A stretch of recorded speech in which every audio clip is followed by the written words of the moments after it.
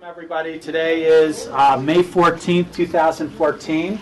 I will call to order our regular meeting of the Board of County Commissioners, Pickens County, Colorado. First on our agenda is a very exciting proclamation. A proclamation is kind of a recognizing a group of our community. And one of our proclamations today is the Month of the Young Child. So, and we're honoring all of you young children here today with this proclamation. This is a proclamation of the Board of County Commissioners, Pickens County, Colorado.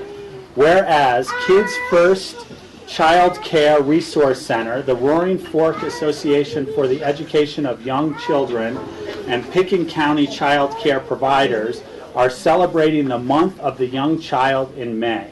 And whereas, by calling attention to the importance for high-quality early childhood programs availability for all children and families in our community, and whereas counties that champion high-quality child care gain immediate and long-term rewards for their community in economic vitality, civic participation, school success, and public safety. And whereas, given the appropriate learning opportunity that high-quality early childhood programs provide, children acquire the early language, mathematical, social, emotional, artistic, and physical skill development that strengthen the foundation for success in life, embraced by the Aspen idea of body, mind, and spirit.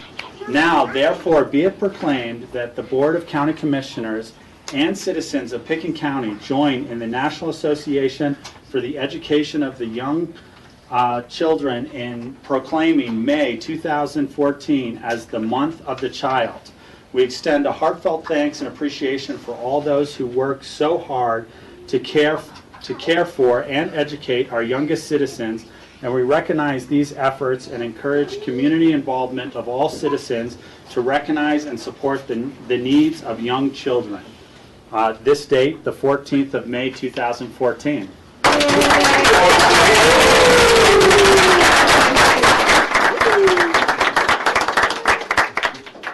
Now, I would like to present this to someone, and I don't know if well, maybe you could present just pass it around. And if you'd like to say a few words about what's going on this month. We just wanted to say thank you for supporting young children in our community. We think that it's a crucial piece. It's really that foundational piece to support young children and this sort of next upcoming generation. So thank you for all of your support, and we wanted to tell everyone that we're having a children's parade coming up Thursday, May 29th, in the next 4 weeks. We'll start at Boogie's. We do it every year. This year is, I think, our 23rd year doing it. So we'll start at Boogie's and we parade all the way down through the Wheeler, just as a sort of piece to say how many children that we have in our community and how important young children are. So thank you all for Thank you. Thank you. Now we have balloons for people, and we can pass those out maybe when we get outside. And we've got snacks for each one of you. Don't give them all to one kid. Want to take the whole thing? Yeah. Everybody, may stand up, please. Find your partner. Thank you. Thank you, everybody. Thank you. Have a great summer. Thanks for coming to see us. Bye-bye. Hey, who's got their hands on my Bye. Have fun in school.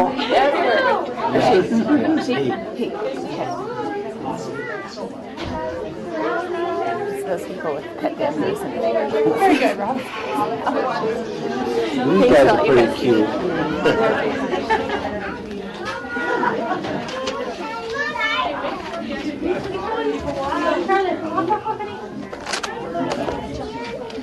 Hey. How are you doing? Good, how are you? Good. How you doing, Annie? Good, how are you doing? I'm sure you guys have any problems.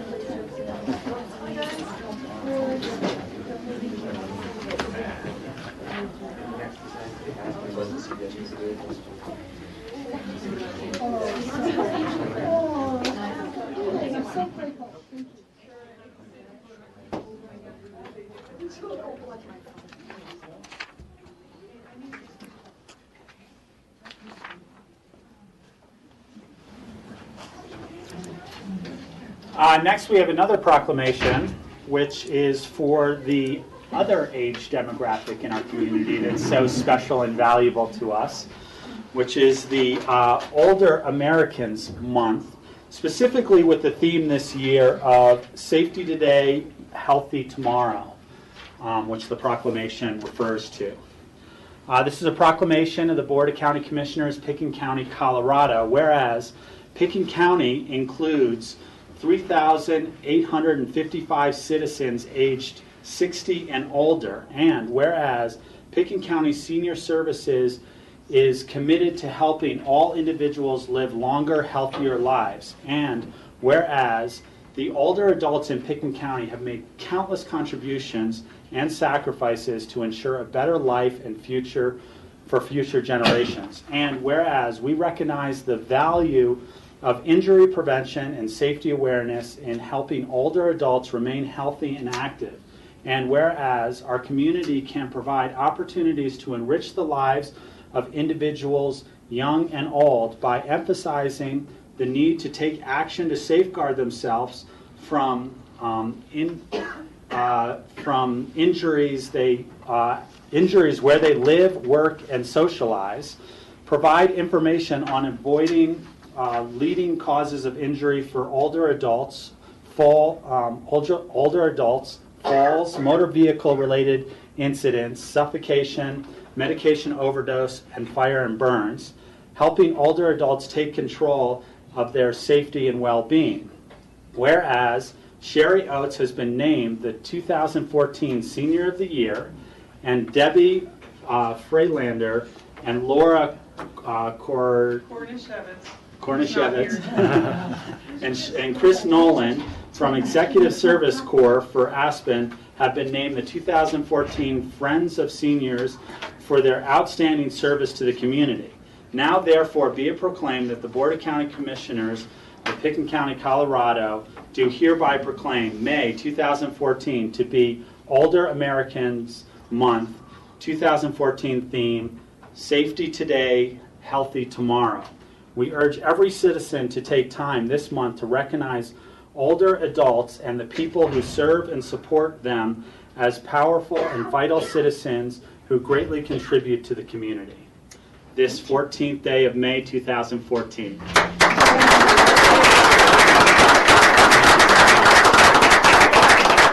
The only place in the world that 92-year-olds would go snowmobiling. Rick Dean made it possible from Whitcomb Terrace, and one day he was 92. We really have a wonderful, wonderful support here. And when you tell people all the things that are available for seniors in other places, they can't believe it. So you're doing a great job. Thank you so much.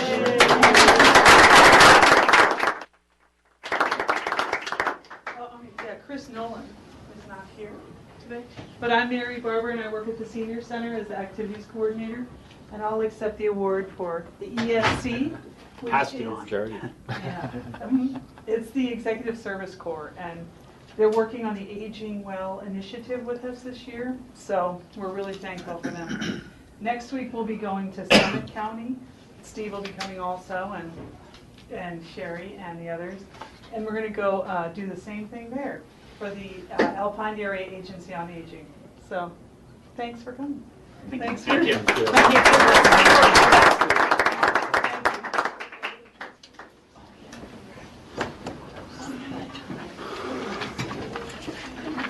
Well, it's always exciting when we get an opportunity to recognize all the work that's done to support the younger people in our community and all the work that's done to support the older people in our community. Next on our agenda is a legislative update from Gail Schwartz, who's here, our senator in the State House, and she's here to give us just an update. And there was no packet included on this, so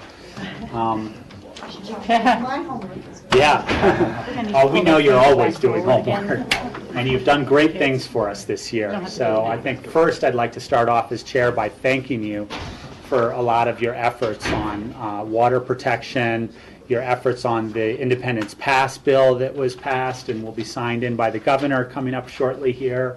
So all the work that you do for us, we really thank you for it. Well, thank you. Thank you. Thank you, Mr. Commissioner. And it's really so nice to be able to come. I know we've all seen each other at the Capitol plenty this year, which I think there were some good things that happened, not only for Pitkin County, but also for Western Colorado.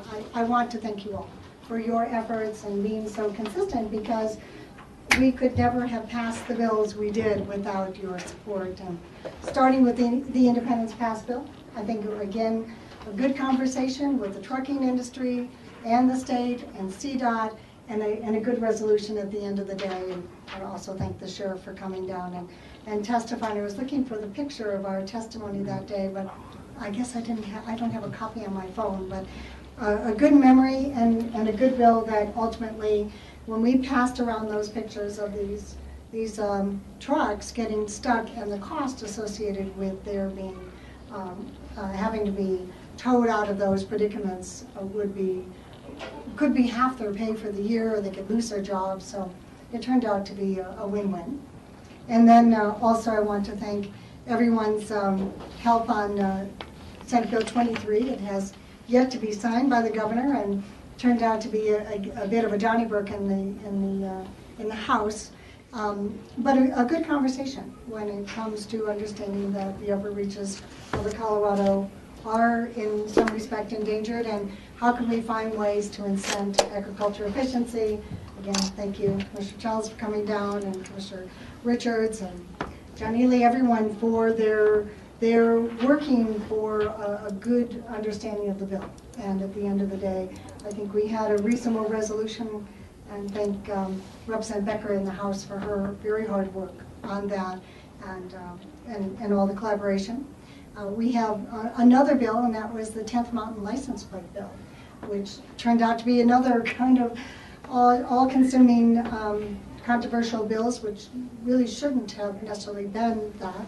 People are aware that we have a 10th Mountain license plate, and that 10th Mountain license plate, there's a premium that's paid, but that premium goes to the state. So 25 just goes to the to CDOT and AGTF, and then 25 goes to the state, and nothing benefits a 10th Mountain per se.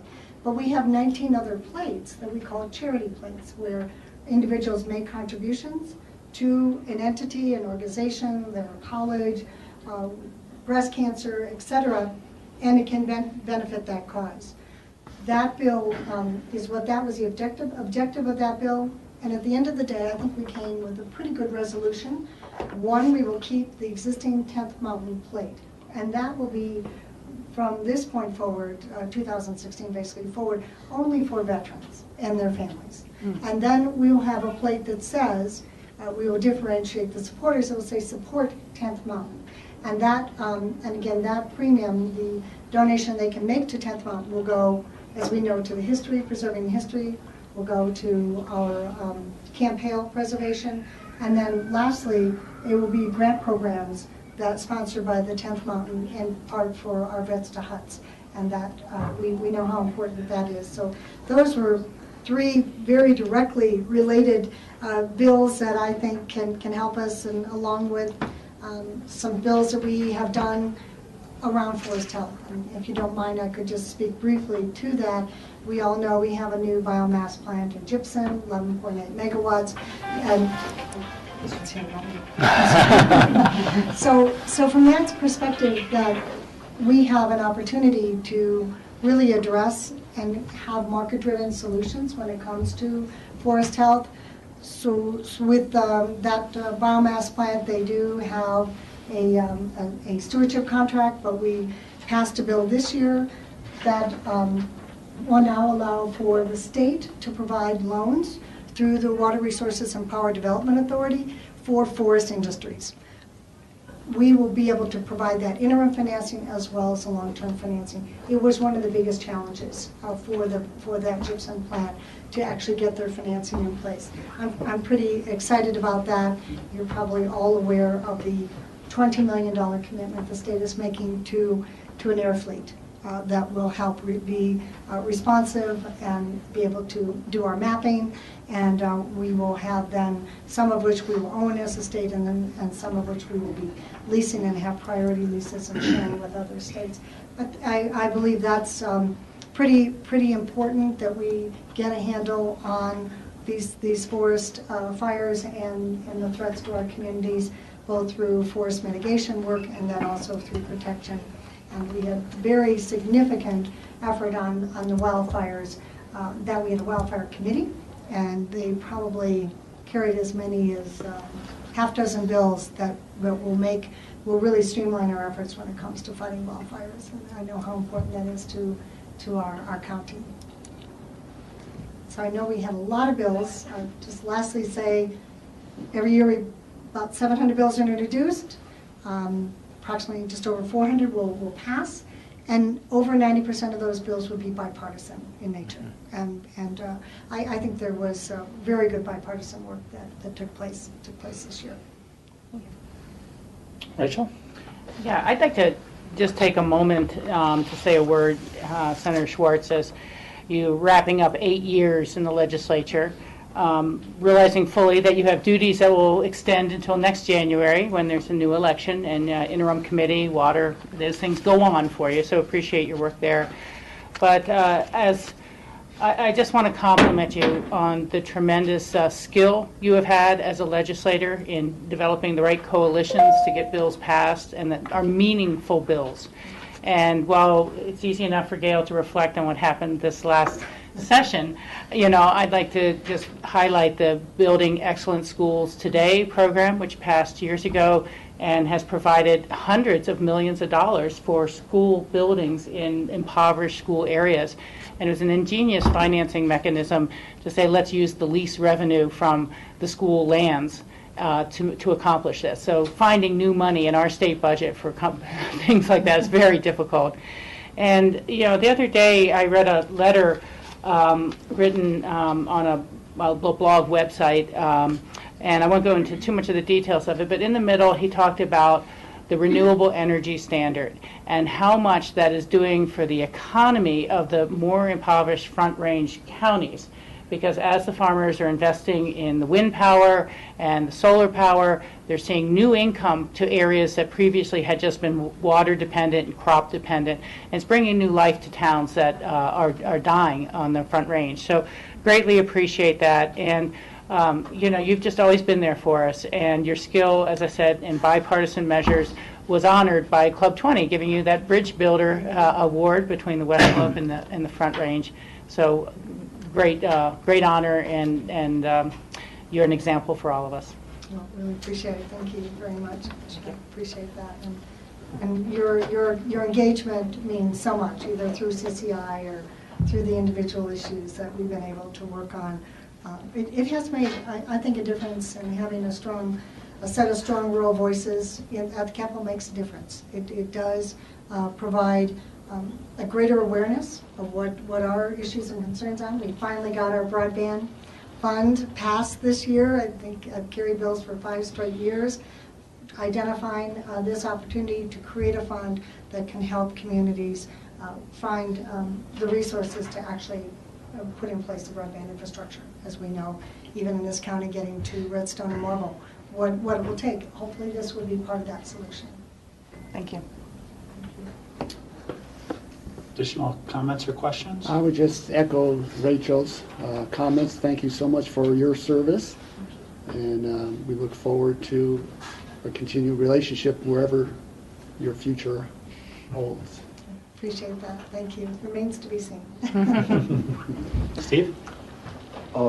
It was very interesting following the Independence Pass legislation from beginning to end, and there's that saying about how making legislation is like making sausage, and that's the first piece of legislation that I ever was involved in all the way through and following it, and it's a pretty amazing process, and to realize that you've been involved in doing that over and over and over again for many pieces of legislation over an 8-year period is a remarkable record. Thank you. very much for the time and effort that you put in representing this part of the state. I used an expression the last night as we had some departing tributes, but it's like a turtle on a fence post. One thing you know is you didn't get there by yourself.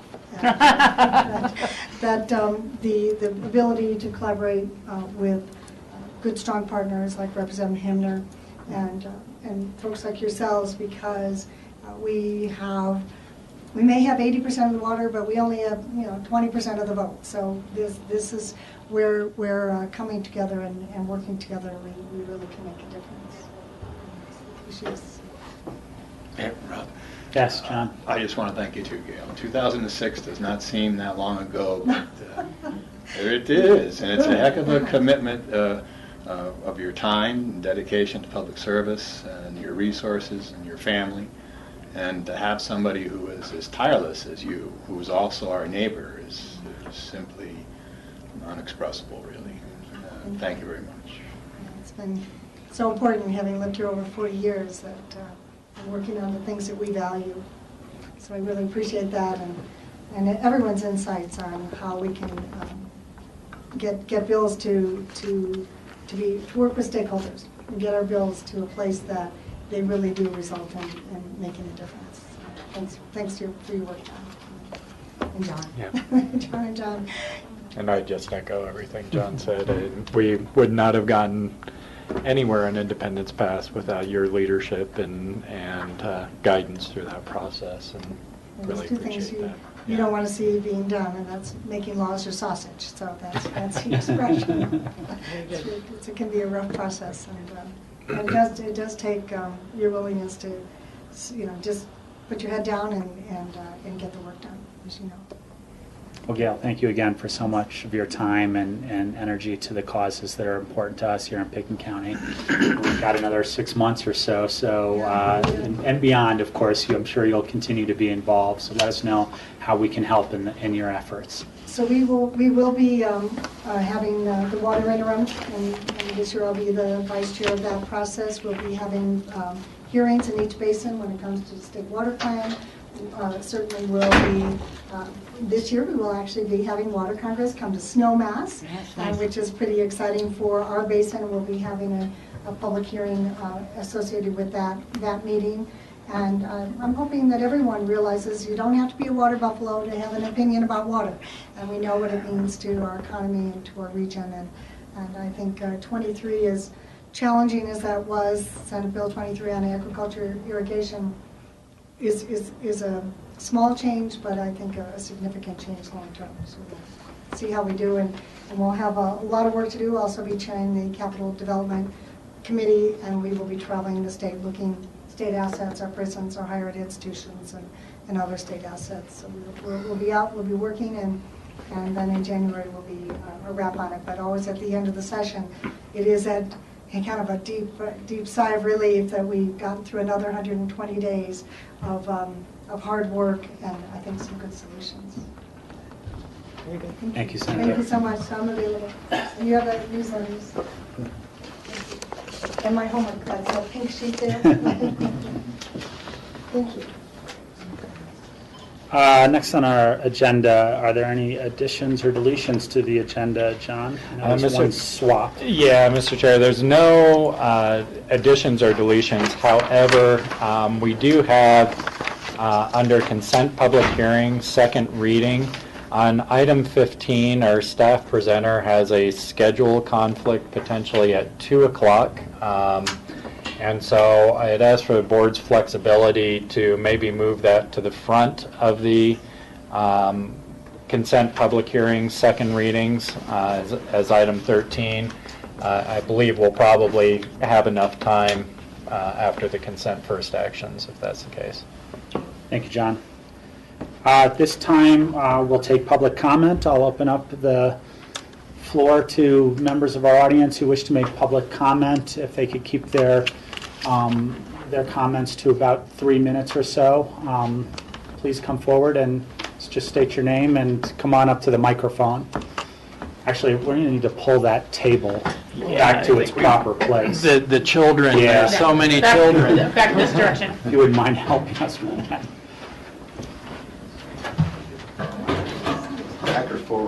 Towards me. Towards you. Towards me, about 4 feet. Push from ours.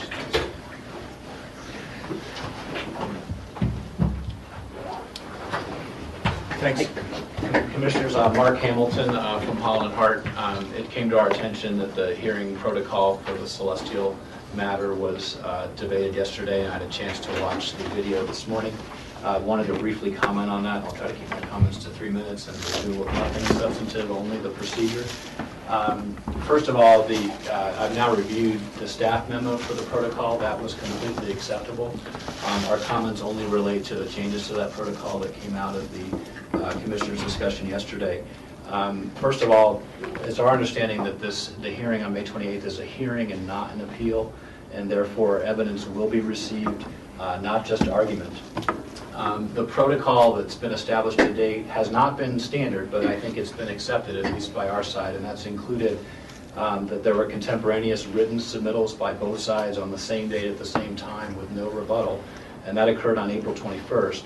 And it's our further understanding that there will be no more written submittals allowed by the board. After yesterday's meeting, it's my understanding that the protocol will include that there will be no limits on the applicant's time or the number of presenters or witnesses or experts, whatever it may be, that the applicant can present, but that there was direction that the neighbors, which include clients of mine and Glenn's, would be limited to a 30-minute presentation by one person. I wanted to point out again, as we have before, that Glenn and I do not represent all of the same people. We certainly coordinated on this to date, but we have slightly different clients. That there are a number of other neighbors who appeared at the last appeal that neither of us represent. We are both professionals, a professional attorney in my case, a planner in Glenn's case, and we've advocated for our client's position, but we aren't the experts ourselves when it comes to geologic hazards or avalanche or whatever the case may be. We would prefer that there be a protocol that allows the experts that we've employed to present directly to the BOCC rather than for Glenn and I to be summarizing their opinions. We acknowledge fully that the board has substantial discretion here to limit repetitive testimony, cumulative testimony, irrelevant testimony, and even to place time limits on the parties.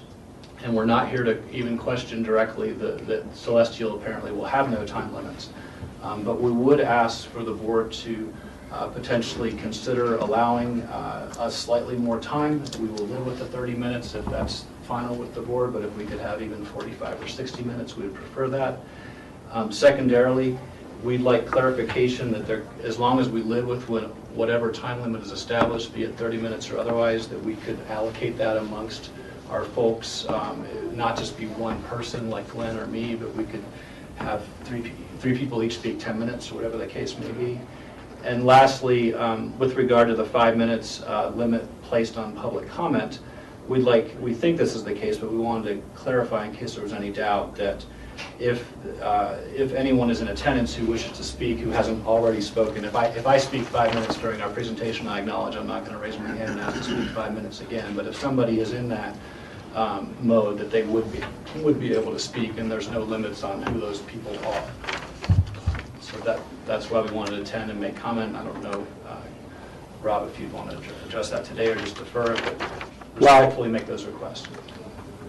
What I'm going to address as chair at this point, and perhaps put it on our open discussion for the end, because I don't think it's appropriate to get into a discussion during our public comment to this, but I'm going to reiterate some of my thought process so that you're privy to this. I know you heard it yesterday. First of all, my thought process wasn't to allow an individual to represent for the neighbors, but for an individual group to be part of that 30 minutes. And I think it's important to note that this is an exception to the rule that I'm allowing as chair from public comment being limited to 3 minutes per individual to having one presentation from an organized group of people at 30 minutes. Everybody else in the room will be allowed to make public comment as a normal public hearing requires, I believe. So that was really the process, and I guess in the board discussion at the end, we can discuss whether or not, my thought process as chair was that it would be a group of people that could make that 30-minute presentation, not just one individual, because I'd rather have an expert take 5 minutes of it and then go back to, one of the two of you or whatever. So duly noted your comments, and I've jotted it down at the end of our meeting for our open discussion to come to a final determination on that. I will take the advice of the board, but it is at the chair's discretion as to the protocol that's set before us for public hearing process to the right there, and making minor alterations to that. So, and again, I don't think it's appropriate to really get into a debate discussion with the commissioners now about it, because there are other people that are potentially here for public comment and another long agenda in front of us today, of course. Thank you for receiving the comments. Thank you. Is there anybody else in the audience that wishes to make public comment at this time?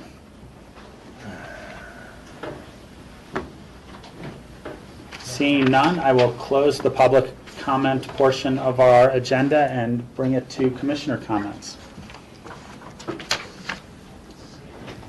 I wish everyone well who's going to be riding for the pass this weekend coming up. I'm not going to be in town, but it looks like there's going to be great weather, and as always, a good fundraiser for helping to improve the safety and the environmental concerns on the pass. So hope people are able to attend.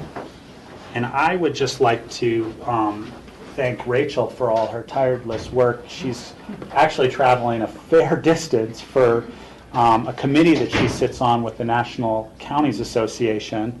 And actually, is it vice chair or chair? Well, thank you, Rob. Yeah, please tell us a little bit about it, because I think it's great work that we're going on to do some of this stuff. I serve as the vice chair of Colorado Counties, Inc.'s Public Lands Steering Committee. And because public lands are so important to Coloradans, all counties that have public lands pay extra money into a fund to make sure that we are in full attendance at all the seats that we have available to us in Washington, D.C. at their March meeting. In July, we'll be in New Orleans for their meeting. And right now it's the Western Interstate region, which is meeting in Anchorage, Alaska. And I'll just add briefly that I received a phone call this morning from a fellow with the Nature Conservancy out of North Carolina, and was very interested to hear his perspective on the potential of the Land and Water Conservation Fund funding PILT going forward in the future.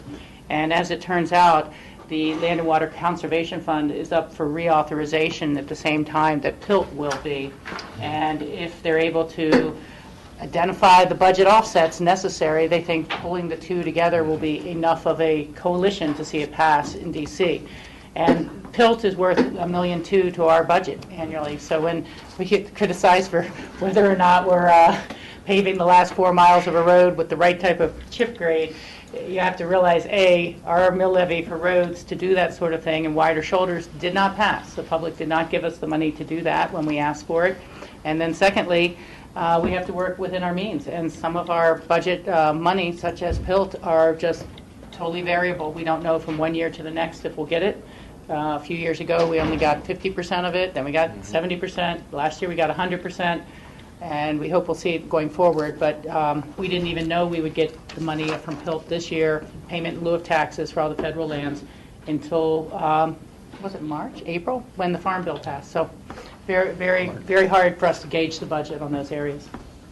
Thank you, Rachel. Yeah. Any other commissioner comments? Steve? I noticed yesterday walking across town that the WeCycle people are setting up the bike stations, and they said they're anticipating next week that the bikes will be up and running again. Well, I did see a woman riding a WeCycle bike down the street yesterday, but I presume she was one of the staff people. So I'm looking forward to another summer of riding WeCycles around town. Seeing no other commissioner comment, I'll move to our consent action items. The first item on our agenda is approval of the work session minutes, April 15th, April 22nd, regular meeting minutes of April 23rd, and special meeting of May 6th. The only note that I have is I did not see the May 6th special meeting in our packet. So, I think we'll pull that one and hold it. That was the marijuana special meeting for the emergency ordinance. No, that's scheduled for the 28th, I believe. Well, this is the approval of minutes. Oh. So this is the approval of the minutes from that Special meeting. brief special meeting for those two emergency ordinances. I- So we'll bring that before us at our next special meeting, the approval of those minutes. I would make a motion to approve the work session minutes of April 5th and April 22nd, and the regular meeting minutes for April 23rd. And that would be April 15th, not April 5th. Excuse me, April 15th. I said that wrong. Second? First and a second, any discussion? Seeing none, all those in favor say aye. Aye. Next, we have a resolution appointing citizen board members.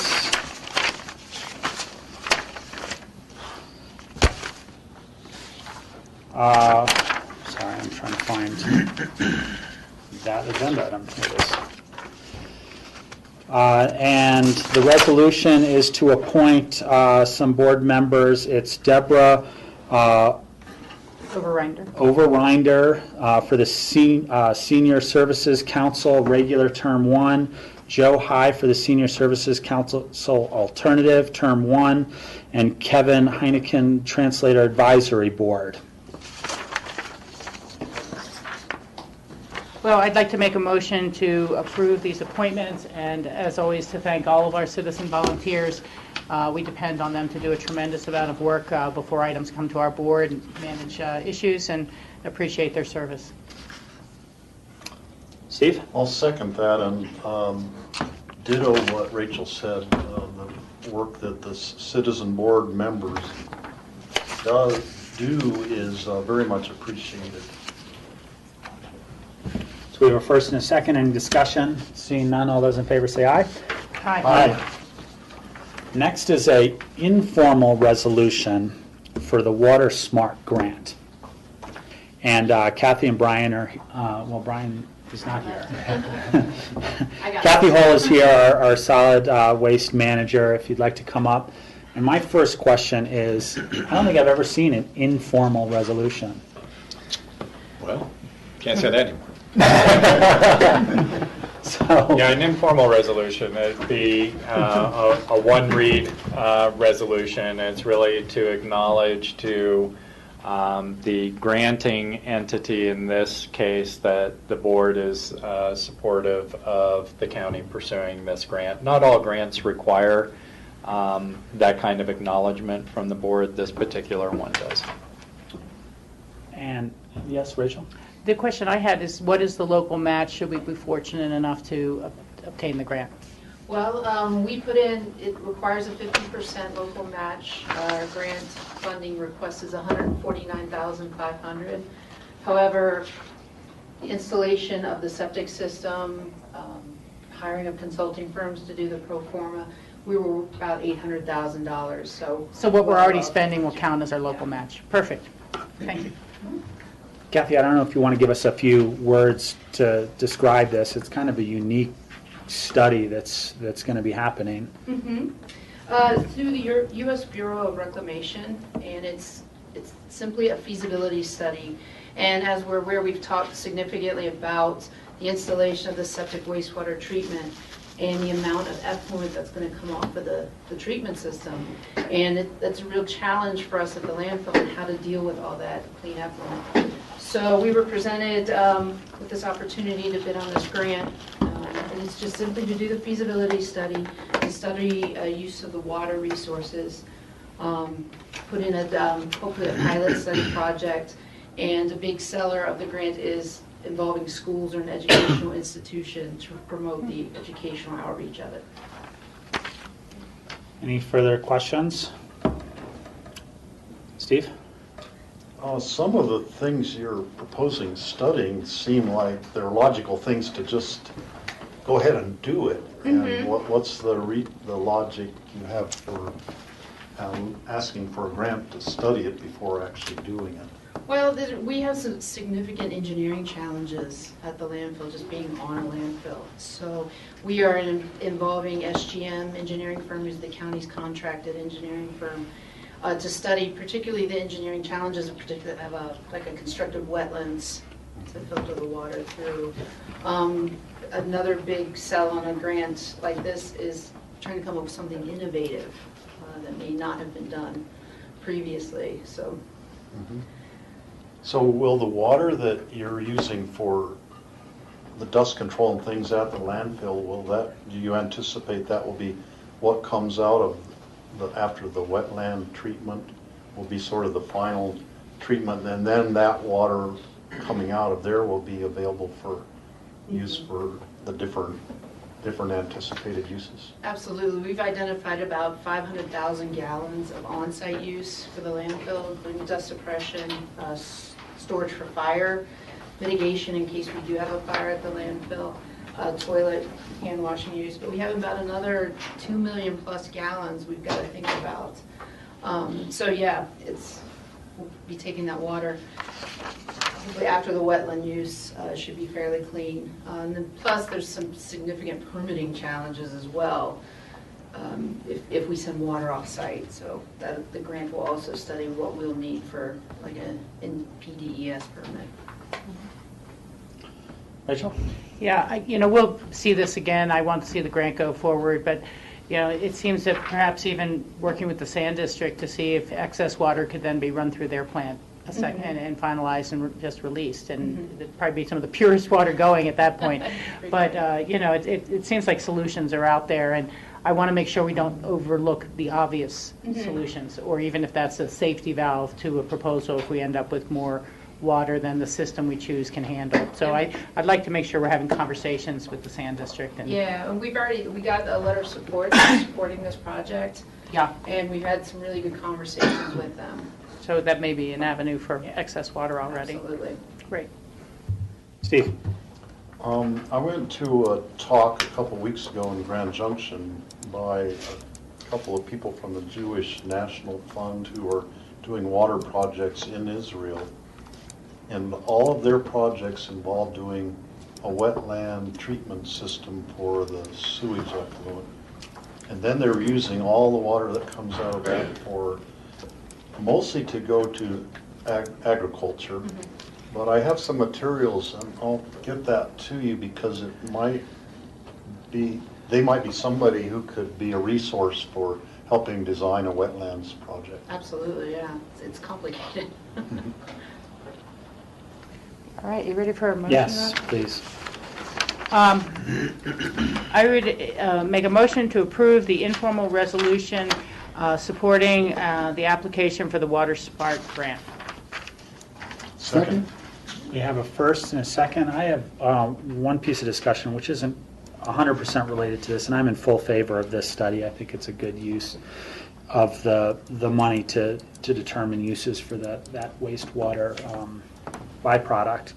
But we have talked about the bigger picture at the landfill, and I think we're kind of waiting to get some information back on all the different pieces. And I always say when we get applications like this, which does have a budgetary impact because there's matching money, that we need to look at these in the bigger picture aspect of where all the other moving parts are. So hopefully that'll come back before us soon. So we have first and a second. Any further discussion? Seeing none, all those in favor say aye. Aye. Thank you.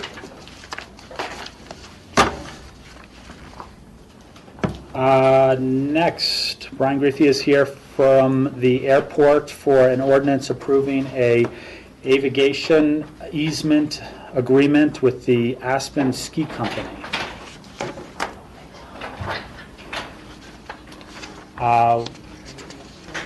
Any questions on this easement? It's pretty straightforward in our memo, but yep. Could you just let Brian Yeah, sure. outline what it is? Brian, would you like to outline? Yeah, happy to. This has actually been kind of a fun process in all reality, in that it's involved numerous departments within the county. Started out with SkiCo submitting a master plan for their buttermilk development, their future plans, to ComDev. As part of that review, an navigation easement was required to make sure any development there is in accordance with FAA requirements and any type of operations at the airport. So that got sent to the airport for review. We worked it between our council, our outside counsel, county attorney, and Aspen Skiing Company's legal counsel to make our standard form navigation easement really fit for the situation. And all in all, it is the standard form navigation easement. There was just some minor language that was tweaked relating to rented property or leased property, i.e. Forest Service, that they didn't have control over. So we got an agreement on that. They signed the contract already, excuse me, the navigation easement already, and now it's in front of the board for approval in the ordinance. So it really worked out the way it's supposed to, which is great to see. Michael? What is a navigation easement? Sure. That is essentially protecting flight patterns. The majority of it is what's referred to as FAA Part 77 surfaces, and that specifically speaks to objects affecting navigable airspace. Structures, even natural growth that potentially could affect planes on the airport, navigation planes on the airport. So the Buttermilk ski area is close to the airport. Correct. And so this easement is in the air above Buttermilk. Is that right? Yes. Okay, that's what I want to know. And I guess to take it one step further, we already did do an airspace analysis on the structures proposed in the master plan, just to be ahead of, I guess, the curve on it, so they know. And all of their developments are or do not affect airspace, so that's good. Brian, to some extent, is there a implied or implicit easement for the FAA regarding airlines coming in, and why is, if there is, why is this kind of a duplication necessary? Yeah, that's actually a great question. Federal regulations do require any property owner in the vicinity of an airport go through this process. This formalizes a little bit more, puts more control within the county itself rather than the FAA. It still lies within the FAA, but it gives us a little bit more authority to help address the FAA regulations. Thank you. Further questions, Steve? It seems like the airplanes almost always come from the lower end of the runway, landing and taking off. And I know I was on one flight that I was shocked when it actually flew over Aspen to land going down Valley, but what percentage of the flights do actually fly over Aspen in approaching to land? Yeah, that's a good question. The exact percentage, I don't know, but you're absolutely right. The vast majority will land runway 15, so coming up Valley, and take off going down Valley. There are a few, actually, the Dash 8 that will be reintroducing service into our market June 5th, I believe, is able to do runway 33 landings, which circles around that way. So there are a few, but the aircraft need to meet the performance capability of it. Okay. Does that have anything to do with what the wind direction is, or just the capabilities of the aircraft? It's both. Generally, aircraft performance, they want to land and take off into the wind, so they have headwind. But if they can't land the performance to circle and land, then they look at other operating characteristics to safely land at the airport. Okay. Michael? Brian, you mentioned the Dash 8. I hadn't been aware of that. Who's going to be operating the Dash 8? Did I say Dash 8? Q400, it's a derivative of the Dash 8. You said Dash 8. I'm sorry. It is a next model of the Dash 8, so it is a prop aircraft, like you're expecting. A little bit longer, very similar fuselage to the CRJ700 that we typically see. It will be flying for United, operated by Republic Airlines. Huh. Interesting. All right. Ready Additional for a questions? motion? Yep. I would make a motion to approve a resolution approving the acceptance of the CDOT Division of Aeronautics Grant Agreement Amendment. Is that the? Yeah, it's an ordinance. Okay, maybe I'm getting the two confused. accepting the grant Okay. I'll let someone else make the motion because I have two different ones here. Let's see, I'll make a motion to approve an ordinance of the Board of County Commissioners of Pickens County, Colorado, accepting the grant of aviation easement agreement from Aspen Skiing Company to the Board of County Commissioners of Pickens County, Colorado. Second. and set for public hearing on May 28th. Thank you. Any discussion? Seeing none, all those in favor say aye. Aye.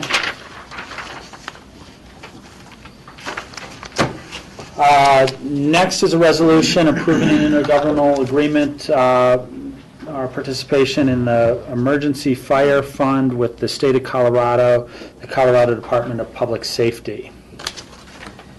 Want to give us a brief outline of Sure. this?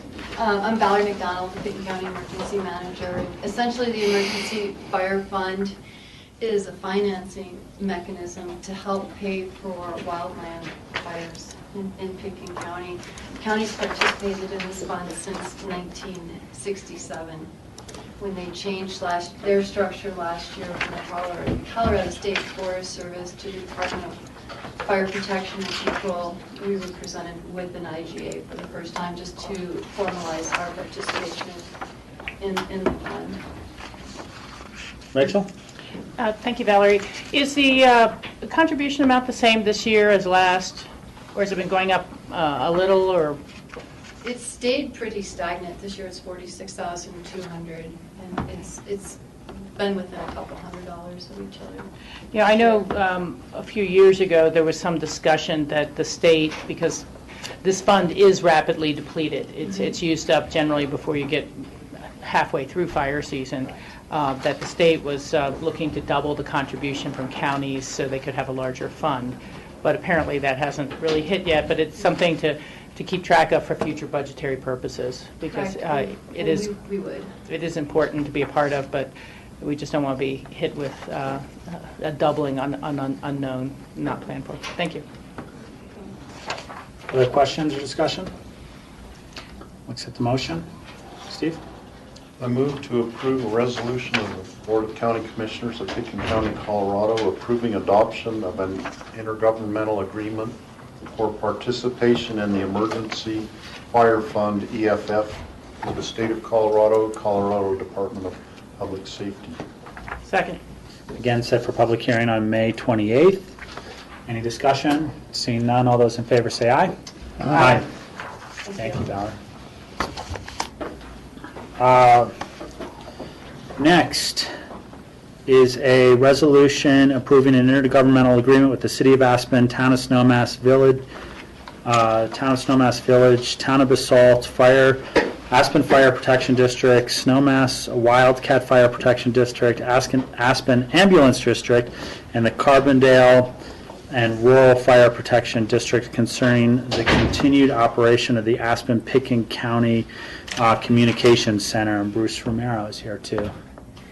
Good afternoon. Tell us about this one. This IGA is being updated as a result of the change of some operations and the way that some of the funding coming into the communications center is being handled. There were also a couple ambiguities in the old IGA that we needed to get cleared up too, especially with the line of supervision for my position. That was not clear in the old IGA at all. Another item that needed to be addressed that was not was regarding the Criminal Justice Information System security policy that the FBI requires us to deal with. So we make sure that the information, the ownership of information is very clear, and that the guidelines on dissemination of that information is made adequately clear to the staff as well as the user agencies. Any questions for Bruce? I would just note that maybe you were going to talk about this, Bruce, but one other aspect of this is a change in name from the current Aspen-Pickens County Communications Center to Pickens County Regional Emergency Dispatch Center, and I'm assuming that's because of all the partners that are involved in this.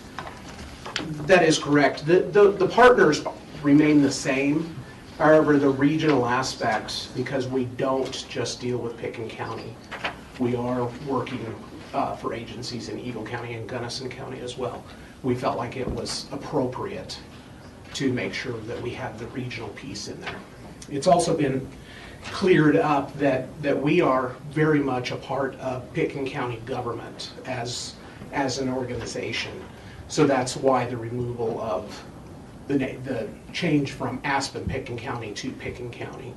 We're a Picken County department, and we work with the city of Aspen as well as the other municipalities. Other questions or comments? Accept the motion. I would make a motion to approve, I'll do this shorthand, resolution approving an intergovernmental agreement for participation. With the parties listed. Well, I'll say, actually, I was reading the other one, I'm sorry. Resolution approving an intergovernmental agreement with the City of Aspen, Town of Snowmass Village, Town of Basalt, Aspen Fire Protection District, Snowmass Wildcat Fire Protection District, Aspen Ambulance District, and the Carbondale and Rural Fire Protection District concerning the continued operation of the Aspen County Communications Center. Second. We have a first and second. Any discussion, Steve? George, you left out Basalt and Rural Fire Protection District, which I'm sure your eyes just skipped over that one. I said Town of Basalt. And then the Basalt Rural Fire Protection District also, I think. Okay. We have two resolutions here. I was reading resolution under item number 6.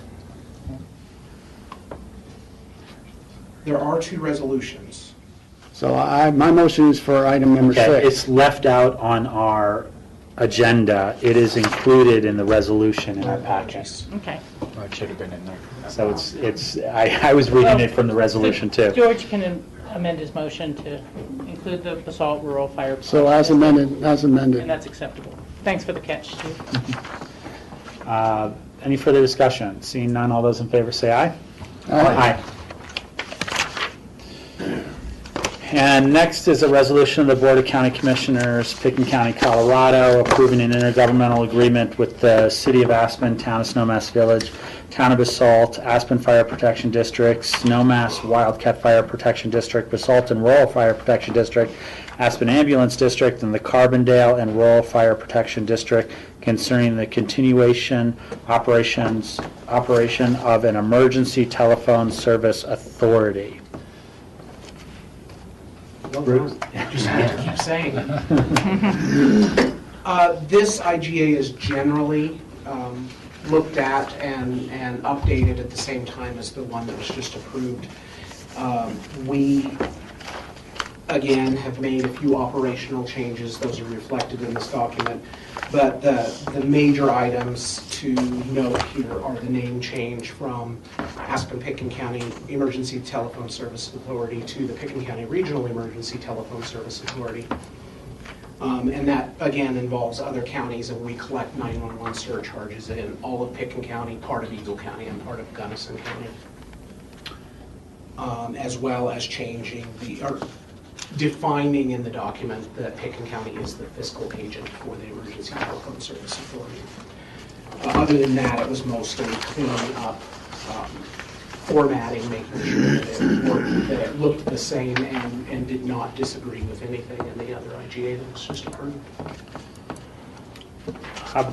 Bruce, I have a couple of questions. First question is, this is $1.25 per month charge per landline. Right, correct, within Picken County, or? At one time, it was very specific to landline. Now it is $1.25 per access line. So wireline, landline, voice over internet protocol, or wireless, any way you can contact 911 is $1.25 charge, other than prepaid cellular. And there's a very complicated formula throughout the state that takes the amount sold statewide per month, checks to see how many wireless calls we get in this area, in our county, and as a percentage of the entire state wireless calls, and we get a percentage of that statewide fund. And is that based on billing address of those wireless communications? It is. So if someone's here working for 3 months and their bill is still going to New York is receiving those funds. Okay. And then kind of a follow-up along those questions, is this a fund that is sufficient to meet the budgetary needs of this dispatch center? This fund funds very little of the dispatch center. We collect $350,000 to $400,000 per year. Or I should say the 911, what it's supposed to fund. We do have a structural deficit by about 2018. Yeah. That we just had a consultant come in and talk with the 911 board about that and what we need to do about it. The board was given a number of suggestions on raising the surcharge, the timing of that, and so on and so forth. The board decided at this point that they did not want to seek an increase this year. Yeah. There is only one time per year that we can get that increase. The documents have to be filed by July, and then I believe October, the PUC makes a decision on whether or not we would get that increase. Any additional questions, Steve? Bruce, when somebody calls on their cell phone, calls 911 within the Roaring Fork Valley, does it get connected to your dispatch center, or does it go someplace else in the state? So there's the Eagle-Garfield County line is a bit of a divider. With cellular service, it's not hard line. Depends on which tower that cell phone connects to. With landline phones, that is a hard line, so anything in the Garfield County portion would go to Rifle, and anything in the Eagle or Pitkin would come to Aspen. But on a cell phone, it would depend on what tower your phone is exactly, and there's a bit of an overlap. You know, you may be at Catherine's store and dial 911, and we may get that call. We have great relationships with the surrounding 911 centers and work with them to get that call processed. So if we connected with the Rifle Dispatch Center, if there's an emergency actually closer in Pitkin County or close to Pitkin County, would they contact you, or can they directly contact like the Salt Police Department or somebody? There's an interesting scenario with Carbondale Fire Department that we dual dispatch with Rifle with them. So if we get a call that belongs in Garfield County or vice versa, we go ahead and process that call and page it out so we don't delay response at all, and then we hand it off to Garfield County, and they would do the same for us if it ended up in our jurisdiction and they got the call. But for the most part, there are those unusual bounces. A lot of times people at the top of CMC Road, Spring Valley campus, the soccer fields up there for whatever reason tend to hit a cellular tower that rings to us. So we quickly determine where they're at and transfer the call to the correct 911 center. Okay. Additional questions? Accept the motion, Steve? I move to approve a resolution of the Board of County Commissioners of Pitkin County approving an intergovernmental agreement with the City of Aspen, Town of Snowmass Village, Town of Basalt, Aspen Fire Protection District, Snowmass Wildcat Fire Protection District, Basalt and Rural Fire Protection District, Aspen Ambulance District, and the Carbondale and Rural Fire Protection District concerning the continued operation of an emergency telephone service authority. Second. Set for public hearing on May 28th. Any discussion? Seeing none, all those in favor say aye. Aye. Bruce, there was one little typo in there that it doesn't mean you could take this if you want. The next 4 items on our agenda are items that I have not seen since I've been commissioner, and I don't know if we should. Are you presenting these, John? Yes. Okay. Tackle them one by one with a little synopsis of, maybe start with a little synopsis of what each one, what this this ordinance does in each case.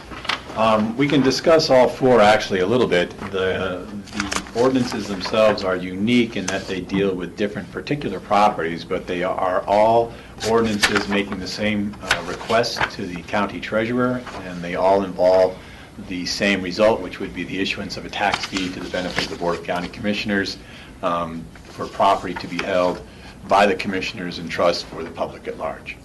So the operation that is being directed by the board's action and the adoption of this ordinance or these ordinances are to obtain for the benefit of the county tax deeds relating to 8 different properties encompassed within the 4 different ordinances. The mechanics of the way a tax deed works is well, something like this.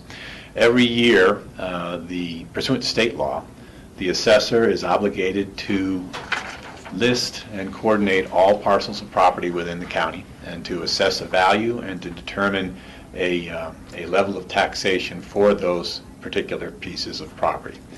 That list then gets forwarded to the treasurer, and when mill levies are established, the treasurer then sends out a bill that corresponds to the action of the assessor and the mill levies that are established by the county and the various taxation districts.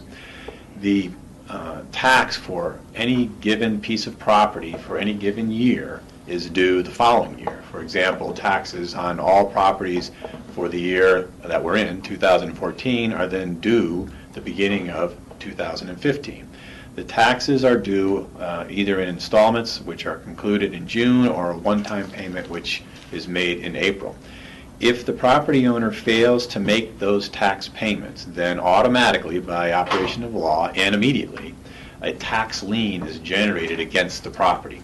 That lien is to the benefit of the county as the entity that collects taxes for the benefit of all the taxing districts. The tax lien then being held by the county cannot be maintained by the county except in certain limited circumstances. And what the county first must do is at the end of that year, so if taxes for 2014 are not paid and were due in the beginning of 2015, at the end of 2015 there is a tax lien sale. All tax liens that are held by the county for the preceding year's taxes are then offered for sale to any potential bidders, and they are offered at the value of the taxes that are due.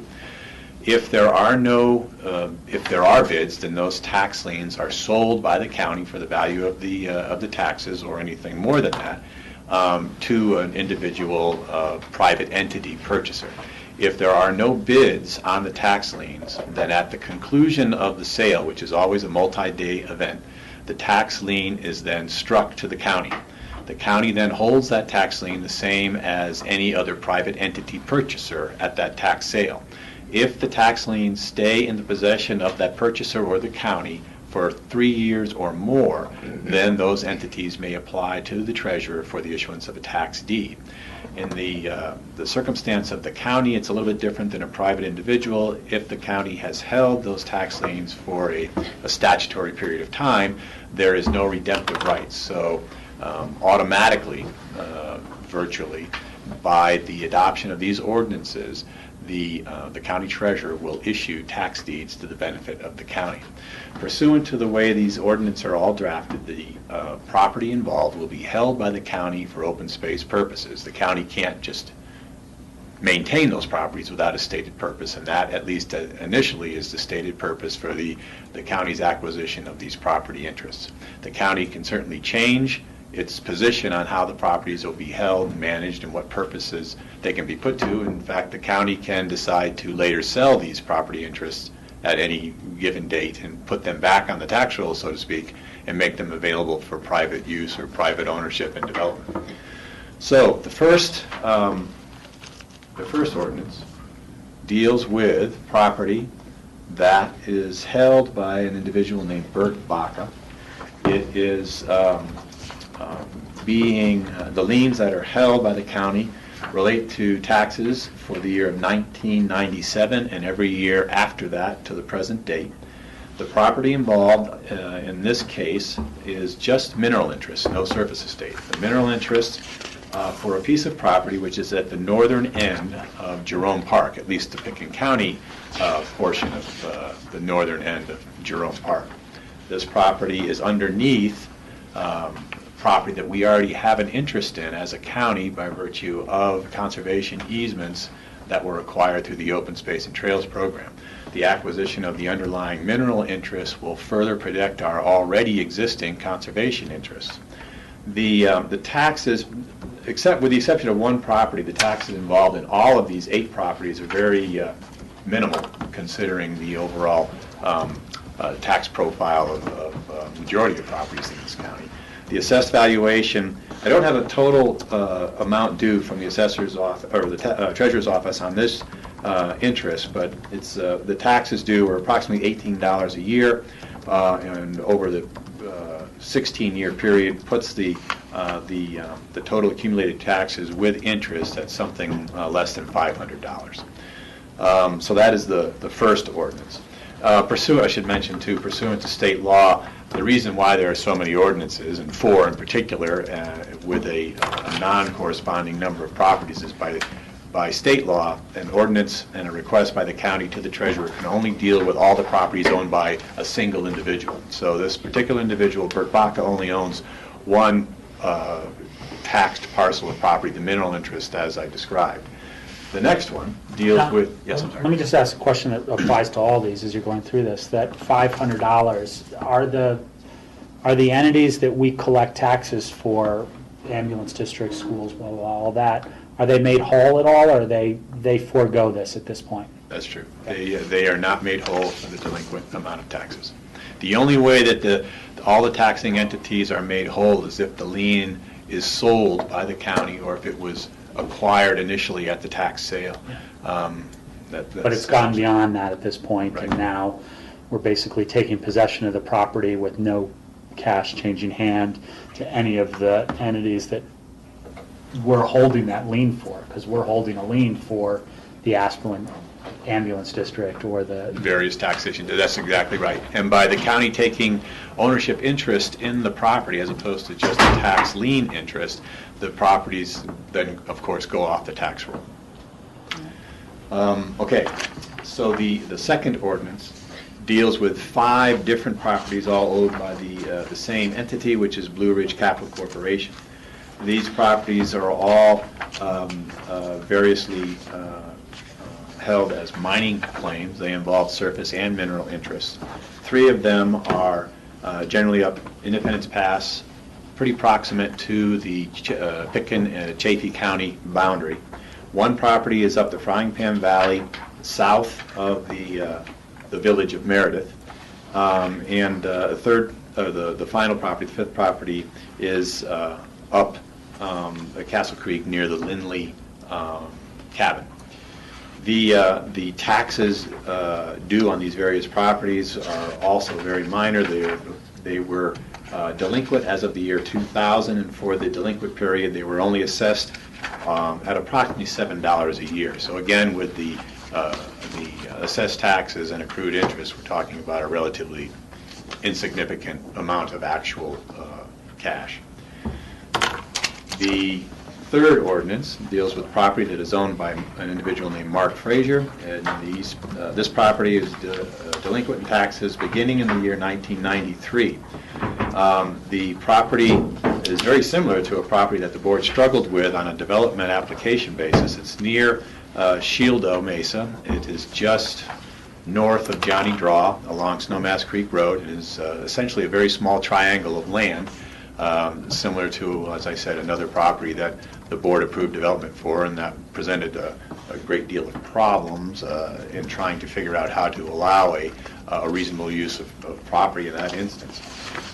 This property is the exception for the value of taxes. The accrued delinquent taxes and interest amount to a value of approximately $151,000. It stands in contrast to all the other properties, which are relatively insignificant sums. The last ordinance deals with property that is owned by Randy Kreft and became delinquent for taxes in the year 1998. It is another mining claim in the Independence Pass area on the Pitkin County, Chaffee County boundary. Again, the taxes for this property are relatively insignificant for the 16 or so years that it has been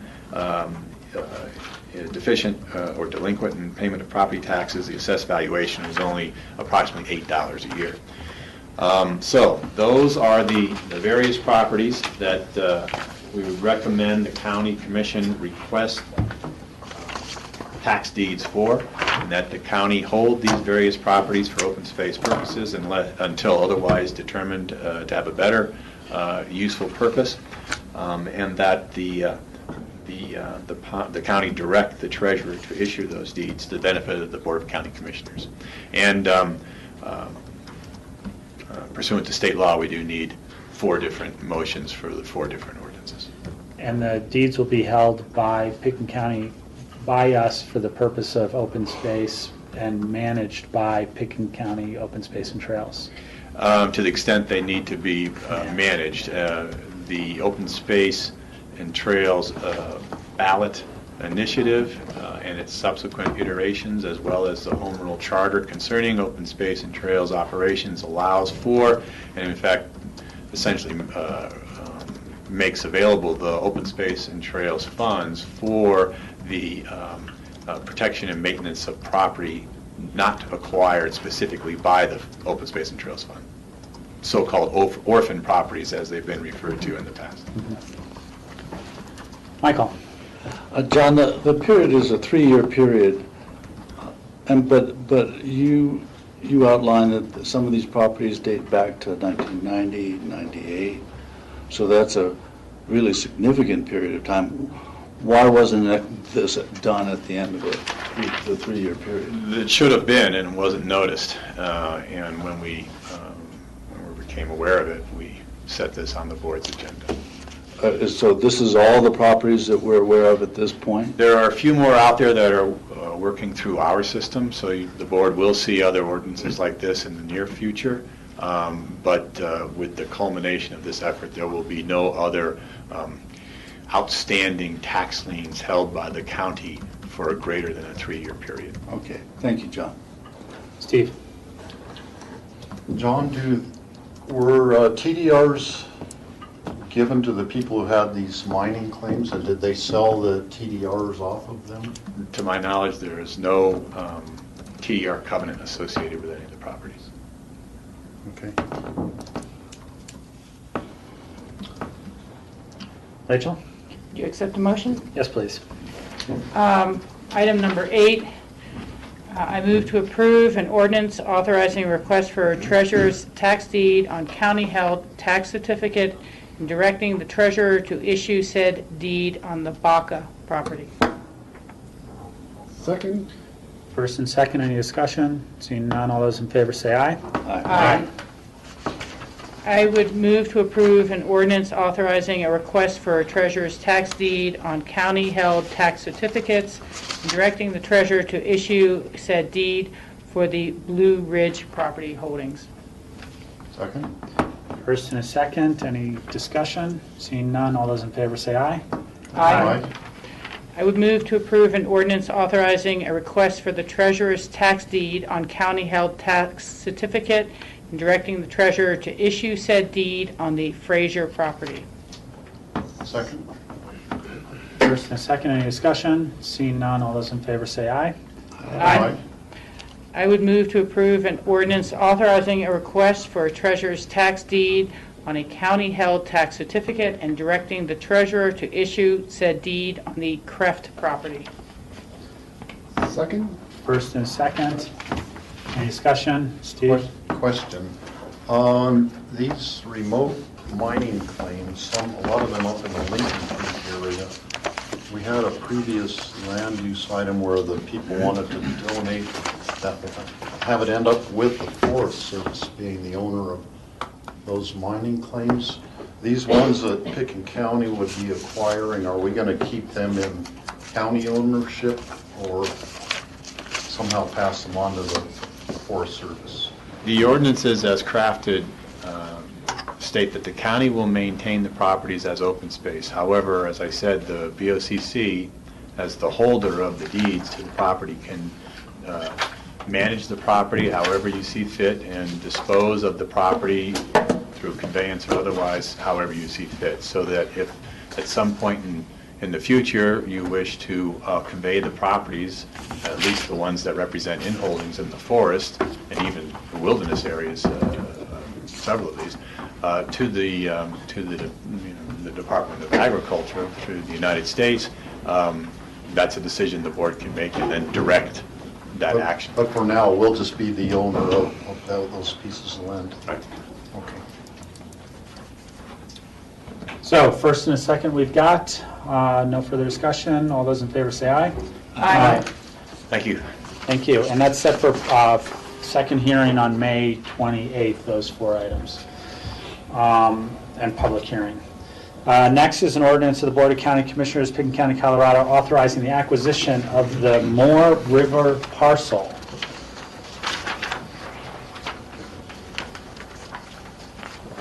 Which I think we have been looking at for quite some time now.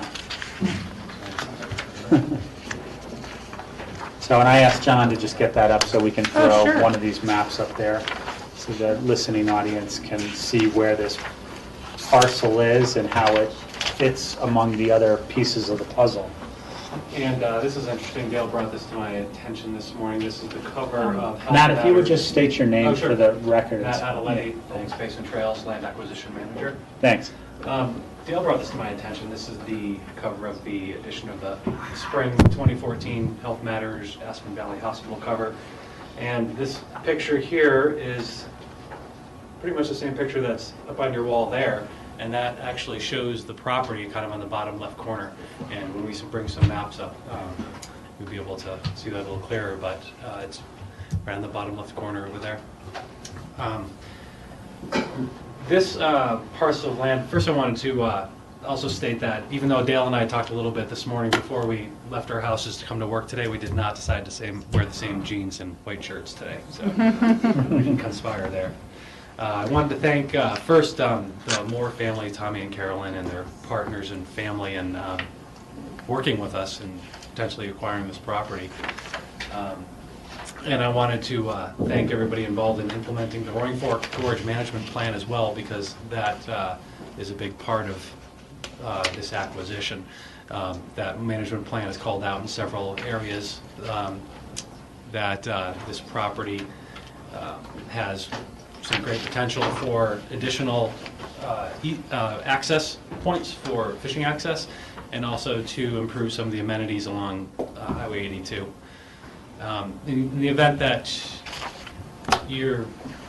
there's actually, if you're going down valley on Highway 82, there's right past the end of the runway, there is a green gate on the right side of the road there that's actually, I believe, on the property. And that's fishing access to go down to the river. And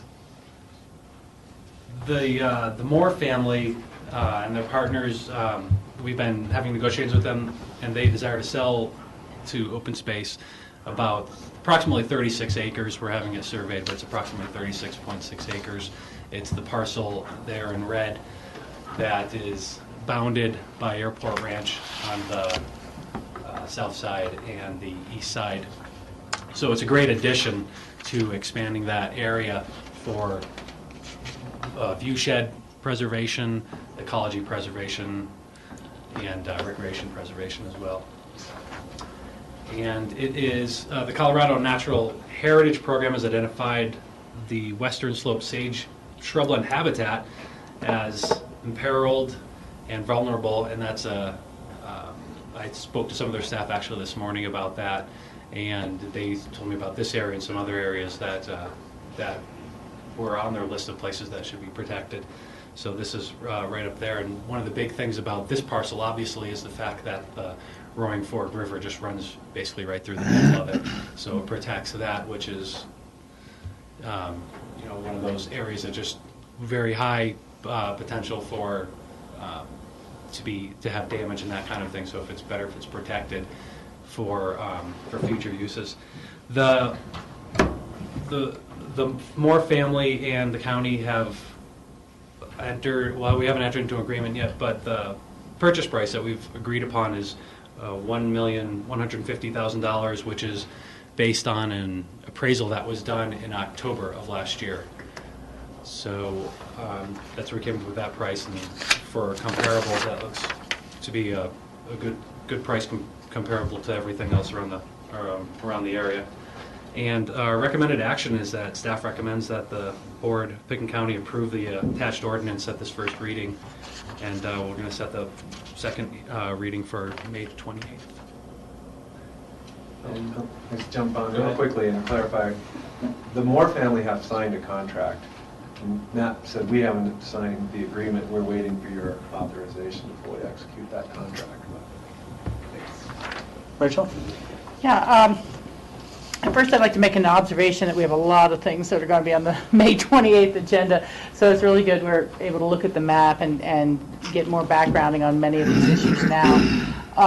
But I'm very supportive of the acquisition. I think this, protecting the river corridor is a great goal, and I'd much rather be sitting here looking at appropriate uses like this of the open space fund and trying to jigger a house around from one location to another on this sort of site and deal with all the mitigations to the river and wildlife habitat. So this is very important, and I'm happy to support it.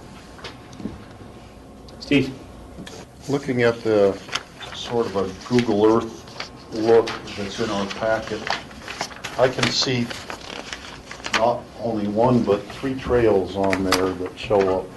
One would be the horseback trail that comes from the Rio Grande Trail down to the trail leading along the river from the Jaffe Park.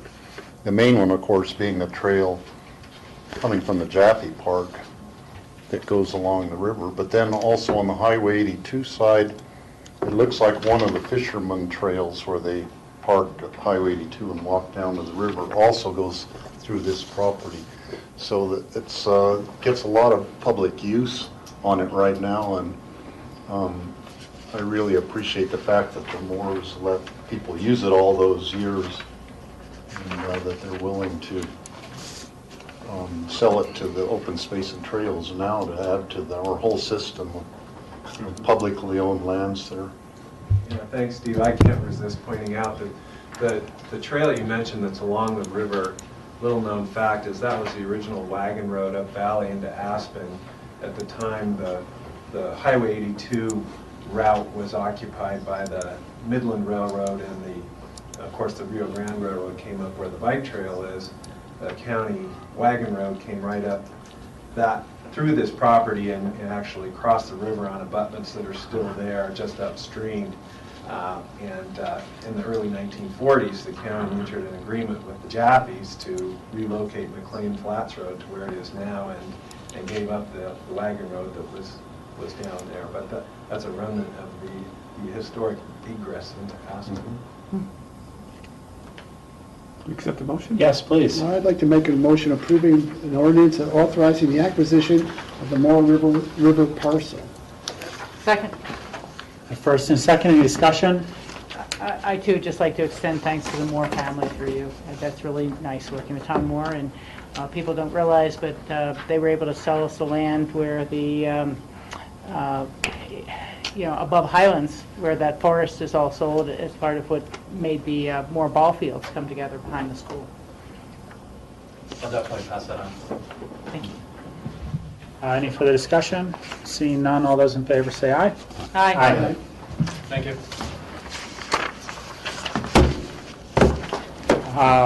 Dale, I think you're going to be up next year. Great. Thanks, man. So we are now on to our consent public hearing, second reading. We're switching item number 15 to be in front of the other two here, which is an ordinance reauthorizing the Open Space Master Plan Authority. This was continued from April 23rd.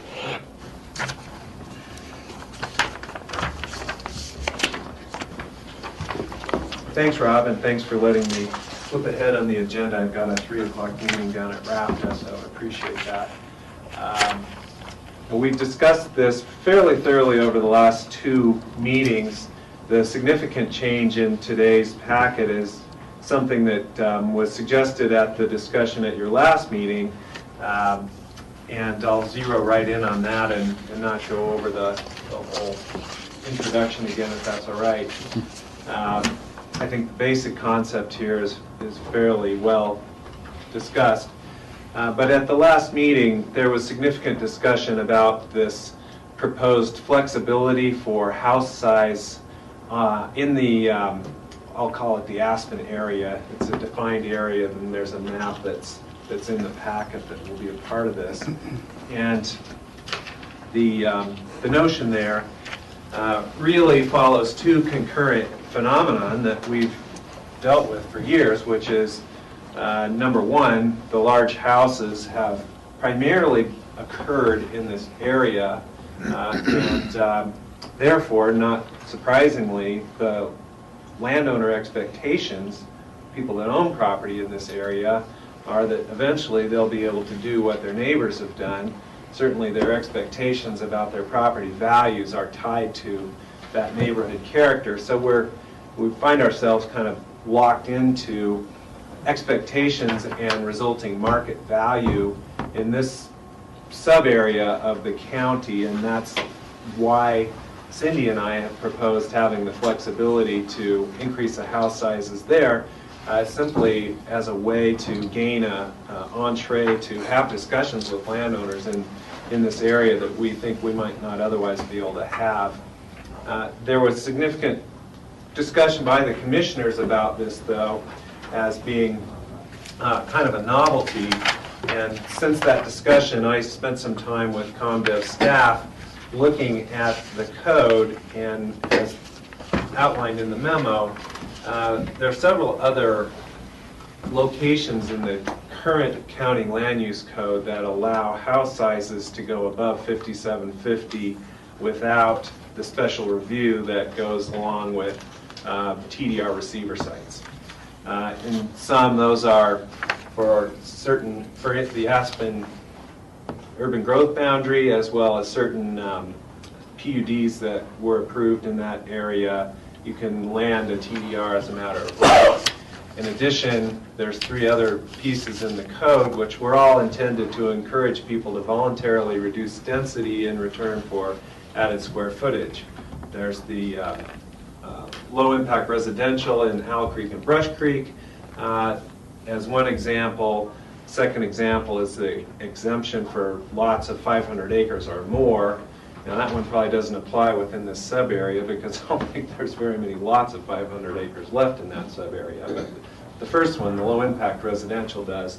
And then finally, the residential development option of the conservation PUD is another one where larger houses can be approved by the Board of County Commissioners outside of the special review process. So what we're proposing here is not without precedent in the land use code. I tried to address some of the collateral concerns about this that came up at the meeting. Most specifically, there seemed to be a majority on the Board of County Commissioners who felt that having an absolute cap at 8250 was the way to go. Now I note I have a typo in the memo. There are certain places where I wrote 8750, and that was an oversight on my part. That should always be thought of as 8250, which is the next step up in the county land use code process for house sizes.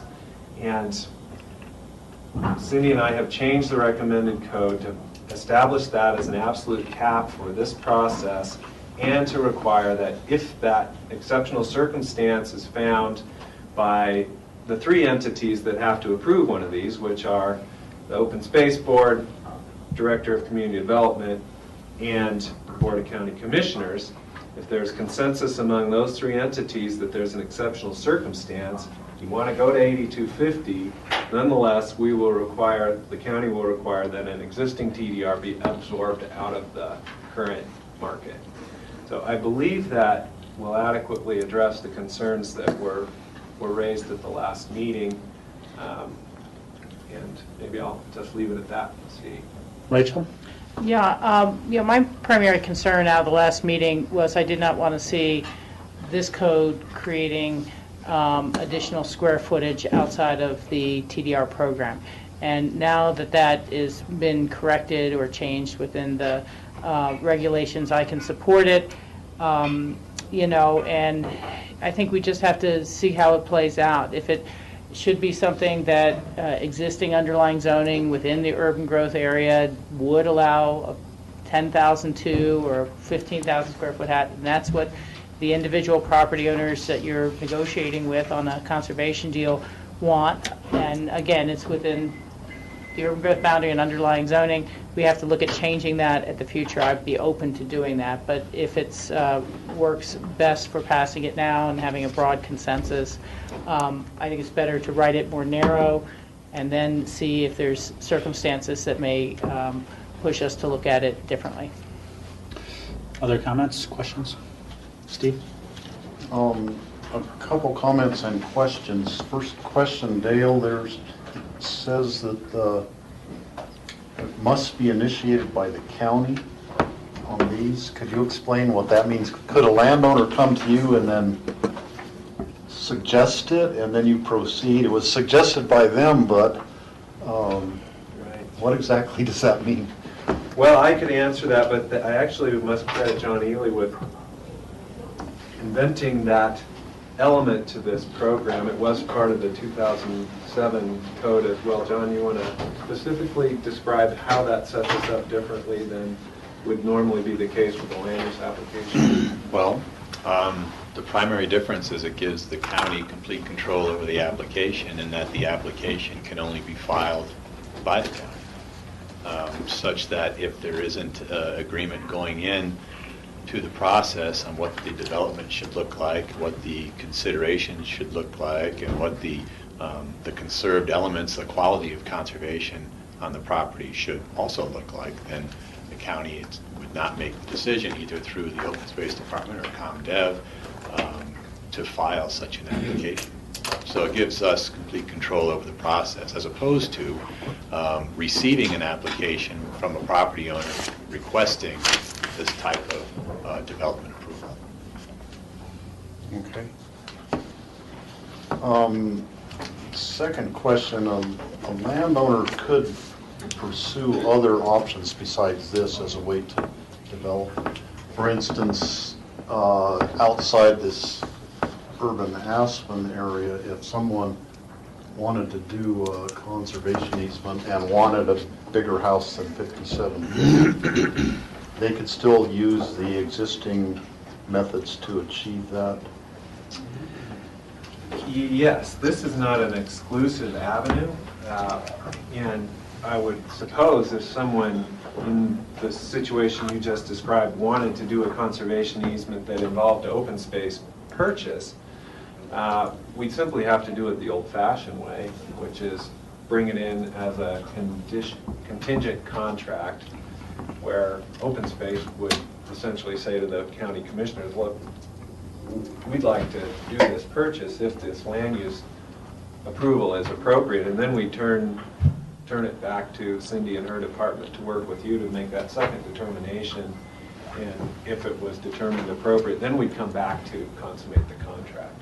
And the same thing would apply if someone wanted TDRs involved in it, they could pursue that, something like our family went through, or I assume still have TDRs involved in the transaction. They wouldn't be doing this one-step program here, though.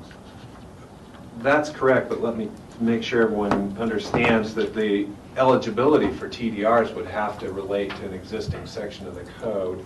And the way it worked with Capitol Creek and most of the other open space deals I'm aware of is that there were portions of a large ranch that were eligible to be rezoned to rural and remote, and then that automatically throws off TDRs.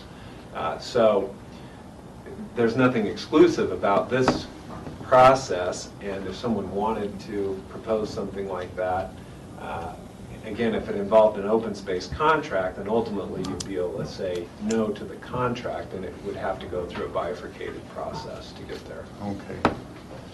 Yeah, and then just to comment, this has the possibility of impacting the TDR program and changing the amount of TDRs that are out there.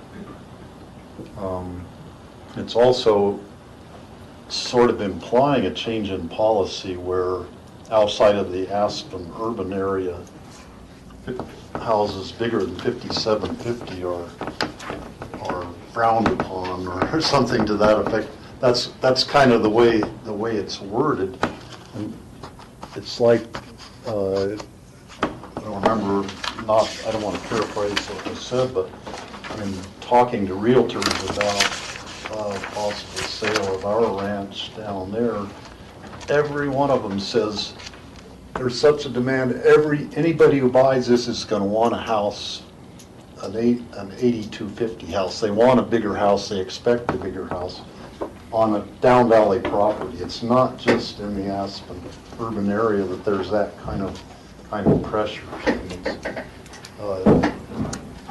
When we specifically limited our house size to something lower, it's kind of disheartening to think that potentially the only buyers are somebody who's going to want something,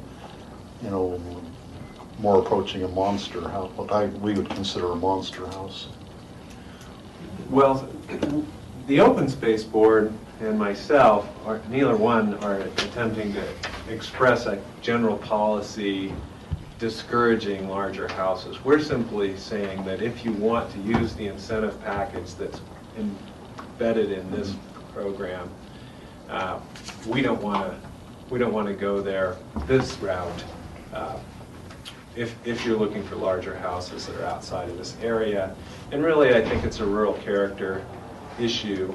But Michael said it pretty well at the last meeting, I think, that we're seeking to conserve land here, and conservation is going to be contextual. So I suppose there's a value judgment embedded in this that for the kind of incentives that we're offering here, we're just not willing to look at the larger houses outside of this more urban setting. Additional questions? Take a motion? Yes, please. Although this is a public hearing. Yes, this is a public hearing. Anybody wishing to speak on this, open the public hearing. Anybody wishing to speak on this item may do so at this time. Seeing none, I will close the public hearing on this item and bring it back for a motion from the board. Thank you. I would move to approve ordinance reauthorizing the Open Space Master Planning Authority. Second. First and a second. Any further discussion? Well, I would just add briefly, as Steve kind of alluded to, there are other methods for people to develop their properties, and this is just one tool, and if this isn't working for someone, they'll look to the other avenues in the growth management quota system or our program. Any further discussion? Seeing none, all those in favor say aye. Aye. Thank you, Dale. Thank you. And I'm off on Friday to a site visit on a potential master plan down valley. So. Good for you. Great. The pressure is there. Thank you. Next, the Aspen-Pickens County Airport, a resolution approving the acceptance of the CDOT Division Aeronautics Grant Agreement Amendment, second reading and public hearing. And Brian, I see Jim here too. We went through this on first reading. Do people want a synopsis of this again? Brian, why don't you come up and give us a few sentences here.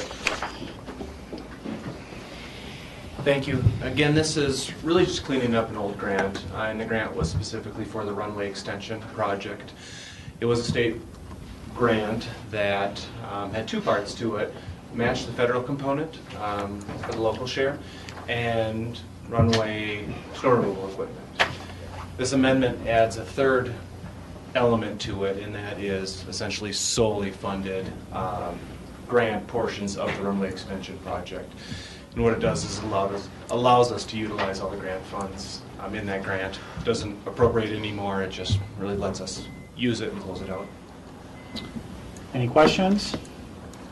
Steve? Not a question, but for the public's benefit, Brian, could you explain how the Colorado Department of Transportation is involved in aeronautics? Because most people think of it as a highway department. Yeah, absolutely. Great question.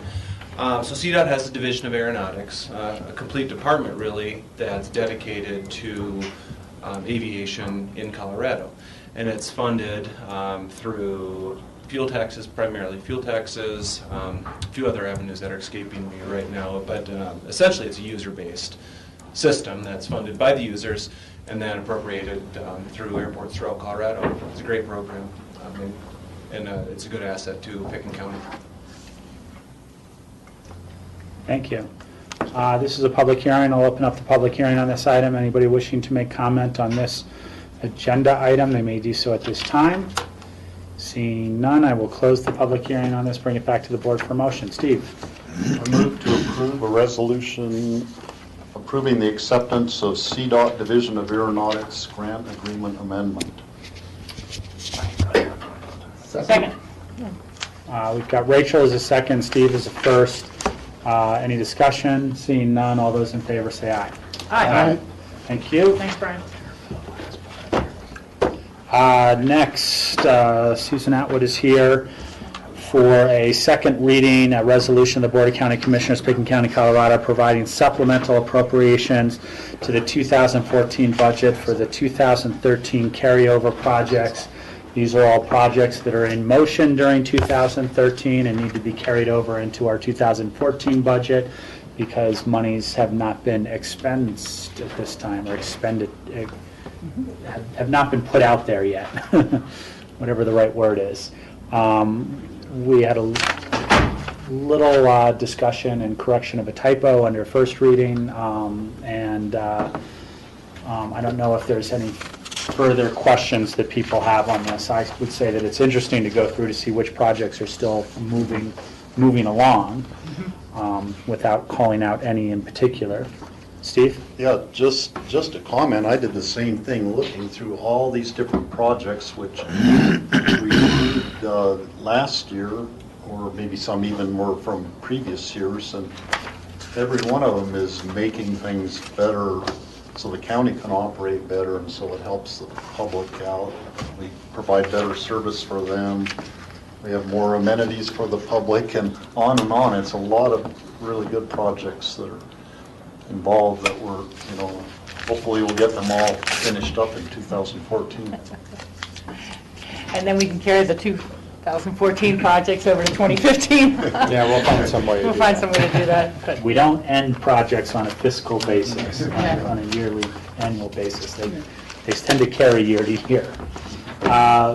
This is a public hearing. I'll open the public hearing. Anybody wishing to make comment on this item of our agenda may do so at this time. Seeing none, I will close the public hearing on this item and bring it back to the board for a motion. I move to approve a resolution of the Board of County Commissioners of Pickens County, Colorado, providing supplemental appropriations to the 2014 budget for 2013 carryover projects. And I will second it. thanks for your memo, Susan. It's very accurate. Any discussion? All those in favor say aye. Aye. Next, we are going to go into land use consent public hearings, but I would like to take a 15-minute break. We've been going at it for 2 hours now. If we could come back at 2:10 for the next set of agenda items.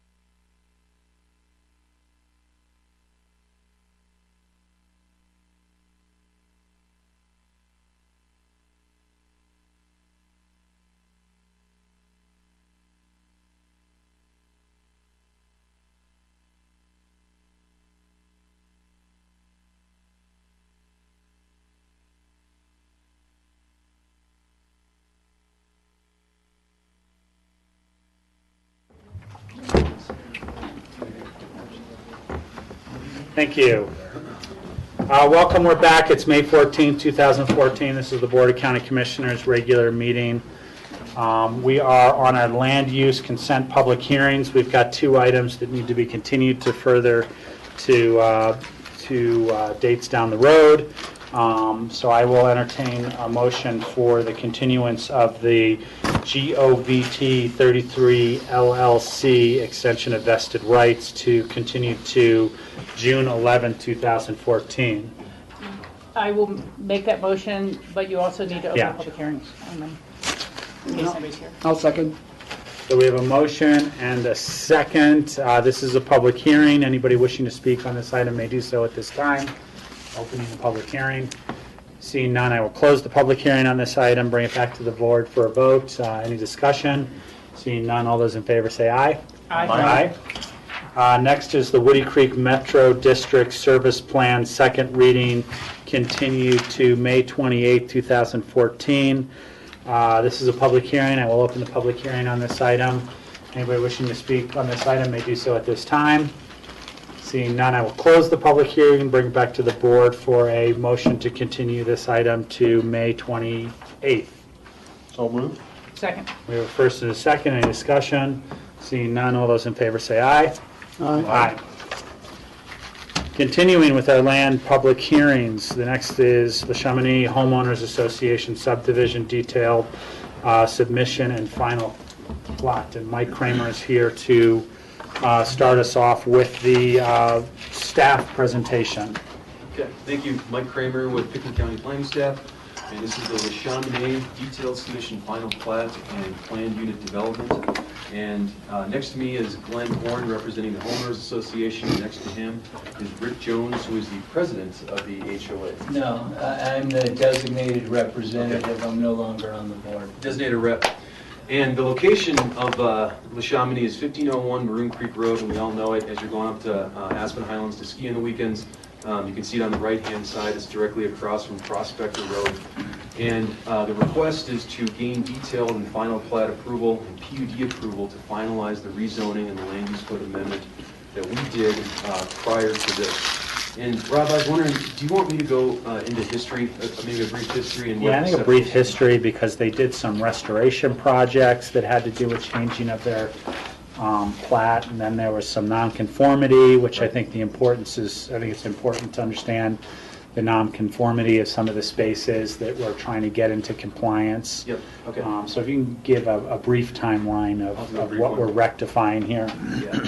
So the history on this is that Le Chamonix is one of our legal nonconforming multifamily housing complexes in the county.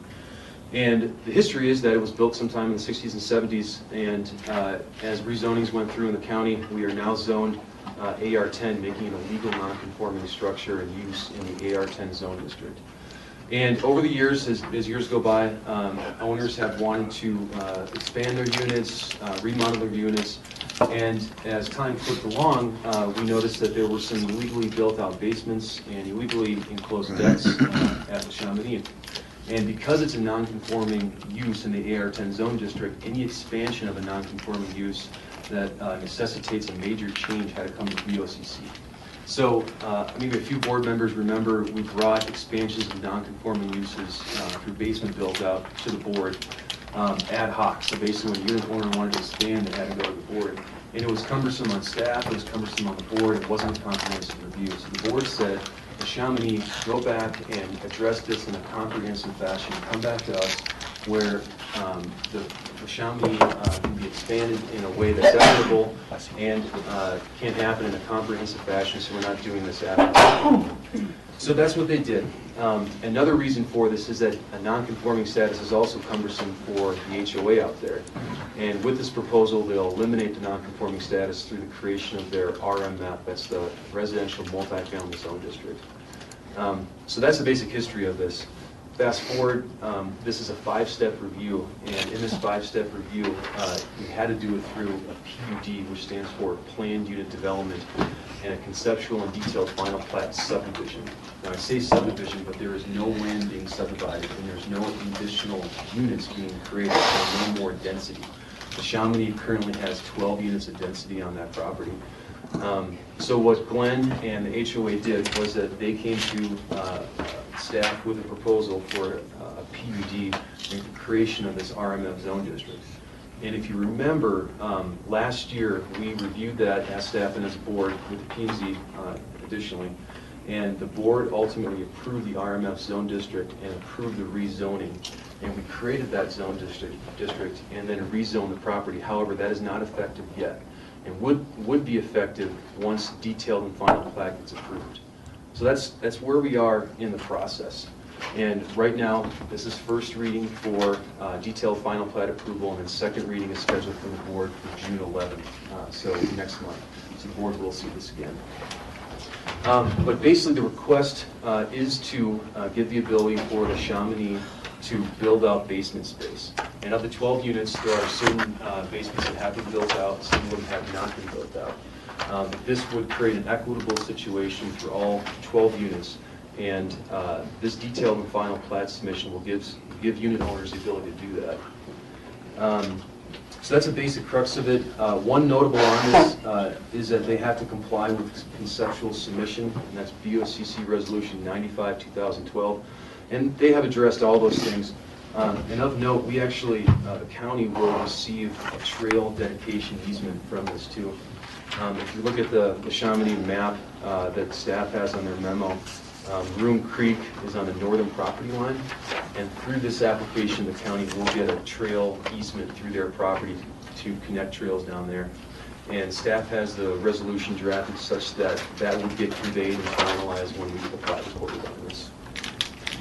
So we're recommending approval, and we also recommend a second reading for June 11th, 2013. Questions for staff? Seeing none, let's move on to the applicant's presentation. Glenn, just state your name for the record. And Glenn Horn, and I represent La Chamonix, and I think Mike's covered everything, and I don't really have anything that I want to focus on. There's a minor change that I can address, but it's just really wording. But I think everything's embodied for the most part in this PUD guide. There's the attachment to your memo. It's the 5th draft. Mike and I have been through this quite a bit, trying to get everything just right, and we're in agreement on everything. There's no substantive issue. On page 3 of that guide, it's page 10 in your packet, it talks about existing decks, and this is something that Rick brought up yesterday, and I haven't even mentioned it to Mike, but it talks about the renovation or reconstruction of existing decks, and I just wanted to clarify this further and add that decks may be renovated, removed, and or reconstructed, subject to obtaining a county building or demolition permit. So I'm just adding the concept that if somebody wanted to remove a deck, they could, subject to getting a demolition permit. Because Rick asked me, could people remove a deck, and I hadn't thought about that, so I just wanted to add that. But there are no substantive issues that I want to address. Michael, do you see any issues with adding the word removed in that language? Steve? Some of the construction that went on was people building decks previously. Now, are they the same, did they build the same size that is listed here for approval? Or are there some that got built too big and have to be made smaller? The answer is no. This chart, which is on page 10 of your packet, 3 of the PUD guide, it's item H. Those reflect what's there right now. And right down to the foot. It's pretty precise. Okay. George? So the request is to build out basement space. Is that basement space eligible to be used as a bedroom? It would be. It would be, because they'll have outside access? They'll have to have legal egress out of the bedroom, right? Yeah, okay. Other questions for the applicant or staff at this time? Nope, we've seen this one before, a few times. Seeing no discussion at this point, this is a public hearing. I'll open the public hearing at this time. Anybody wishing to make comment on this item may do so at this time. Seeing none, I will close the public hearing on this item and bring it back to the board for further discussion or a motion. I would make a motion to approve the La Chamonix detailed submission, final plat, and planned unit development. We have a motion. Do we have a second? Second? We have a second. Any further discussion? Steve? I'm generally in favor of this project. It seems like a good thing for the residents and to make it a conforming use instead of a non-conforming use. And I hope it all works for the residents. And maybe Rick could comment on that. If I could just give you a little background, a little bit more in detail. What happened is, I forget the year, but 3 or 4 years ago, maybe 5 years ago, we renewed our organizing legal documents in order to comply with Kiowa. And so in updating those, we found out that the 6 basements that had been developed had actually been developed in common element area, so owned by the HOA, not the individual unit owner. And so we had 6 people with a basement and 6 people without, and we had to come in and do an overall plan. So there was an equity issue internally, and so the whole thought is, once we can get the approvals for everybody to have a basement, then we're going to individualize the ownership of that as it should be. And so that was one huge issue, the equity issue. The other one was the non-conforming issues, and we were very concerned about that. You know, could we rebuild under a destruction and all those kinds of things. And so, and the county obviously wanted us to come up in compliance, so we were trying to address that now. And then, just so that you know, there's going to be probably an amendment later on down the line that I hopefully will not be involved in, where if people want to expand up above, like some units have overhanging second floor balconies, and it would make sense to flush that out and things. That we've agreed with the county that we would, if we were going to go forward with that, we would come in with a full amendment, the digital visual plane analysis, and all the other big issues, TDRs and all that. But that's down the line. So now we just want to fix the 2 problems that we have in front of us and leave the flexibility moving forward in the future for subtle changes, obviously, to be reviewed and approved by you guys. So that's kind of where we are now. So it's great. I mean, we have this internal conflict with 6 with units and 6 without, or 6 with basements and 6 without. And as I like to say to the other people, make sure we have popcorn when I'm sitting in my 1/12 of your basement watching the Super Bowl. So, yeah, that didn't go over very well at the HOA level. So that's what we're trying to do. So. Further discussion? We have a motion. Did we do a motion already and a second? Yeah. I would just make one comment. I hope you're aware that we are planning on doing some road construction right in front of your place this summer, so. I haven't noticed it. I would get to, oh, is it going on already? Oh. Okay, Yeah. I haven't been out there, so.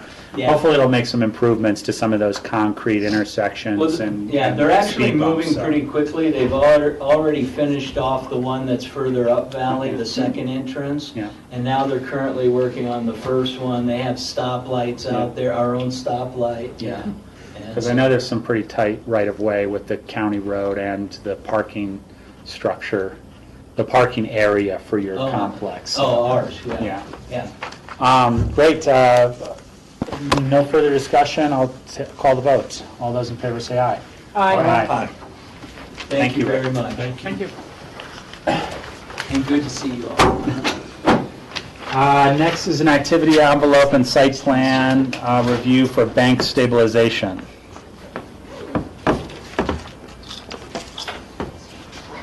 And again, it's Mike Kramer on up at that. Warrants and photos, I'm going to put up behind you, Rob. Yep.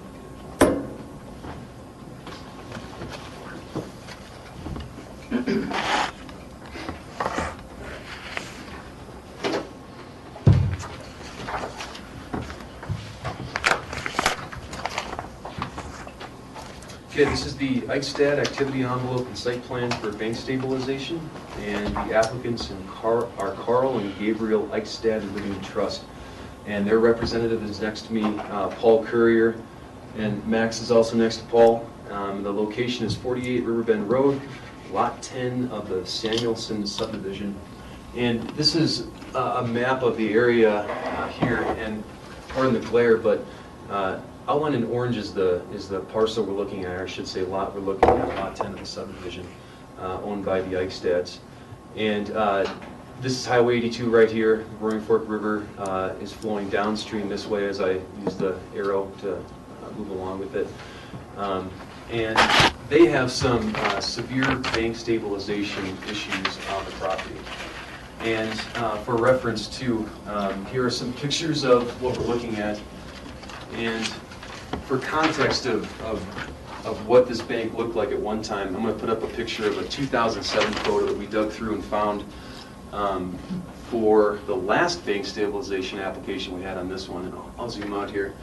This photo is from Highway 82 and it was taken by staff at the Wingo Junction Bridge. And as you can see, the house is under construction. It was 2007, 2008 construction for a single-family house. And that was the extent of the bank at that time when the board reviewed a separate application, which I'll get into in a second. And then fast forward today, this was last week's photo of that same house. And the house is obviously finished now. It's been CO'd. It's been bought by the new owners of the Eichstadts. And you can see this is the same photo from the Wingo Junction Bridge that staff took last week then. So that's just some context of what we're looking at. So what are you trying to point out, Mike? What I'm trying to point out is that in the 2007 photo, the bank was severely eroding, and fast forward from 2007, it's even more eroded. One of the questions that I have, which I guess I'll ask at this time, probably refers to these two photos, which is in the 2007 photo, we kind of see a line of either dogwood or some type of trees there.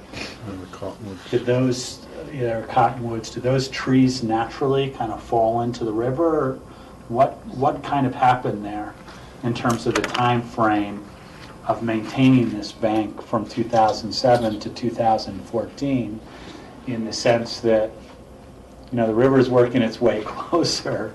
Wasn't the writing on the wall at some point? Yeah.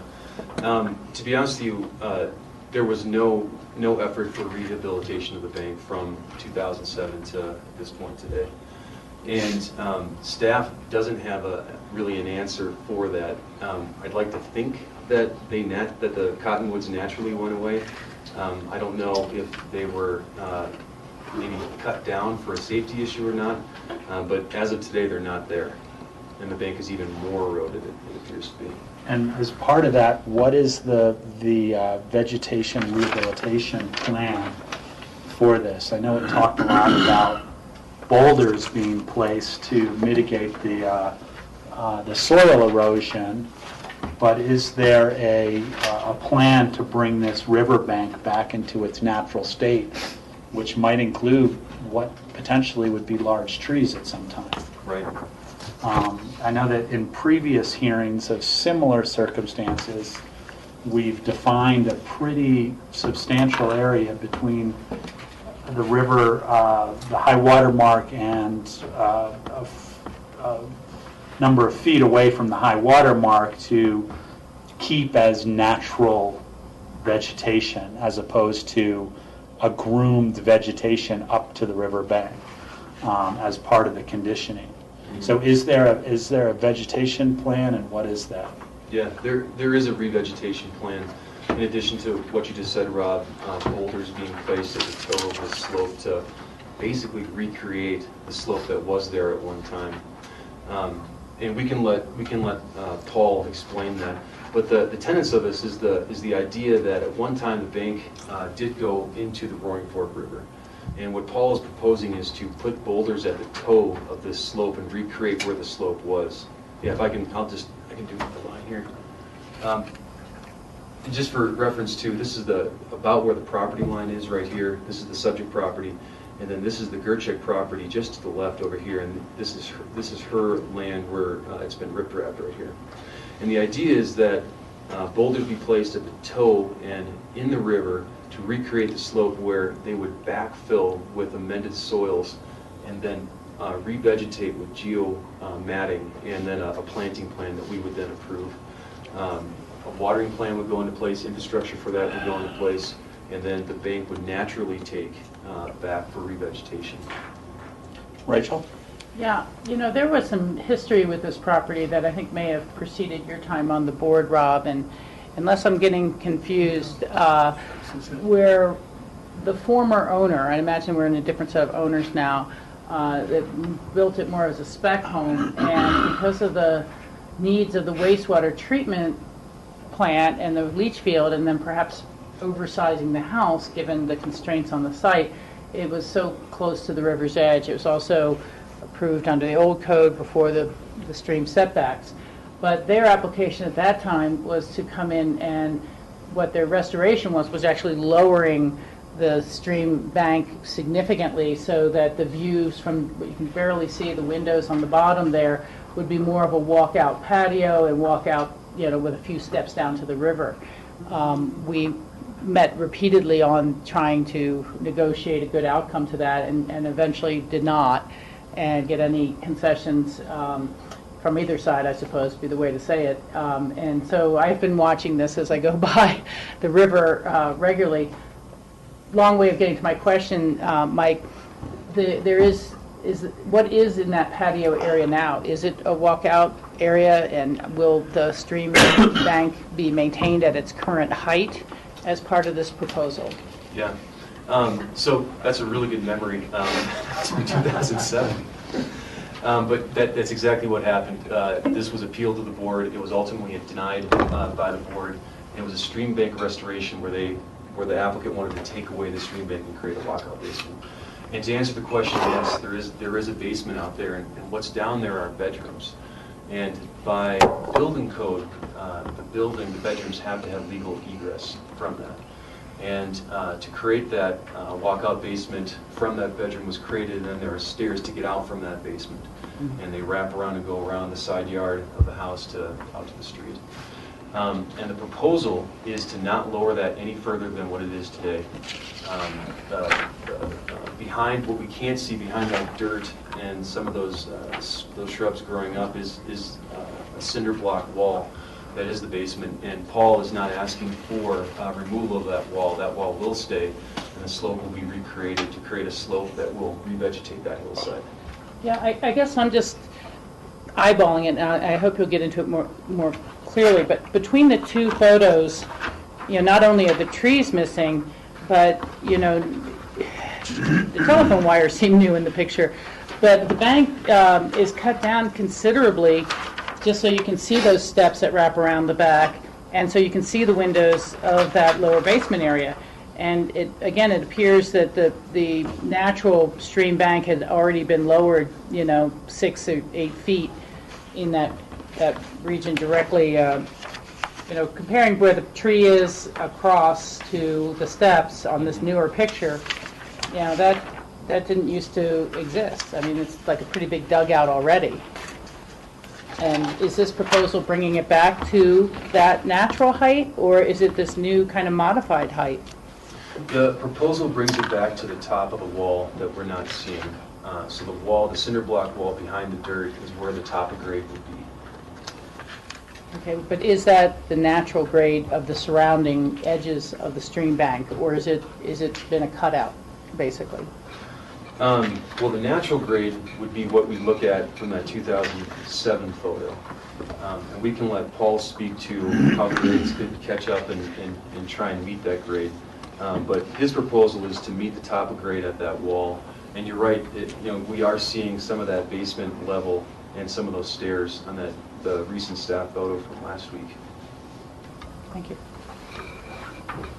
Additional questions for staff at this time? Michael? So, do you have an explanation of why the trees are missing? I don't. Do you have a guess as to why the trees are missing? I would, if I had to guess, I would say that they were either cut down or eroded down the bank over the years. Was there a tree removal permit ever issued? No, staff never issued a tree removal permit for this. Steve? I think this might be a question for Mike, but there's a photo, number 10, that shows the 32-degree angle that's proposed, where the new rocks would actually be placed out in the river, and then the bank built up from there. This picture shows the angle. Now, I've been thinking about that. It's like taking a river away from the river and making the river narrower there. But perhaps the bank used to go out that far and the river washed the bank away, is maybe what happened in the past. But is there any regulation against putting stuff in the river and like basically taking the river away from, so the water can't go there anymore, is what in effect what it's doing? Right. A couple things on that. One is that what the applicant is arguing is that he would recreate where the toe of the slope was at one time. And in that, he'd be placing boulders within the river to create that slope. So to get the run, to get the rise, that's the proposal. And yes, we do have regulations for placing things in the structures in the river, boulders in the river. And what the requirement is for a floodplain permit, in addition to the federal core permits. The applicant has applied for, I'm not sure if it's granted approval yet, but I think pending approval has applied for the core permits. And if the board approved this, the applicant would have to get a floodplain permit with our department.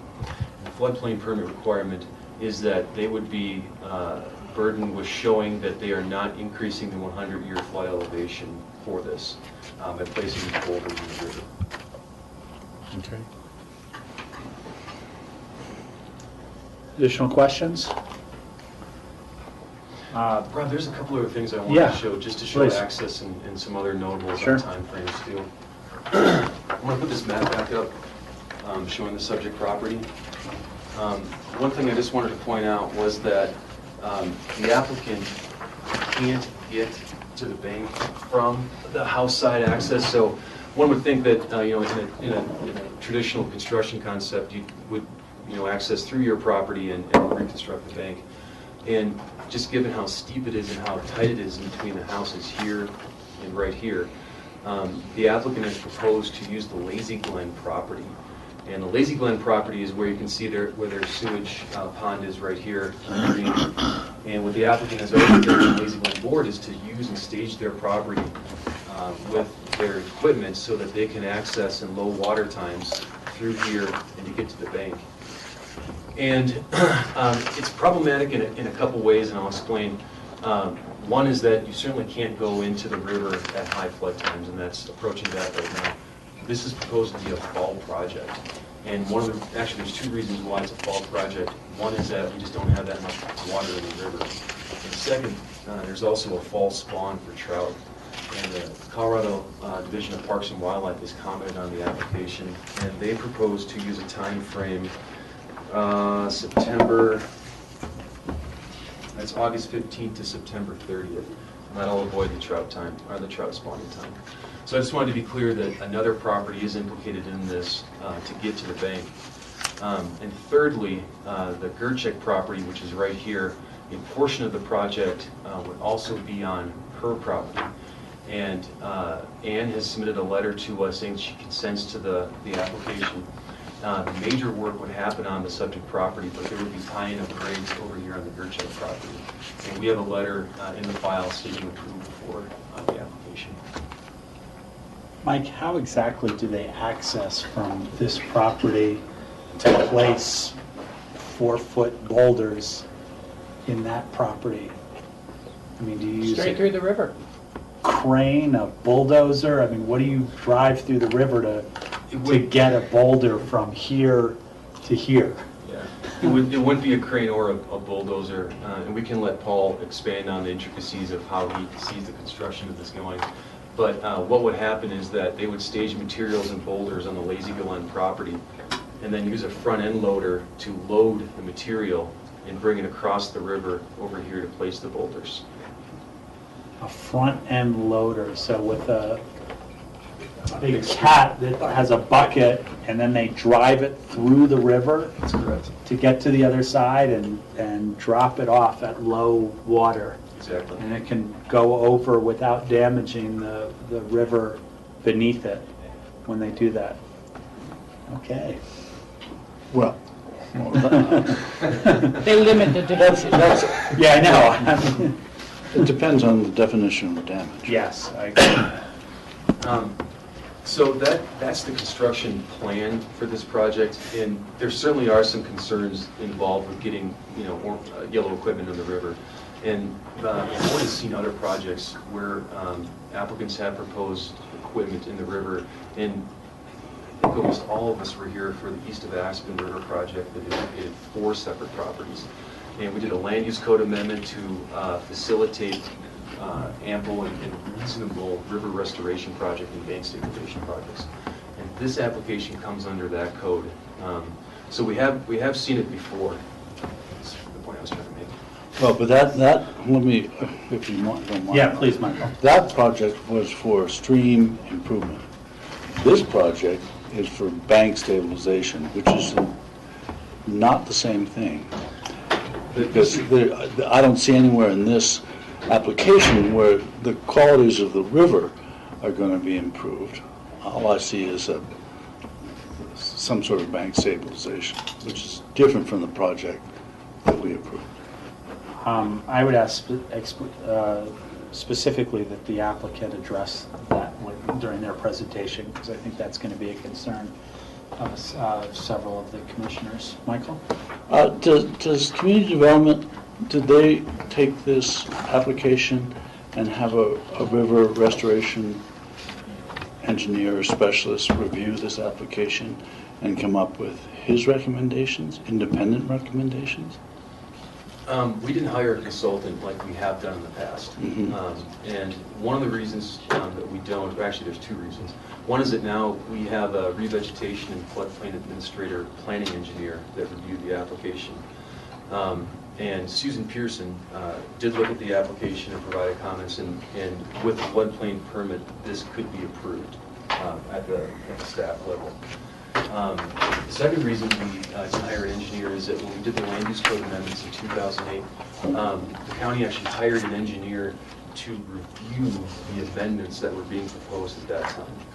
We had a PE review what the applicant was trying to amend the code with, and that was for legitimate river restoration and bank stabilization projects. So that review was actually by an engineer was done in 2008. But not specifically for this project. That's Not what I'm specifically asking. for this one. And I'm not asking just about an engineer, but someone who's a specialist in riparian, the riparian environment, which is different from an engineer, which is about hydraulics and that kind of thing. So we have not had our own specialist review this. We did not hire our own specialist to review this. Additional questions at this point from commissioners to the staff? Michael? Well, to follow up on Rachel's synopsis, there were also, this house was placed too close to the river in the first place because of an error by community development in defining the high water mark. That was also part of the application. So this property was closer than it should have been, even under our fairly lax standards of 20 feet at the time it was built. That was the fundamental problem that led to the development of this house, and ended up so close to the river that the margins between the river and the house were tiny, even at the time it was being constructed, much less now that some of the bank has disappeared, and the vegetation.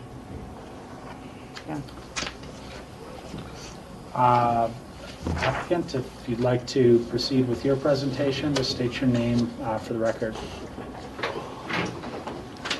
Yes, I'm Paul Courier with Water Resource Consultants, and we've been hired by the Bikesteads to oversee the engineering and permitting and the river restoration on this project, and to add to the displays that Mike's already shown here. I'll just, yeah, if you want to switch it.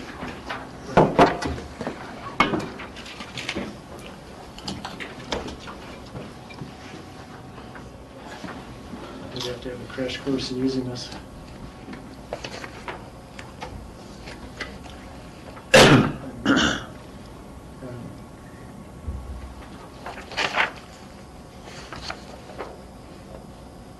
Mike's already showed us a couple of photos of the existing bank, and this is a photo taken in 2013 at the top. It shows the eroding bank. And then to give you a visual, this is a Photoshop version of what the intention is to look like. And in working on stream restoration projects, there's a number of factors that have to be taken into consideration. As you well know, the stream doesn't really care about property lines or governmental jurisdictional lines. And in this particular case, where there's a series of different properties involved, one of the issues that has to be addressed is, what is the river trying to do? I remember when we were working on Roaring Fork Club just a mile or so downstream, gosh, it's almost been 20 years ago. One of the questions I, as a hydrologist, had to ask was, why in the world is this section of the river here in Wingo so stable? It was amazingly stable, particularly compared to what was happening down at the Waterman Bridge down at Roaring Fork Club. And there's a number of geologic as well as hydrogeomorphic issues that render this a fairly stable stretch of river. However, as you're looking downstream, and I'll use left and right as if you're looking downstream, the right bank of which the three residences are located at hasn't been terribly stable and has continued to erode. And I've been watching this bank now for approximately 20 years. And to answer the question of what may have happened to the trees, I don't see any evidence that the trees were cut down out there. My best guess is that they disappeared in 2011 during high water when we had sustained runoff, highest runoff we had in maybe a decade. But that's just a guess. I don't have actual proof of that one way or the other than the evidence speaks to that. The meander at this particular point is fairly controlled by geology. Just at the downstream end where the CDOT put the bridge in when they four-laned the highway, there's quite a bit of geologic control at this location. And that, in turn, is why that section of the river is as stable as it is, because there's bedrock just immediately underneath the gravels at that location. Whereas down at Roaring Fork Club, that was not the case. We had 20 feet of nothing but gravels in most of those areas. So back to what the potential, this is what our desired outcome is. We've actually had a landscape planner as well as a wetlands and wildlife biologist involved in the planning process. And also Bob O'Brien with Aquaterra Services, who has been used to review plans here in the county, as well as does stream restoration work throughout the Rocky Mountain region. He's involved in this as well. And then I, as the hydrologist, and dealing with such issues as plan preparation and floodplain issues and just overall project management.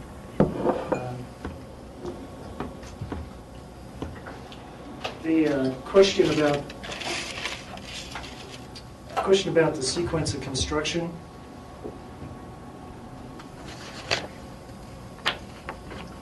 The yellow line is the existing bank, and the concept here to comply with the floodplain regulations is to bring the toe of the slope back out to where the toe of the slope was at the time that the FEMA actually mapped this section of the river for the floodplain regulations. So all the construction will be done in the flood fringe, not in the floodway. Therefore, by definition, it doesn't increase the base flood elevation, and therefore it's legal underneath the FEMA permitting and is allowable underneath Pickton County's floodplain regulations. So while it would be nice to be able to have a flatter slope than a 32-degree slope, 32-degree slope is actually, from a hydrologic perspective, from a stream morphology perspective, is very workable. Down at the toe of the slope,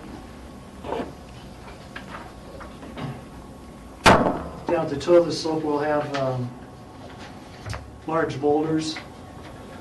And when I say large, 3-foot to 4-foot boulders. Yes, we'll haul them across the river with a front end loader and then place them with a track hoe with an opposable thumb, a hydraulic thumb. And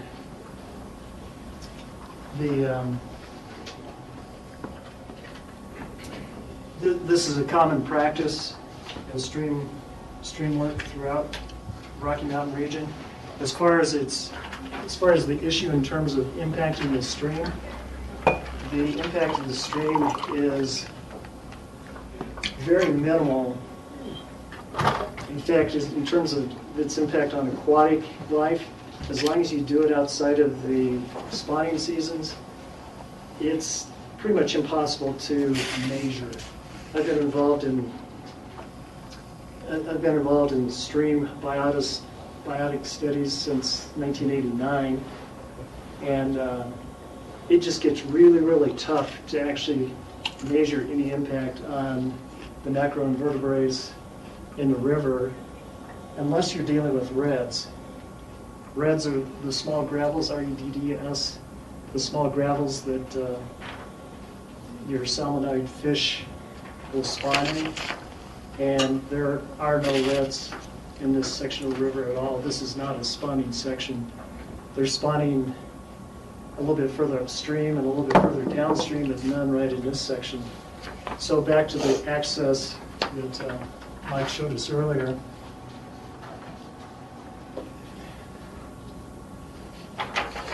The staging area at the edge of the sewage lagoons for that Lazy Glen, we come down the side channel, which is dry except during high water. Obviously this picture was taken at high water. And then we come up the river, and the preferred way is to come up closer to the left bank and then access the property. And part of the reason for that is there's fairly large gravel, 6 to 12-inch cobble all throughout this reach. And the Corps of Engineers and Division of Wildlife, both, Colorado Parks and Wildlife,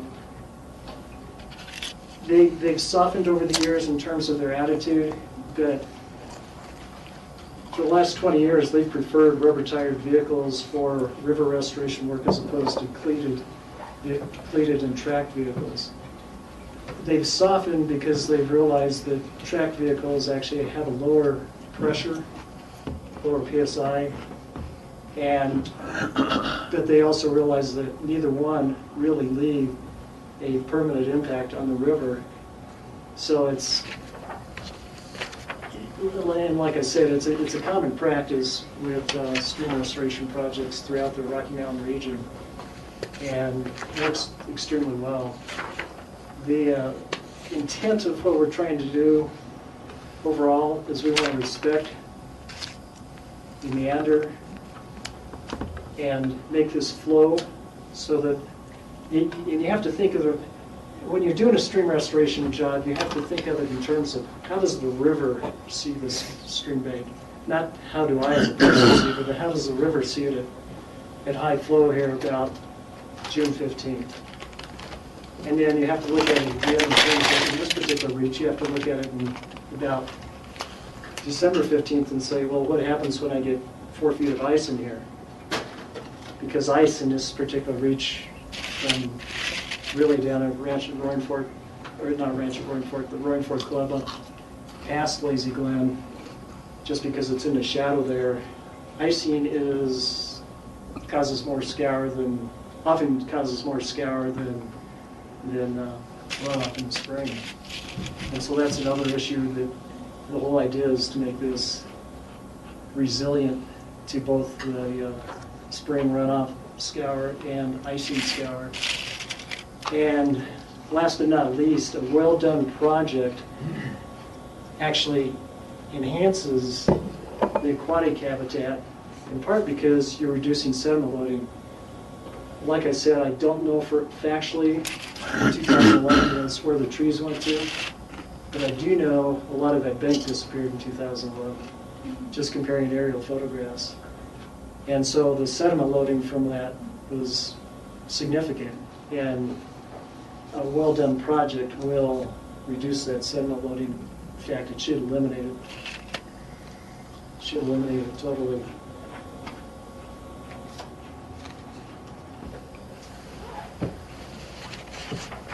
We have obtained a Corps of Engineers permit for this, so they're good to go. Corps of Engineers does consult with Colorado Parks and Wildlife. Colorado Parks and Wildlife is good to go on this. And with the blessing of this group today, the last piece that needs to be done is to finalize a floodplain development permit with Susan Pearson. And I think that's pretty much it in terms of, I have 1,000 pictures, but I don't think I need to bore you with all that. Questions? Questions for the applicant at this time? Steve? Most of my questions have to do actually with the revegetation part of it. I'm okay with placing the rocks and building the slope back where it was, because it looks pretty clear from the picture, the historical pictures, that the river wants to go that way because it's on the outside curve, and it would be a never-ending battle to put big enough rocks in there to make the river stay in its course. I did find one photograph that clearly shows cut-off trees, and that's the photo number 11 on the same page. And if you could put that up, one with the angles, the 32-degree angle. And then the picture on the lower left picture, you can see cut-off trees there. Now, whether those were those original big cottonwoods or not, I'm not sure. But it's obvious that, and whether those trees were alive when they were cut off, we have no way of knowing. But I think that's indication enough that the homeowner might have been trying to improve their view of the river or something and cut those trees off to do that. And I think that would be enough call to make that a condition of the approval, that they not be allowed to cut trees off without coming in for some kind of a tree removal permit or something, if there's a need for removing a tree for safety reasons or something that's justifiable.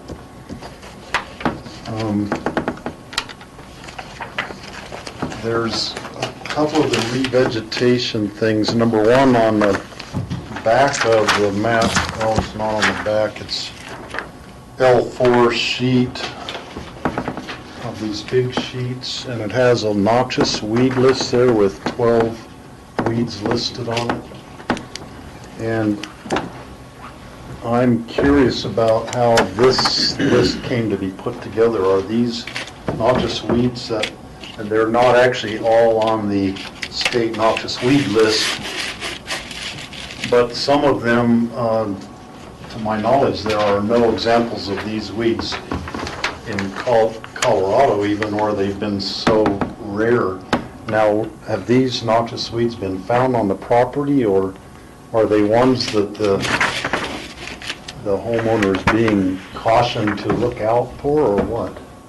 You know, where that came from, Rich Camp is the landscape planner. That is actually carbon copy directly out of the Pickton County re-veg documents, which I think are dated 2006, if I recall correctly. And so that's just verbatim out of that document. So that's where that came from. Okay, so it came from Pickton County. It's a totally inadequate list for what? Yeah, the most likely, some of these things are highly unlikely ever to be found there, and other weeds that aren't on this list are highly likely to be found there. Right. So I think that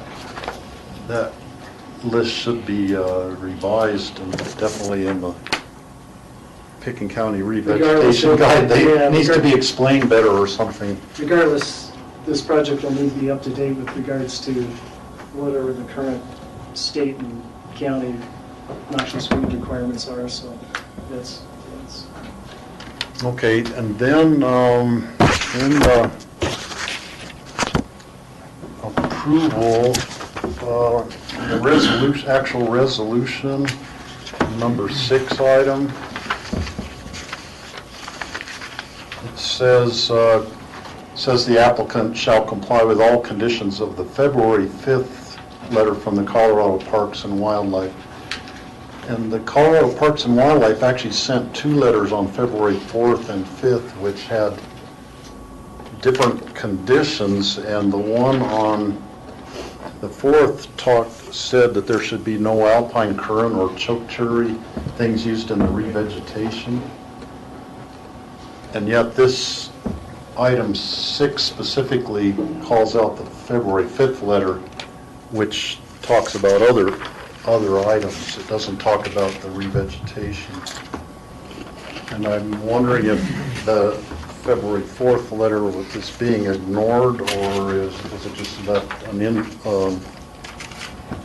oversight that wasn't included? the February 4th letter, as I recall, was addressing to the Corps of Engineers, and then the February 5th to the county, as I recall. They wrote 2 separate letters. Yeah, I can answer that one, Steve. They wrote 2 separate letters. One was to the Corps, and the letter addressed to McWhorter is the one we attached to the resolution because it gave great requirements that we wanted to include as conditions for allowing the project to go into the river. Mm-hmm. And the other letter that they sent, they said that they didn't want choke cherries, and that's already a requirement in new landscape plans. So that will not happen. Okay, and then on their landscape plan, I did see alpine currants in the landscape plan that it was presented in the packet, but those won't be allowed. Fruit-bearing trees are not allowed. Okay. So yeah, the packet wasn't revised after the initial submittal.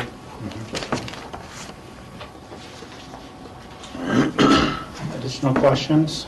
No. Rachel? Thank you. I guess I'm still a little concerned about where the top of the bank used to be versus now, and when we looked at it before.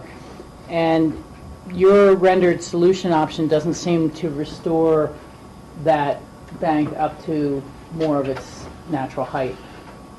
And if you'd like to address why or why not, were you just kind of told to start with the height where it is? And it's been a long time since I've done geometry, but was looking at your 32-degree slope items and thinking, well, if it went up more to the original natural bank top, would the cobble and the boulders need to extend further out into the river to maintain that 35-degree incline? I think Rachel is referring to the photograph with the angles on it. I kind of had the same question, Well, or what I yeah, think was the it's kind same of three. question. Yes, it's this one. Why is this point The top of the bank. the top of the bank versus where might have the old bank been, might have been up above that point?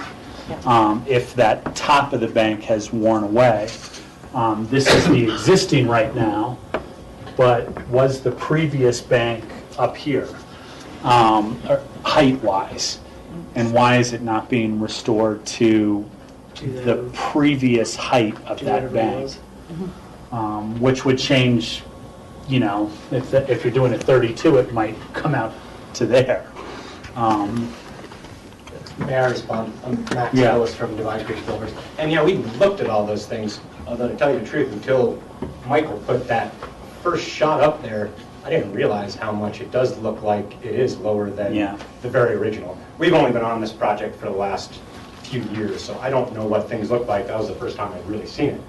But it does look to me like the original owner here at some point did cut that bank back. You can see the windows down Right. below. And the in steps. the other And then one, I understand from like what here. Rachel was saying that they came back, because my thoughts were the same as the last applicant, the last owner was, well, if we could take, you know, because if you can see just over that bank, there's a retaining wall, I think it's about a 3-foot tall retaining wall, and then the patio for the lower level. And when they came originally, they said, can we cut that down? Because obviously it helps that angle quite a bit to be able to do that. And to be honest, that was my first response too when I first saw this project was, well, this would greatly help to be able to drastically reduce that angle if we could cut this down. When we came to Michael with that, he said, that's not going to fly because we've seen this, and the previous owner, it sounds like, was trying to benefit out of that from a view plane issue. And so we understood that that was the problem. That being said, if we go any higher than what we are now, obviously that pitch is going to come back up. Not to mention, if you've got a retaining wall here, you're going to have enough room for that to come up and go back down to that grade. So we're really pushing back out into that river and really making that steeper. So we're hoping that with the revegetation that we've done, that it could and should be beneficial to all parties, you guys, the river, the homes, the neighbors, and everything. So that's the reasoning for that. Thank you. My thought process would be that the revegetation plan address, you know, some of those concerns. I mean, one of the things I think that has come up in previous applications is that we're not just trying to protect the river bank, but we're also trying to protect the users of one of our biggest tourist attractions, which is the river itself. And part of our 100-foot setback at this point is not just to protect the river and its quality, but to protect, you know, this is a major rafting corridor, all the takeouts 100 yards down below that, one of the major takeouts 100 yards down below this. And we've invested quite a bit in our open space and trails money on that properties out around that takeout space.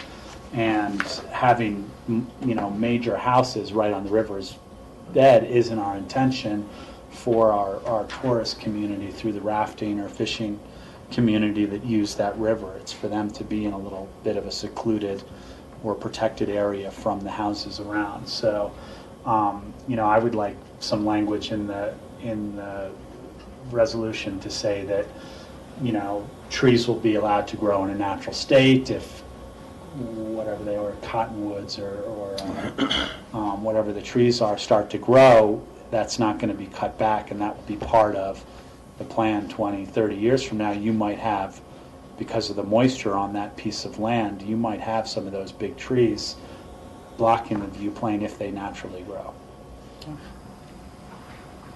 Additional questions for the applicant?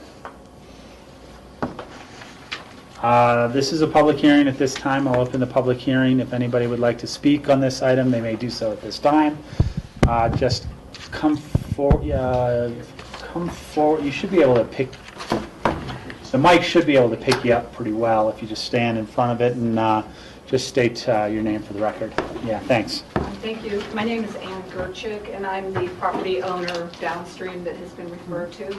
And I can give you a little bit of the history. It was a very unpleasant experience that the previous owner, through a mistake of, from what I understand, through a mistake of county staff, was able to build closer despite the riverbank, despite the neighbors' objections.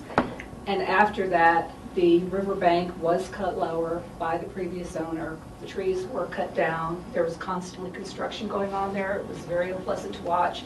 I would have called someone, but it was my understanding he had permits to do all this, but apparently not. That being said, the new owner now is coming in and is trying to correct a very, very terrible situation as best they can, and that's why I am supporting the plan. You know, I've told them that they can access my property if they need to. The riverbank is eroding. It, you know, like I said, it was the previous owner who did a lot of the damage to that riverbank. I've looked at the documents that have been submitted, and it looks like there have been a lot of consultants that have been paid to come in and do thorough studies.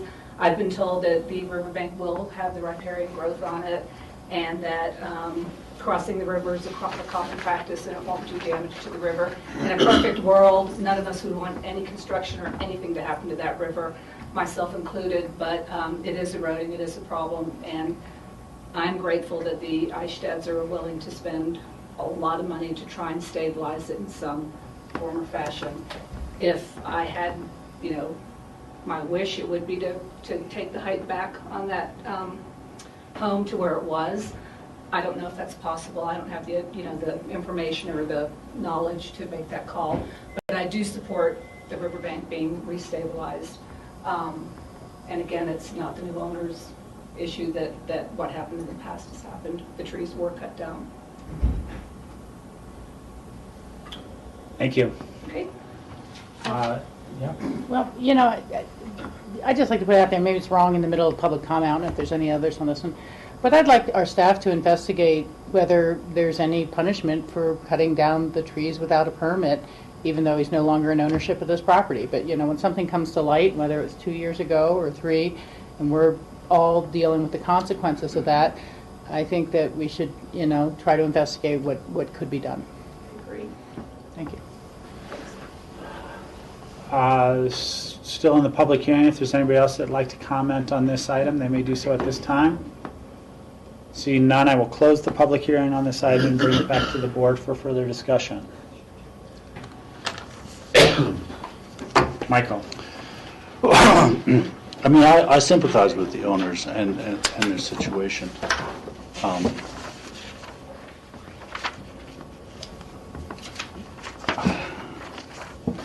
And I'd like to have a good solution to it.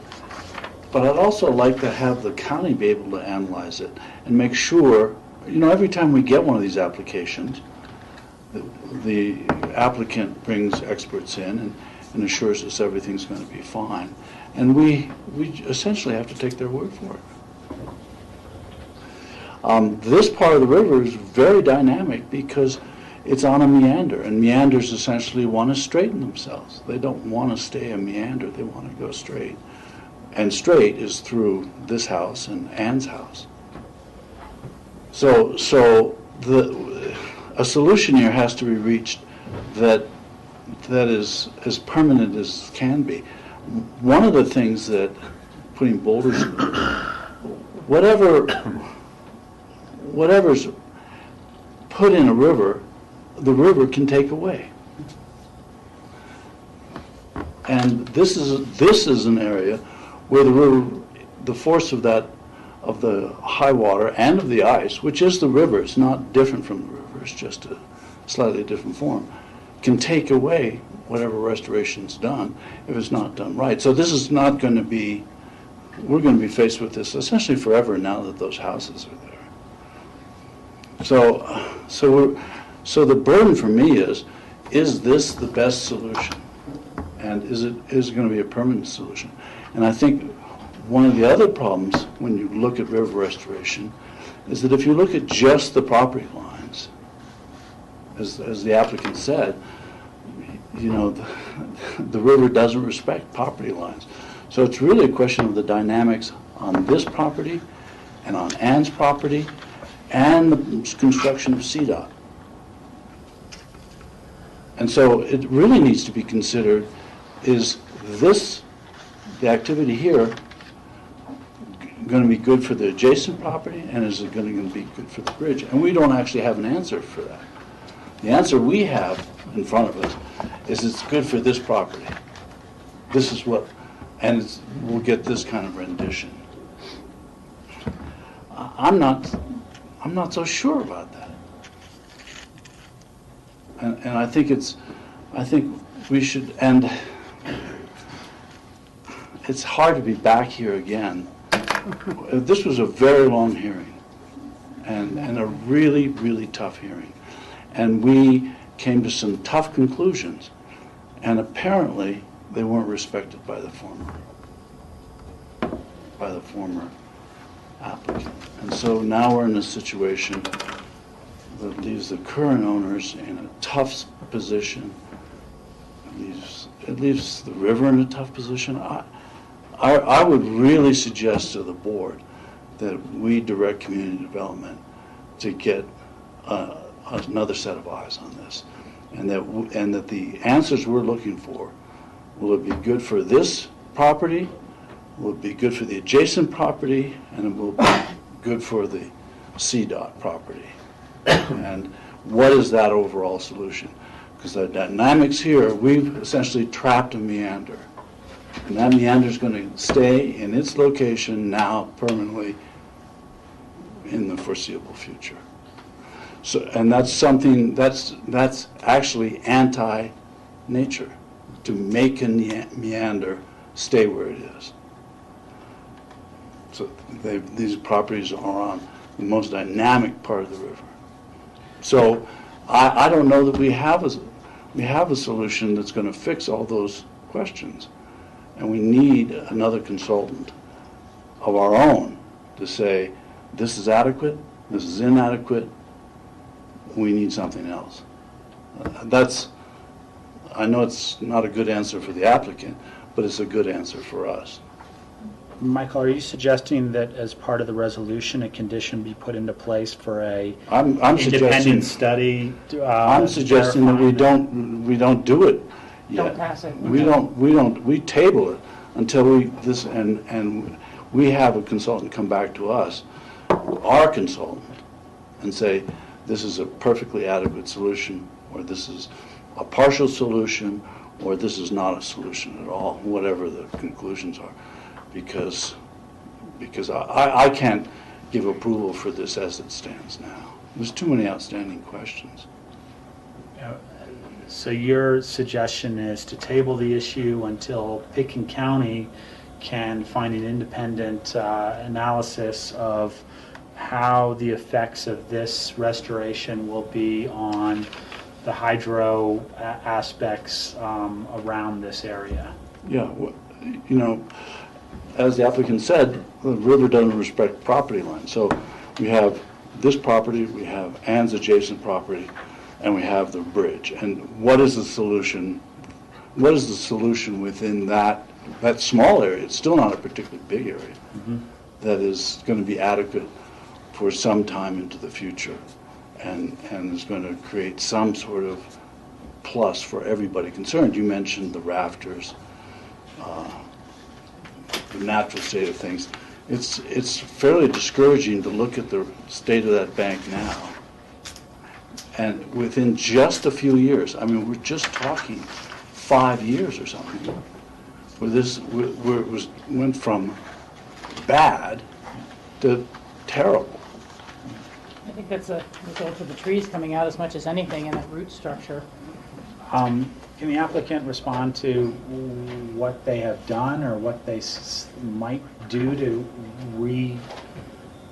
Yeah, absolutely. address some of these concerns? Yeah. Those are all excellent questions. First of all, on the consultant question, I've been on both sides of the fence, both for the county and the town, and people who do stream restoration work, we're a pretty small bunch. We actually know each other, first name, middle name, last name. And that's part of the reason that I had Bob O'Brien involved in this. He's probably recognized as the one of the top 5 gurus in all of the Rocky Mountain region, from Montana to New Mexico. And Bob and I have been doing work together for 20 years. And the as far as addressing, and I just want to reiterate what I elaborate a little bit on the whole issue there. You're absolutely right, and you picked up on what I said, that the river doesn't respect property lines. One of the first things we looked at was, in any good stream morphologist, geomorphologist, is going to look at the history of the stream and try to figure out what has happened here geologically, what has happened here hydrologically. You look at the entire watershed all the way to the top of the pass. And you ask a lot of hard questions as to why is this stream doing what it wants to do. As to whether or not this meander is wanting to straighten, I would totally disagree with that. And in part because there's geologic control. There's bedrock control right through here. There's another ridge of bedrock that comes across underneath. And that establishes what this river wants to do at this point. The fact that the Highway 82 bridge was put in, that's a civil structure that, at least in my lifetime, I believe I'm going to have to live with.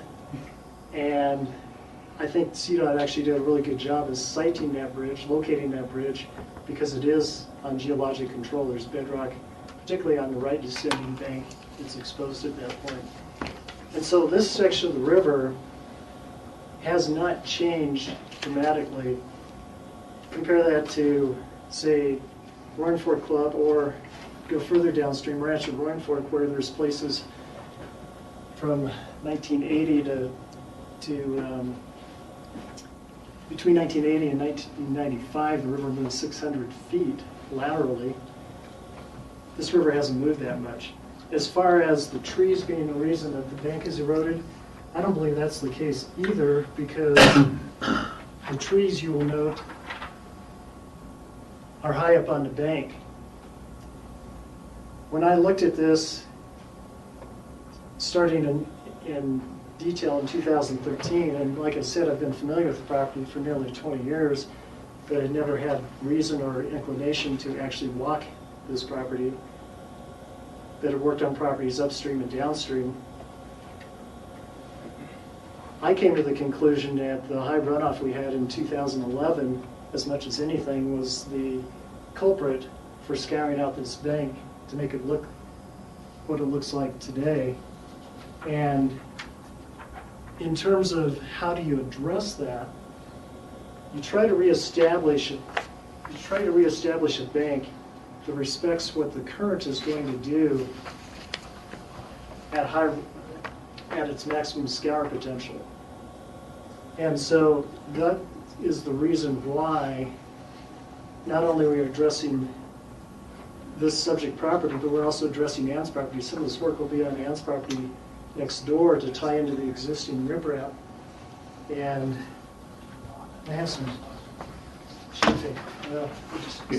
Rob, can Yes, I Mike. just say, I mean, I understand, and I'm not questioning Paul's credentials or anything, but all I'm asking is that we look at this as a whole, at this property, the adjacent property, and the bridge, and have someone tell us that this is as a whole solution for this area, we should go ahead with this.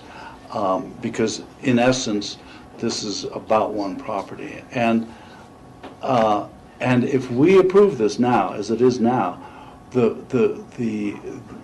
what's going to happen to us is that there are lots of properties with eroding banks, lots and lots of and the houses are too close. We've faced this up farther on the Roaring Fork. We're going to be inundated with applications for bank restoration, which is essentially what they're doing here, which is boulder and cobbles, and so the whole river is going to be a man-made structure. And I'm just concerned that if we look at this property as an individual property and approve it, we're setting the stage for applications up and down the river that are just going to be essentially lead to the degradation of the river. Rob, can I? Yeah, please, Question? Rachel. Michael, do you have a dollar amount that would be not to exceed or Well, up to that we should pay? I Because think- it sounds like you're asking us Yeah. to appropriate at the No. same time, so I'm kind of okay with that, but I just. Well, wanna- I think we need to table it. The ComDev needs to go out and look around, get us some prices, and then we either approve it or we don't. I mean, I can't tell you what it would Okay, be. no, I was just kind of wondering. But I'm not saying let's sign it any kind of check. I'm saying let's have ComDev have some review of this by an expert, and they can come back and tell us this review is reasonable, or this review is unreasonable, or the suggestion was to approach it in a different way of some sort. And I'm sure Paul is wonderful, and I appreciate the new owners trying to rectify something that's a disaster, and ability to work with a neighbor. Those are all good things, and I think we should capitalize on the good things of this application and just take a little more time. That's all. Can we address if there are any other concerns with this, and then we can... I mean, I have no other if you look at that river and you look at where there's no construction, and we dealt with that property too, upstream, look at the banks and look at how green they are and look how lovely they are, right? And then look where it starts to be degraded.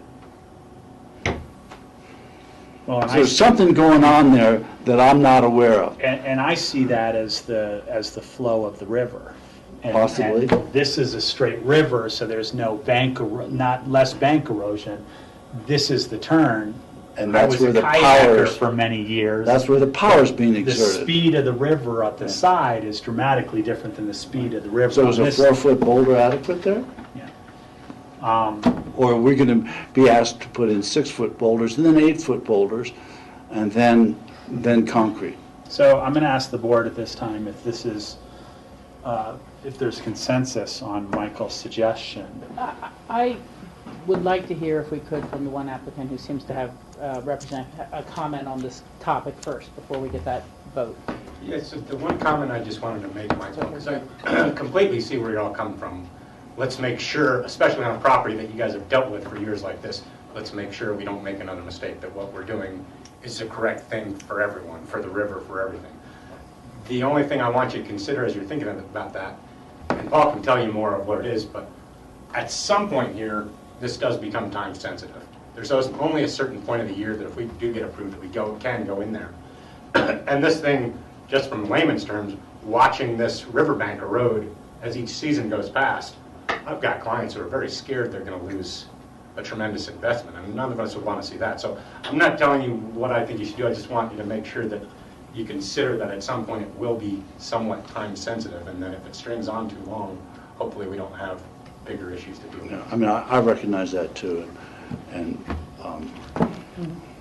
I do recognize that. Following up on Michael's suggestion, the one other thing that I have seen done in the Roaring Fork is where they put the big boulders in a V shape or a U shape in the river, which is counterintuitive. You think it's going to force the water against the bank, but what it does, the water is stilled by the edge, and the force of the river is going through the middle, like the apex of the V.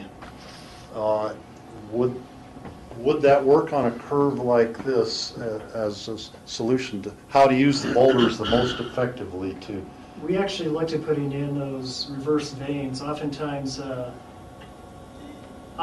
if you don't have access to both sides of the river, you, instead of putting in a V that points upstream and down into the river, you just put in a half of that and basically a vein that points upstream. And they work really well. We did that at River Valley Ranch. Gosh, we've done it all up and down the Roaring Fork. Done it on the Yampa, done it on the Crystal. And part of the reason we have an issue with it here is because of the floodplain. We can't we can't push the toe out beyond what the historical limits of the original bank was at. So there's a trade-off there in terms of how far to take it out.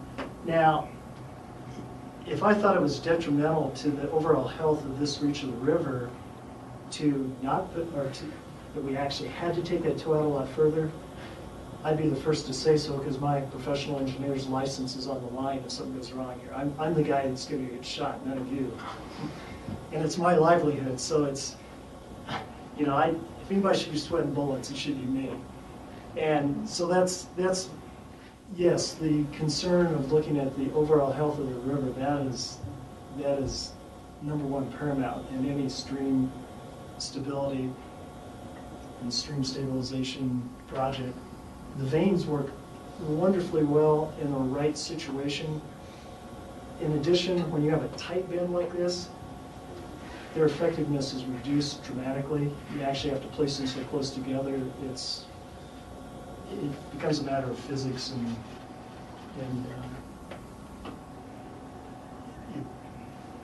on a bend like this, if that was your only solution, you literally be placing them every 25 feet and continuous. They just don't work as well in some situations.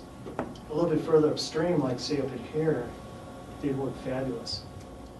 But and actually, in a situation like this, if you needed to use them for stabilization, not only do they work great for stabilization, they are also fabulous for providing fish habitat, which is a nice side benefit. So in your professional opinion, did you consider doing the reverse V for Yes. this as a possible solution? Yeah, we did. And you picked the other one instead because engineering-wise, what you proposed works better in this situation? Right. This will provide better scour protection and a much more natural habitat, and it also allows us the ability to revegetate in a way that it's actually going to look much like the rendered solution as opposed to just looking like a rock wall. Because that's one thing we wanted to get away from, was looking like just a bunch of boulders. Rachel? Yeah. Michael's presented an interesting concept for us. And, I'm sitting here thinking back, and, a parallel was actually the Drosty property when we had an independent elk study done about the elk habitat needs that were the most significant for the home sites. And we did that separate from the wildlife study which the applicants had presented. So it's not unprecedented. And what I'm thinking is that if we were able with ComDev to get a hold of McClaffey, who I think was the person who did the work up in east of Aspen, and could do a quick review of it to give us some assurance, and we could hear this again in 2 weeks or something like that to keep the timeline moving. Or, I know our meeting of the 28th is getting to be quite horrific. I'd even consider a special meeting to deal with the timeliness of it. Get the report from them back, confirming or augmenting your work with any other details. I think that makes sense. I don't want to delay it for a long period of time, and I think it's more of asking for a peer review than someone else out to come out, quote, and do the work. It is important to make sure that all the considerations are taken. I just thought, well, I'd hate to see those rocks move down and then pile up against the bridge and cause problems for kayakers and rafters and, issues like that over time. And so,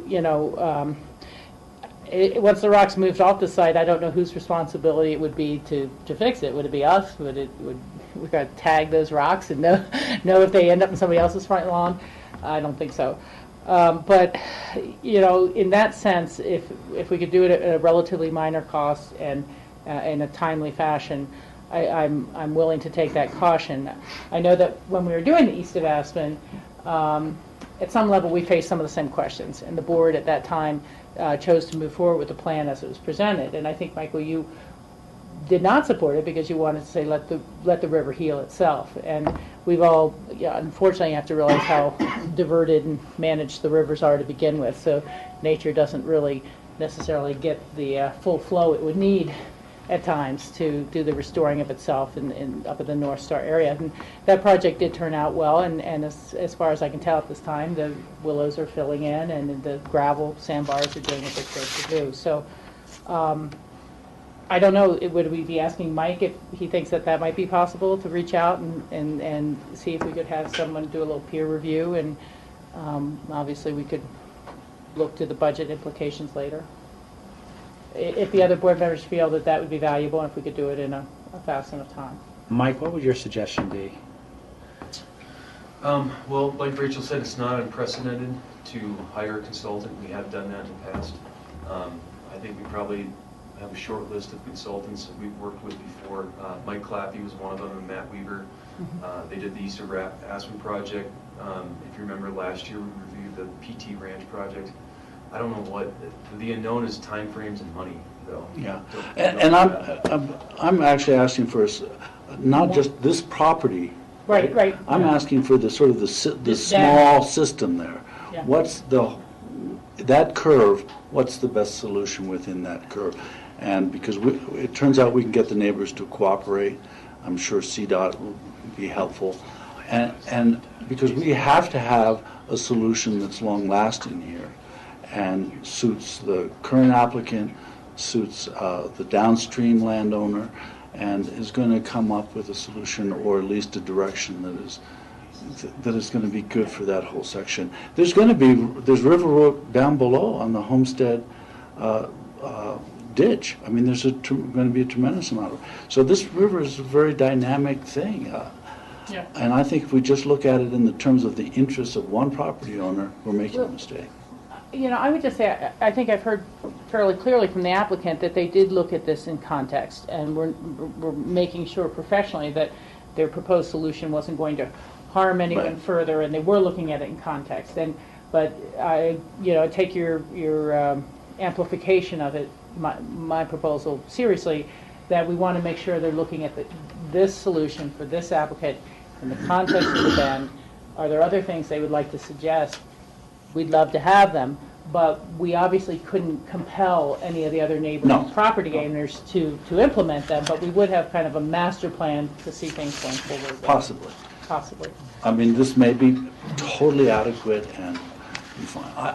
I just don't. That's the two questions that I would ask this study would be, one, does this proposal have any adverse effects on any of the system within that area? And we can define whatever area. And two, if it does, what suggestions would you include in future restoration aspects of that area? Those two questions to be determined by somebody. And it could be simply someone looking at this and say, with some study and some knowledge, this is the best solution. And it could be someone saying, well, this is the best solution, but you should monitor this, or you should, if any place is going to be affected, it's going to be this place. So put in some monitoring mechanisms for it. And that's what I would have done. And the question is, how quickly can we have that done, and what is it going to cost? And I don't know what your interpretation of that is, Mike. Steve, go ahead. Looking at it from the applicant's point of view, what kind of lead time do you need from when you get approval to be ready to do an August 15th start date on the project? If we did final approval on May 28th or June 11th, which are our next two meetings, would that be sufficient lead time to do the project this year?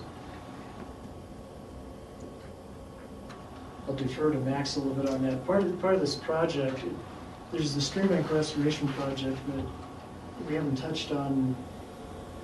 Some of the rest of the information that's in your packet. There's some structural issues with the house that have to be taken care of, which involve removing some material right up next to the house and then fixing the structural issues. And that has to be all put back before the stream restoration can happen.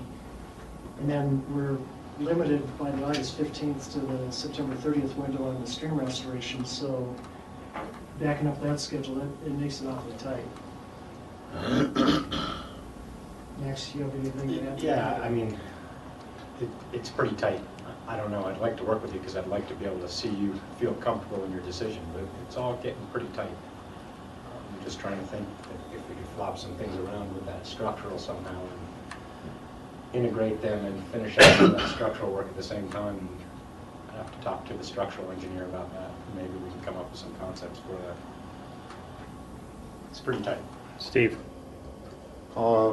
Could we do conditional approval that the river restoration portion of it would be conditional upon A sign off of such sign, study. yeah, another engineer signing off on it? They could start doing the foundation work immediately that way, and that could make the timeline work a lot better for this season. I agree with them. One season of high water, which we might have this year, it's just going to cut further into that bank and the river. I mean, You wanna we have saw it what done happened before in next September with Yeah. high water on Boulder Creek in places, and it can move a lot of earth in a big hurry. Yeah. I think the idea of a conditional approval could work if we were very explicit that the river restoration work has to come back for a sign-off, but the structural elements of the house that are included in this approval could go forward now. Yeah, that doesn't bother me at all. But here's what bothers me though. Yeah. This river is how old? It's 10,000 years old. Is it? Very old. Is it 20,000 years old? And so, and do we want it to last another 10,000 years, another 20,000 years?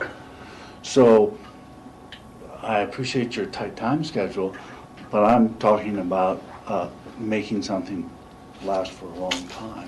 And so, whether it's 2 weeks, that really doesn't bother me. I'm sorry. Yeah. What I want is a solution that makes this last for 10,000 years. I can understand that. I also don't want to see a loss of property value and be cleaning up house basement parts from the river either. No, I don't either. But, I know. But we're in a tough position here. This is tough. This is why our land use code is a good idea. Let me see if I could try a motion, Yep, go ahead. and then you could go further. Well, maybe we should wait a second, because I want to make sure we have language on the other thing, which was the revegetation, because I think there needs to be some cleaning up to number 4 of the resolution. But first, to kind of wrap up this, how this would be worded, I would word it as an administrative sign-off if some sort of independent consultant verifies those 2 questions that I put out before, which is one, I don't know, Mike, tell me what I said. I wrote down, the first question is, are there any adverse off-site impacts with implementation of this project? And 2, if there are, what mitigation would be necessary to alleviate that? Yeah, so, and I would have it be, my suggestion would have this be an administrative, if those 2 answers are answered with, affirmatively or satisfaction to our staff, that they be able to move forward with the work that has to be done on this project. Second, in the language of number 4, that says the permit shall include a detailed revegetation plan that shows native planting or vegetation to the disturbed areas. I'd really like to see a more defined area there. I know in a previous application that we saw, we really defined a setback from the river not to be touched, which really just allowed a path between the house and the riverbed. I think that's a crucial part of this, is that we're not really looking to create a huge amenity to the house in landscaping. It's not becoming a lawn. We're looking to restore this area to a natural vegetation. So I would ask the board or Mike to indicate what we're talking here on this property. And it sounds to me like there may only be an 18-foot setback to that retaining wall. And I would say, a 3-foot area past the retaining wall to the river would be left as a natural grow other than invasive weeds beyond the restoration plan that's been proposed. I could have gotten confused, but I didn't hear a request for a path around the front of the retaining wall. Is that kind of what you're No, referring but there to? needs to be an area where someone can walk. And maintain So it and things like maintain, that. that's So- why I so say. no broader than 3 feet No out? broader than 3 feet beyond whatever man-made structure is existing in the house to the river's bank. Okay, I agree. That- I would agree with that. And the other thing I was thinking is, it seems that rather than waiting for some willows to be recruited from high floods, that perhaps some of the revegetation plan should include some of the large trees as well. Not, Can I address that? Yes, please. Actually, that's included in the plan. I'll draw your attention to Yeah, we see the little river. pines. We have river birch, thin leaf alder, Rocky Mountain maple, red osier dogwood, and then those are the trees and shrubs that are planted in there. And then at the very top of the bank, and those will be interspersed in the boulders and planted in such a way that we will actually irrigate them with drip irrigation until they get established. But particularly like the river birch, thin leaf alder, and Rocky Mountain maple, those are all species that as soon as they establish some roots, we'll turn off the irrigation. They won't need any additional supplemental irrigation, and they'll just take off like crazy because it's a riparian. They're riparian trees, and so that's why those were chosen.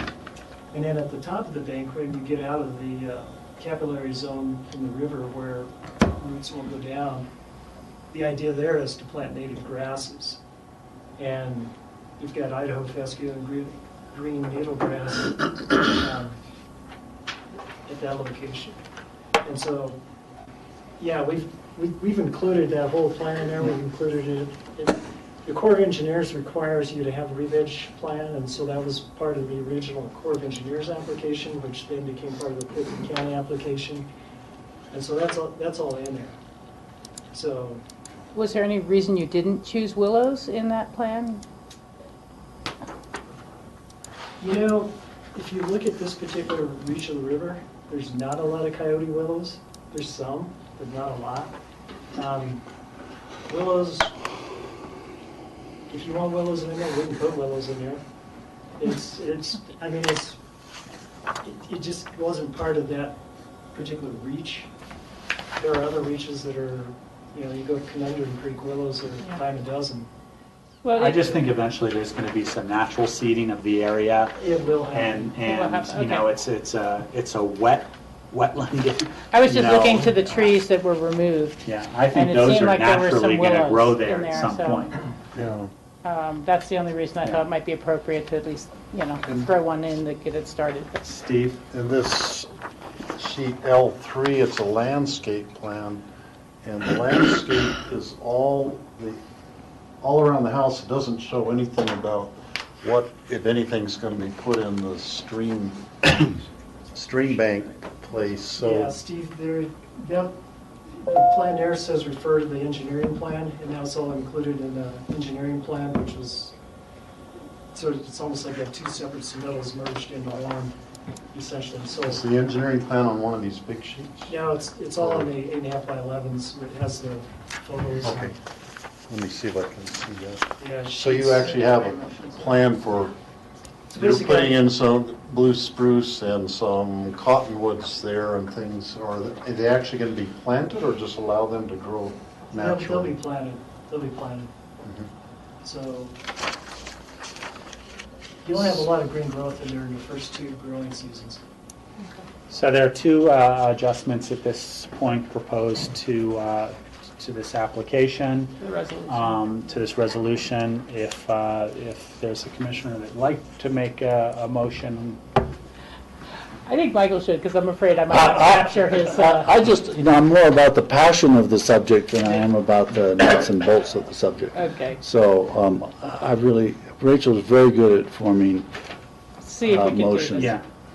Okay, I would move to approve the Carl and Gabrielle Eichsted Living Trust Activity Envelope Site Plan and Special Review for Bank Restoration as amended to correct the vegetative listing of plantings, and B, to require our community development department to engage a professional peer review of the current stabilization plan for this particular property, as well as the context of the hydrology of the Bend area, to answer the two questions Rob had proposed, and I would add the words "and" to tell us if there's anything we should be doing to augment the existing plan, to any increase of activities. That should that be found satisfactory by the administrative department of ComDev, then the restoration work may proceed. But only the house structural work may proceed at this time until that review has been completed. I'll second that. First and second, any discussion? Steve? Would you accept an amendment with the provision that no trees may be cut down in the future without obtaining a tree removal permit from the community development? Yes, I would accept that as a friendly amendment. Okay. George? I have to wake up here. Do we have a time frame on that motion, not knowing that if we're going to be able to find someone within a certain period of time, or whether we are going to allocate X amount of dollars? I mean, that was part of that discussion, and I'm just wondering how we're going to try to address that. Would staff like to address what they think is reasonable for that? I really wish I had a reasonable answer. It's going to entail staff calling and trying to find someone that could review this in the capacity that we're asking them to. Like I said, the unknowns would be if engineers or stream restoration professionals are available at this point, and then cost, obviously. And maybe it'd be good that if I could just make a suggestion, we draft the resolution as we're talking about now, if the motion passes. We have the board sign it, and then once staff has information on who this person might be and how much it would cost, can we bring it back at a work session then and inform the board? Sure. That's a good idea. And I wouldn't lead out if the applicants want to assist or direct in this. Find some people to do whether that it quickly. be financially or with giving a list of phone numbers, that might expedite things for our department, which is fairly busy. Well, I mean, if it's going to be an independent study, I'm not sure I want to rely on the current applicants to provide us with some information. I was just going to say, we have a short list of professionals Yeah. that we have worked with in the past on bank stabilization and stream restorations. So I'll start with those folks. And see Well, what they my have. indication is that these people that are on those short lists, as you said, their license is at jeopardy by not being independent, if they do something along those lines. So I don't totally share that concern, but we're going to leave it in Mike's hands, and I'm not so sure. It seems like Mike is going to move fairly quickly on this. I'm not so sure that we need it included as a piece to this resolution. Any additional comments at this time? And this is. You did already. I did do the public hearing, but my question is, this is going to come back for the second reading or no? Because this is one hearing. All right, I will call the question at this point.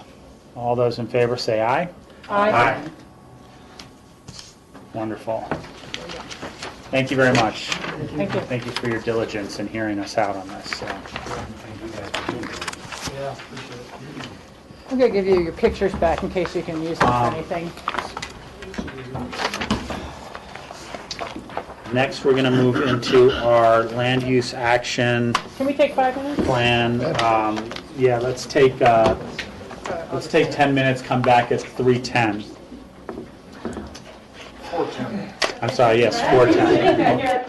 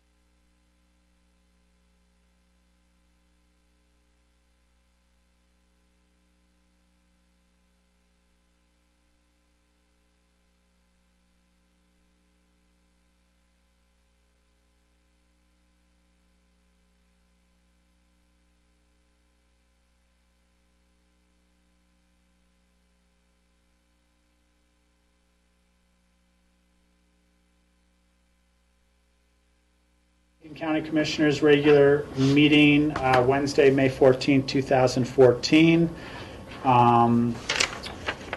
Next on our agenda is our land use actions. The first item on our agenda is going to be continued to 6/25, which is the Gardner takings determination.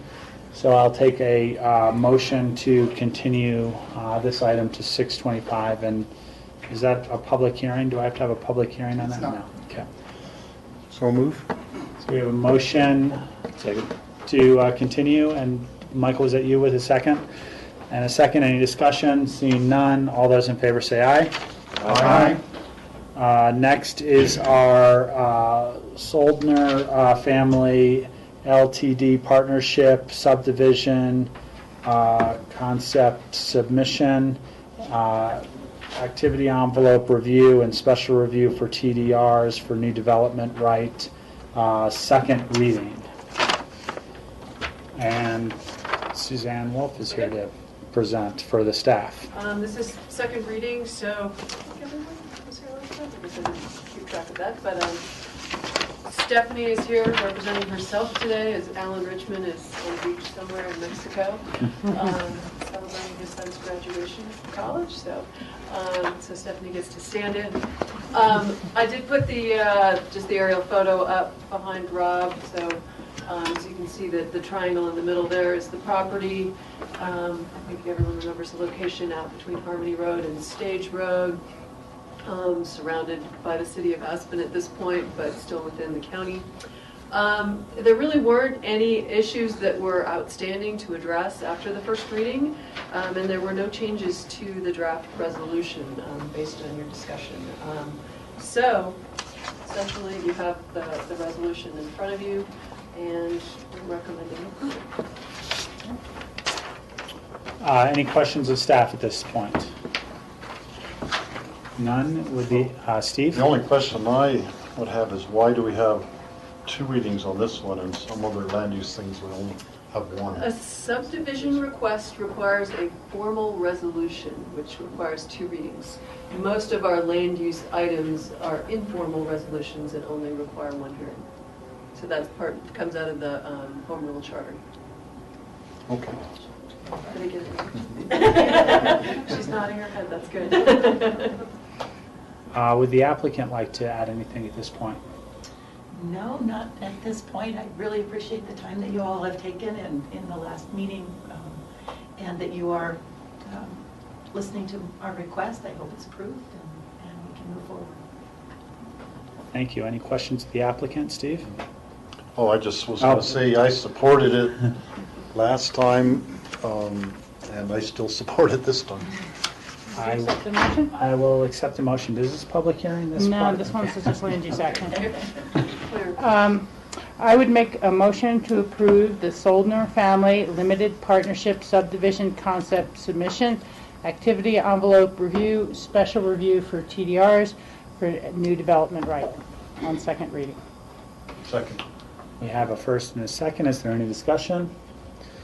Seeing none, I will call the question. All those in favor say aye. Aye. Thank you. Thank you you all very much. I really appreciate it. I hope everything goes as planned.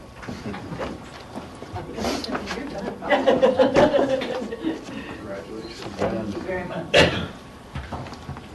Next is the River Rock Corporation, Luzerne Corporation, and Basel Corporation minor amendment regarding water services.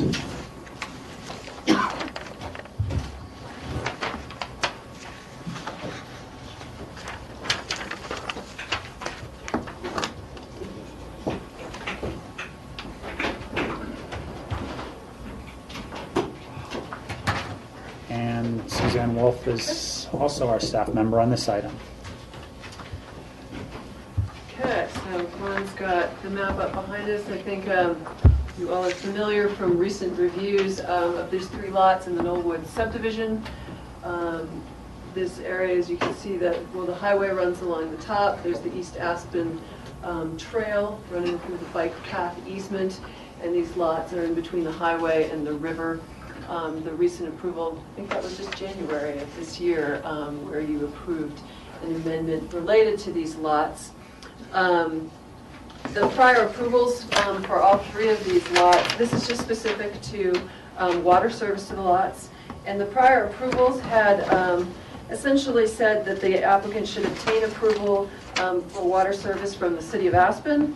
If the city denied a request for water service, the applicant could then install a well, could obtain a well permit from the state to install a well. There's a lot of detail, I think, in the application about the process the applicant has gone through with the city to try and obtain water service. And here, let me throw it up. I think the engineering drawings kind of give the short version of the story. But so essentially the short version is the city has not denied water service. They've agreed to provide water service, but not within the infrastructure that the applicant had already installed to accommodate water service. So to show that,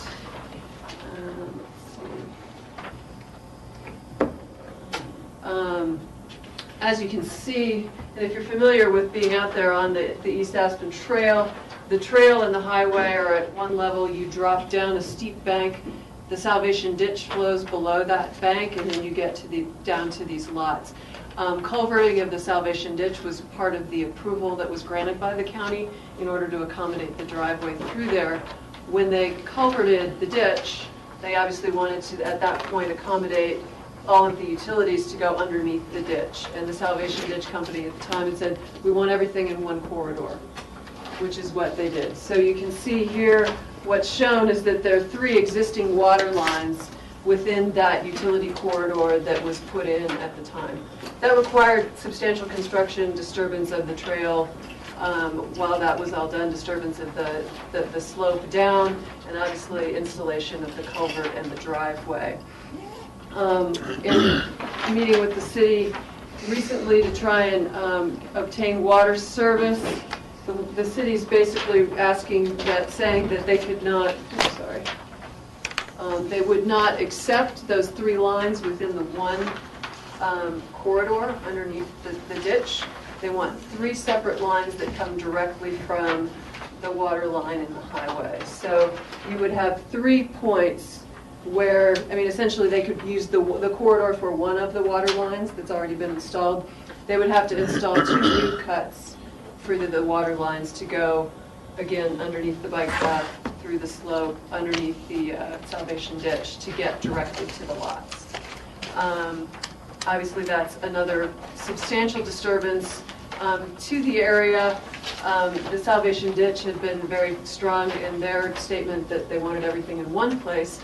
Because of the possibility of having multiple points underneath the ditch would require the potential down the line of having the further disturbance anytime that something came up. So anyway, a lot of disturbance to accommodate this, a lot of expense, obviously, and the applicant had thought that they had anticipated the need to provide those water lines. So that's the scenario.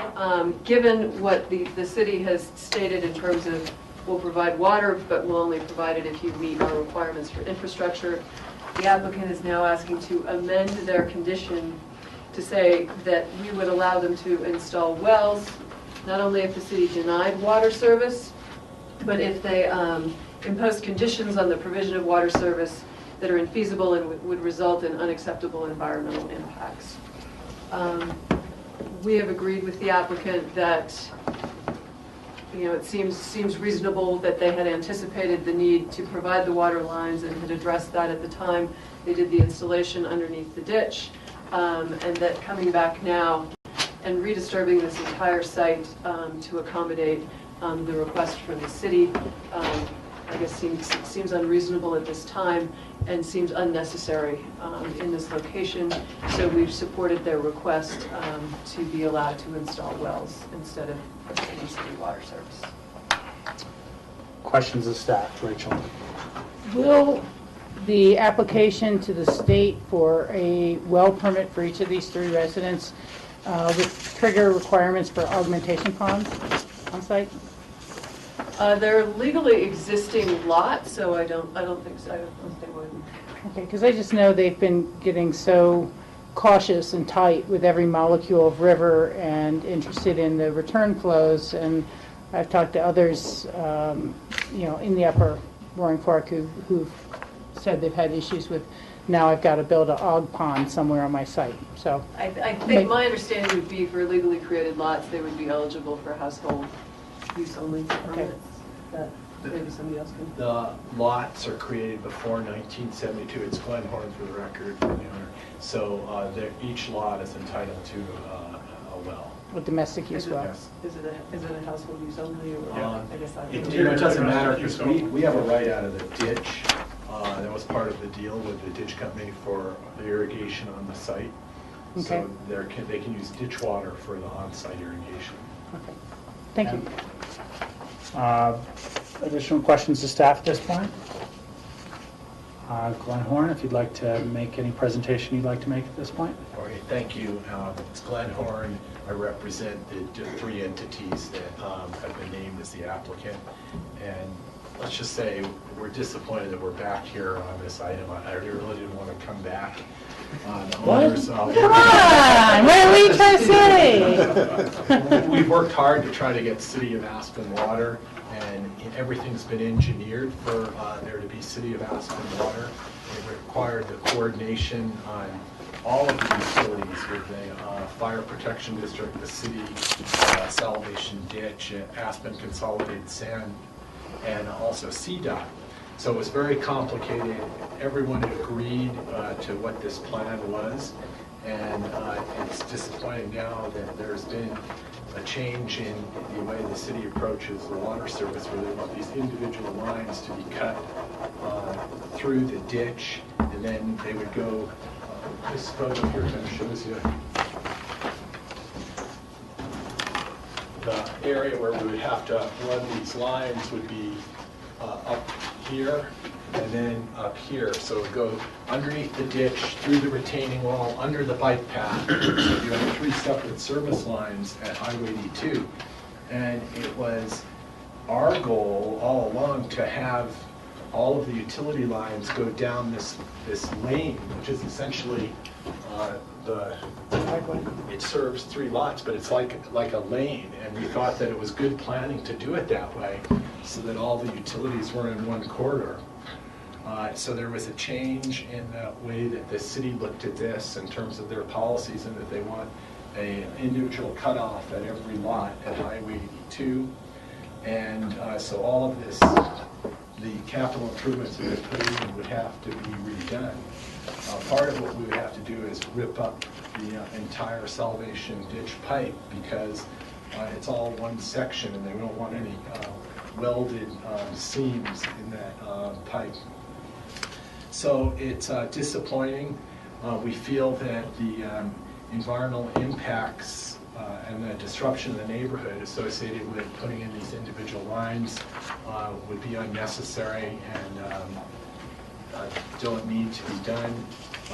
So unfortunately, we want to look at this option of doing the individual wells, and we ask for an amendment to the condition that Suzanne has described. George. So Glenn, why wouldn't you just do one joint common well for the 3 lots, since they're so close together, versus 3 separate wells? Bart, you can help me with this. Bart Johnson's here and Tom Newman, but I don't think we have the right to do that. Yeah, we, the problem is, Tom Newland representing you, is that we have this one corridor through the and under the irrigation ditch. And one option would be to bring a main, off of the main line, down the driveway, and then out the other side. The wells. Wells. Oh, the wells, I'm sorry. Why would you not look at just having one common shared well versus 3 separate wells for each lot? Boy, that's a question of water rights, I think. Bart Johnson. The reason you can't do that is because the state's permitting for these pre-1972 exempt lots allows one well for one residence on one lot. So you have to have 3 limited capacity wells serving the 3 different lots. You're limited to 15 gallons a minute, interior domestic use only, no irrigation, no exterior use. And that's just the way the state regulates it. So they won't, you could do a common well for all 3 lots, but then you would have to go through the whole augmentation plan, water rights process that heard about earlier. Steve? Could you do the house, the very first house on the city water line, and then drill wells on the other 2? Seems like that would satisfy the city's requirements for the first house anyhow. I think we might be able to do that, yeah. That would save a lot of expense in drilling 3 wells versus 2.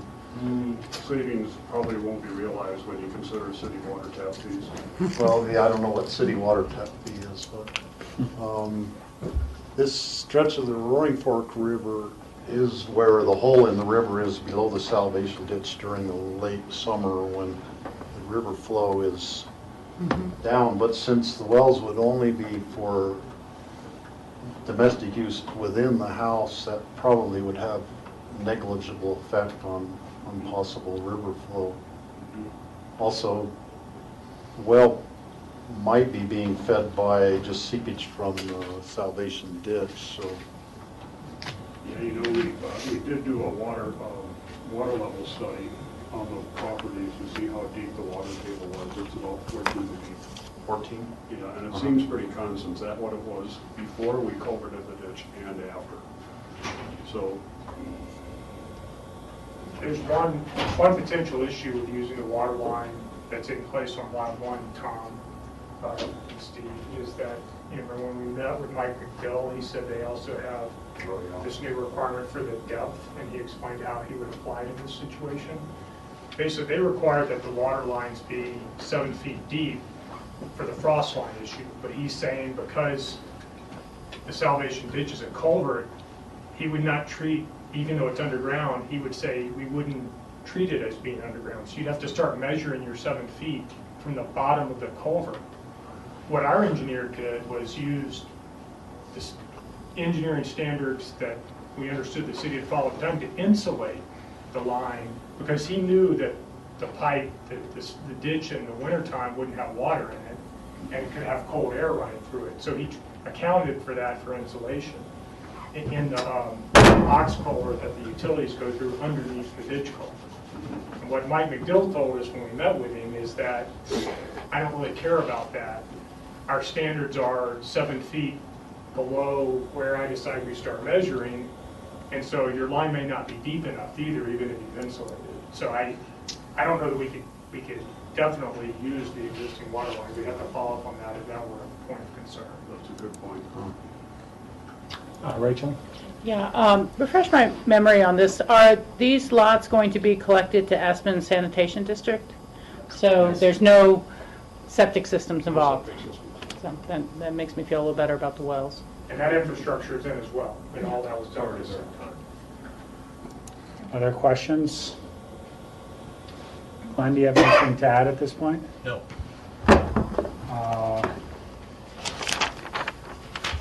Again, this is not a public hearing, right? Well, Rachel? I guess in terms of the conversation among the board, it seems reasonable to me to put the wells in as opposed to the types of cuts and effort to connect with the city water. You know, if they had a bigger interest in trying to make sure you were there and were more accommodating, then, you know, it might be a different scenario. But it seems like there's just a lot of complexity with these lots and current infrastructure demands. So I'm willing to support the staff's recommendation for approval. Additional comments? Take a motion. Commissioners, will take a motion, yeah. I'll make a motion to approve the River Rock Corp., Luzerd Corp., and Basil Corp. Minor amendment regarding water service. Second. We have a first by George, a second by Rachel. I'm just looking quickly at the language. I don't think there's anything in this language that if they were able to go back to the city and get the okay to do one water. I don't think there's anything here that would contradict that opportunity. So this basically says, we're okay with you installing wells, but if they could get water service to one lot, that might be a great solution to at least deal with one of them. Yeah. So I don't think you need to change anything to accommodate that. We have a first and a second. Any further discussion? Seeing none, all those in favor say aye. Aye. Aye. Thank you very much. Thank you. Thank you, Alders. Next is the JL Holdings Clay Lane LP minor amendment to eliminate the dog prohibition.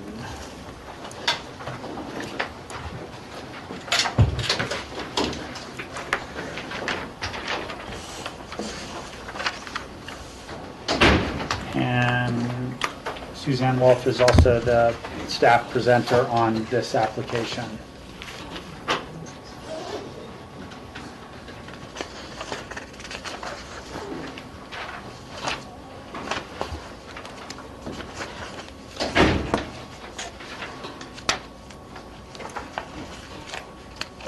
Jonathan's maps forwarded here.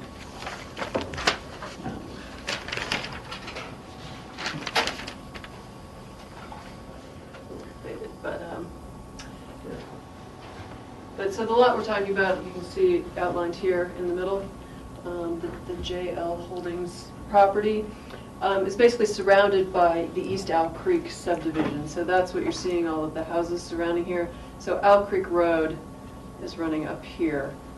And then as you're coming down in this area, there's no pointer. Oh, there it is. Sorry, keep my hands out of it. In here, you're getting up over into the Buttermilk area. So all of this is East Owl Creek coming off of Owl Creek Road. So this approval on this property dates back to 1989. When approval was granted, a 1041 approval was granted to develop the residence on the property. That was subsequently developed. And at the time, a dog prohibition was included in the approval. Looking back through the staff memos at the time, staff had recommended kenneling, and that was supported by the Division of Wildlife and Mike Avia, who was our wildlife biologist at the time for the county. But when it went through the Planning Commission and then the BOCC, they felt that a dog prohibition was more appropriate, and that's what was included in the approval at that time. The applicant is now asking to amend that approval to allow dogs subject to the kenneling restriction that is applied in the code today. Just since I have this map up, it helps as one of the graphics, you can see the pink dog icons on various other lots. The East Owl Creek subdivision does allow dogs on their lots, subject to a kenneling restriction.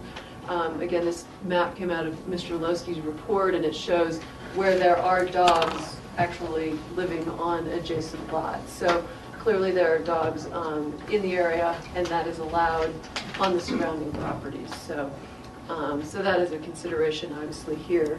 The issue in terms of the habitat that's nearby here is elk production. And this map out of Jonathan's report shows what the mapping shows, which you can see that extends all the way through all of those lots. And then he's showing, based on his zone of influence analysis, what would be actual habitat that's still available for production in that area based on the impact of those residences that have been built. So I think it's acknowledged that this area, none of this area is actual production habitat anymore, that the development of this area has pushed that into this area. And so that's really what would be considered the field verified habitat at this time. The code section that's in the current code does allow for dogs to be kenneled within or adjacent to wildlife production areas. So that's the standard, and it has specifics that are included there. The applicant is just asking to amend the approval to be consistent with what today's code would allow, and they've provided certain specific conditions regarding the location of where the kennel would be. So it would be farthest away, said the northwest portion of the house, so to this end of the property, farther away. Dogs would have to be in the kennel or leashed if they were outside on the property. Kevin Wright, when contacted and referred on this, said he mostly agrees with Mr. Losky's conclusions, but he felt that he'd overstated his support in his report. But basically, I think it comes down to he'd support dog restrictions and dog prohibitions. He thinks obviously dogs have an impact on wildlife, especially in close proximity to elk production areas. His biggest concern is that dog restrictions aren't enforced. And it basically came down to saying he's adamant about dogs being controlled. So in a lot of cases, I think we've looked at seeing the presence of a kennel and that being something that can be more easily seen to enforce does provide some advantage actually in enforcement of that restriction. So again, I think the request is consistent with the code that's in effect today. It's consistent with the restriction on the surrounding lots, and we have supported the request. George. Suzanne, I know I've asked this before. So if you get a complaint of a dog running loose, what do we do? Do we find the person? Do we take the dog? What do we do? It's an enforcement of the development conditions of the approval, and that's the enforcement. And the possible action is to get an injunctive order requiring removal of the dog. We have no fine structure or ability to grab the dog. In other words, we go to court and we get an order to say, you get rid of your dog. You what? Get rid of your dog. Well, that's what I was wondering. So there is some repercussions. Yes. After court. We would sue them. Yes. And we would take them to court. We would incur the costs. It's in-house. So there is a cost, but it's absorbed. And then the judge would make a determination of our ability to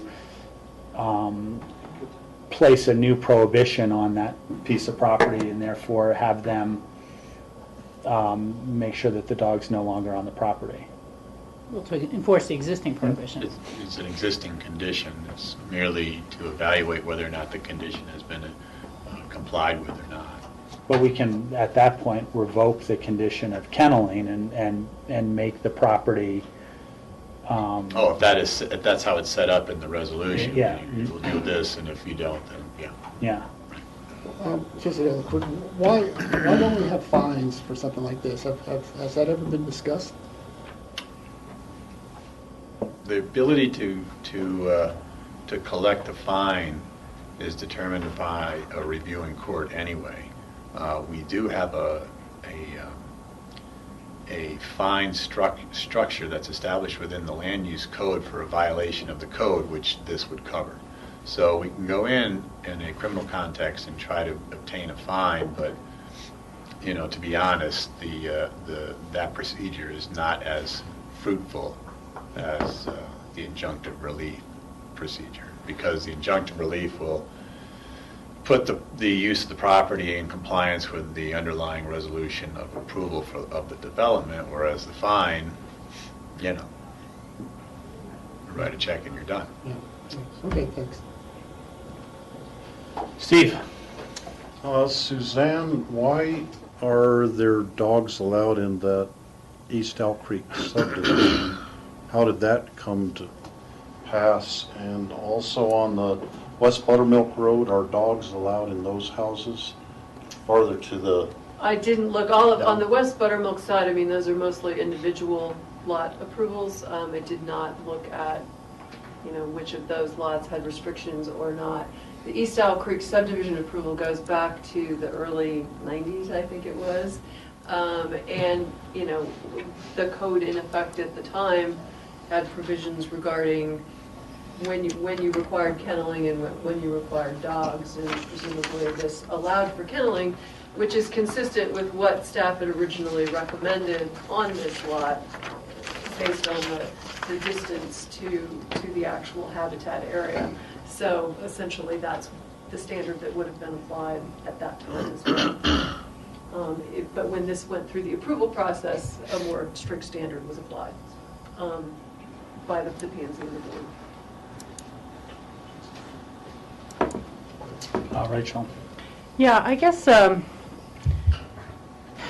feeling that if the code has changed and neighbors surrounding this parcel, if this were approved today, would have a kenneling restriction as opposed to an outright prohibition, that I can support that in terms of an equity. But I also have to question, on the other hand, how effective have the kenneling codes been in terms of really protecting the elk population? Because it seems that when we do our semi-annual meetings with Colorado Parks and Wildlife, we hear constantly about the failing reproductive rate and the lower targets for both elk and deer herds that they now are placing within the Roaring Fork Valley. And a lot of that has to do with overuse of the habitat. Recreational concerns stress the animals as well. But then it always comes down to human encroachment on habitat. And so it just makes me wonder, is this just one more straw to break the camel's back in terms of how effective the kenneling only restriction has been here? And equally troubling, but it's something for our board and our administration to take care of, is more active enforcement. And we really don't have anyone out there patrolling for dogs that are running it stray. And perhaps similar to the line of questioning that George had started, I think it'd be worth a review as to whether we should institute a fine structure as well. Because at least then you have some source to pay for the enforcement officers and things like that, and for the actions going forward. So those are kind of my concerns and interests in this application. Other questions of staff at this point? Tom, if you'd like to make your presentation, just state your name for the record. Thank you, Ron. Tom Newland, representing the applicant. I also have Jonathan Losky here, who did the report for us, as well as the owner, Skip Gazzo here. I don't think Suzanne pretty much covered everything that I was going to talk about, maybe just hit on a couple of points with you. And then I'd also like to give Jonathan a chance to speak, if he'd like, about his report, maybe summarize it for you, the key points. But really what we are asking for is really as a result of the changed circumstances up there since when this property was originally approved. As you can see from the map behind you, the residential activity has kind of changed the landscape, if you will, for wildlife habitat in the area. And there are dogs allowed on the other properties pretty much surrounding this one. And the dogs have lived with the restrictions up there, and apparently so has the elk, because it hasn't stopped them from using the habitat over the last 20 years that restriction has been in place. So we feel that reducing our limitations to a restriction as opposed to a prohibition will have no significant impact on the elk habitat, and really kind of just fit in with what's going on in the neighborhood right now. Jonathan, did you want to say anything about the report? Or? Sure. First thing I'd like to do is Jonathan, just state your name for the record, Jonathan I guess. Losky, Yeah. Colorado Wildlife Science. I agree completely with what Rachel was saying, but one thing that has always bothered me since I worked for the county starting in '98 was the dog kennel restriction versus the dog prohibition. And from what I have seen is that the dog prohibition is the most widely violated restriction on development in the county. Because what happens is the development is approved, and that first owner of the house, their first residences, abide by that. And then it changes hands a couple times. And by the time it changes hands a couple times, nobody ever looks at the resolutions, restricting their house, and most people, or lots of people, have dogs, and they love their dogs. And so they let them out the back door, and they run willy-nilly all over the place. Whereas with a kennel restriction, you have something that's easily verified, you know it's in place, and so that way when the people, get up in the morning, have their coffee, they let the dog out the backyard. And when we talk about a kennel restriction, we talk about it's not, a kennel with a roof, it's a fenced yard. So that way, the wild animals have a better ability to habituate to the presence of dogs because they know the dog's only going to be able to go out to that fence. Whereas with a prohibition that is ignored, 5-10 years down the road, that's one of the greatest threats to the integrity of wildlife habitat. And elk production habitat is arguably one of the most, for elk, it's certainly the most sensitive habitat there is. And it's the one that they're most willing to abandon given some disturbance. And with that graphic that you have behind you, I did the zone of influence analysis on it, and there is that band of aspen that is between the subject property and some of the development up above it. And if you walk through that habitat, it does look like really solid elk calving habitat with a nice overstory of aspen, there's water, there's an understory of serviceberry under there for hiding cover. But if you look at that narrow width, the edge effect and the disturbance effect has a greater extent in there. So you do get elk in there, and Kevin does observe that in his aerial surveys every year. And you do get calves in there, whether they're actually calving in it or not, or passing through it, that's debatable. Because again, you've got houses in the subdivision above that and on either side of it. So the integrity of that habitat has been greatly diminished. And then given the fact that you're surrounded by dogs with kennel restrictions, and I do think that for the most part, you're going to have some violations, but for the most part, the kennel restriction is abided by and obeyed.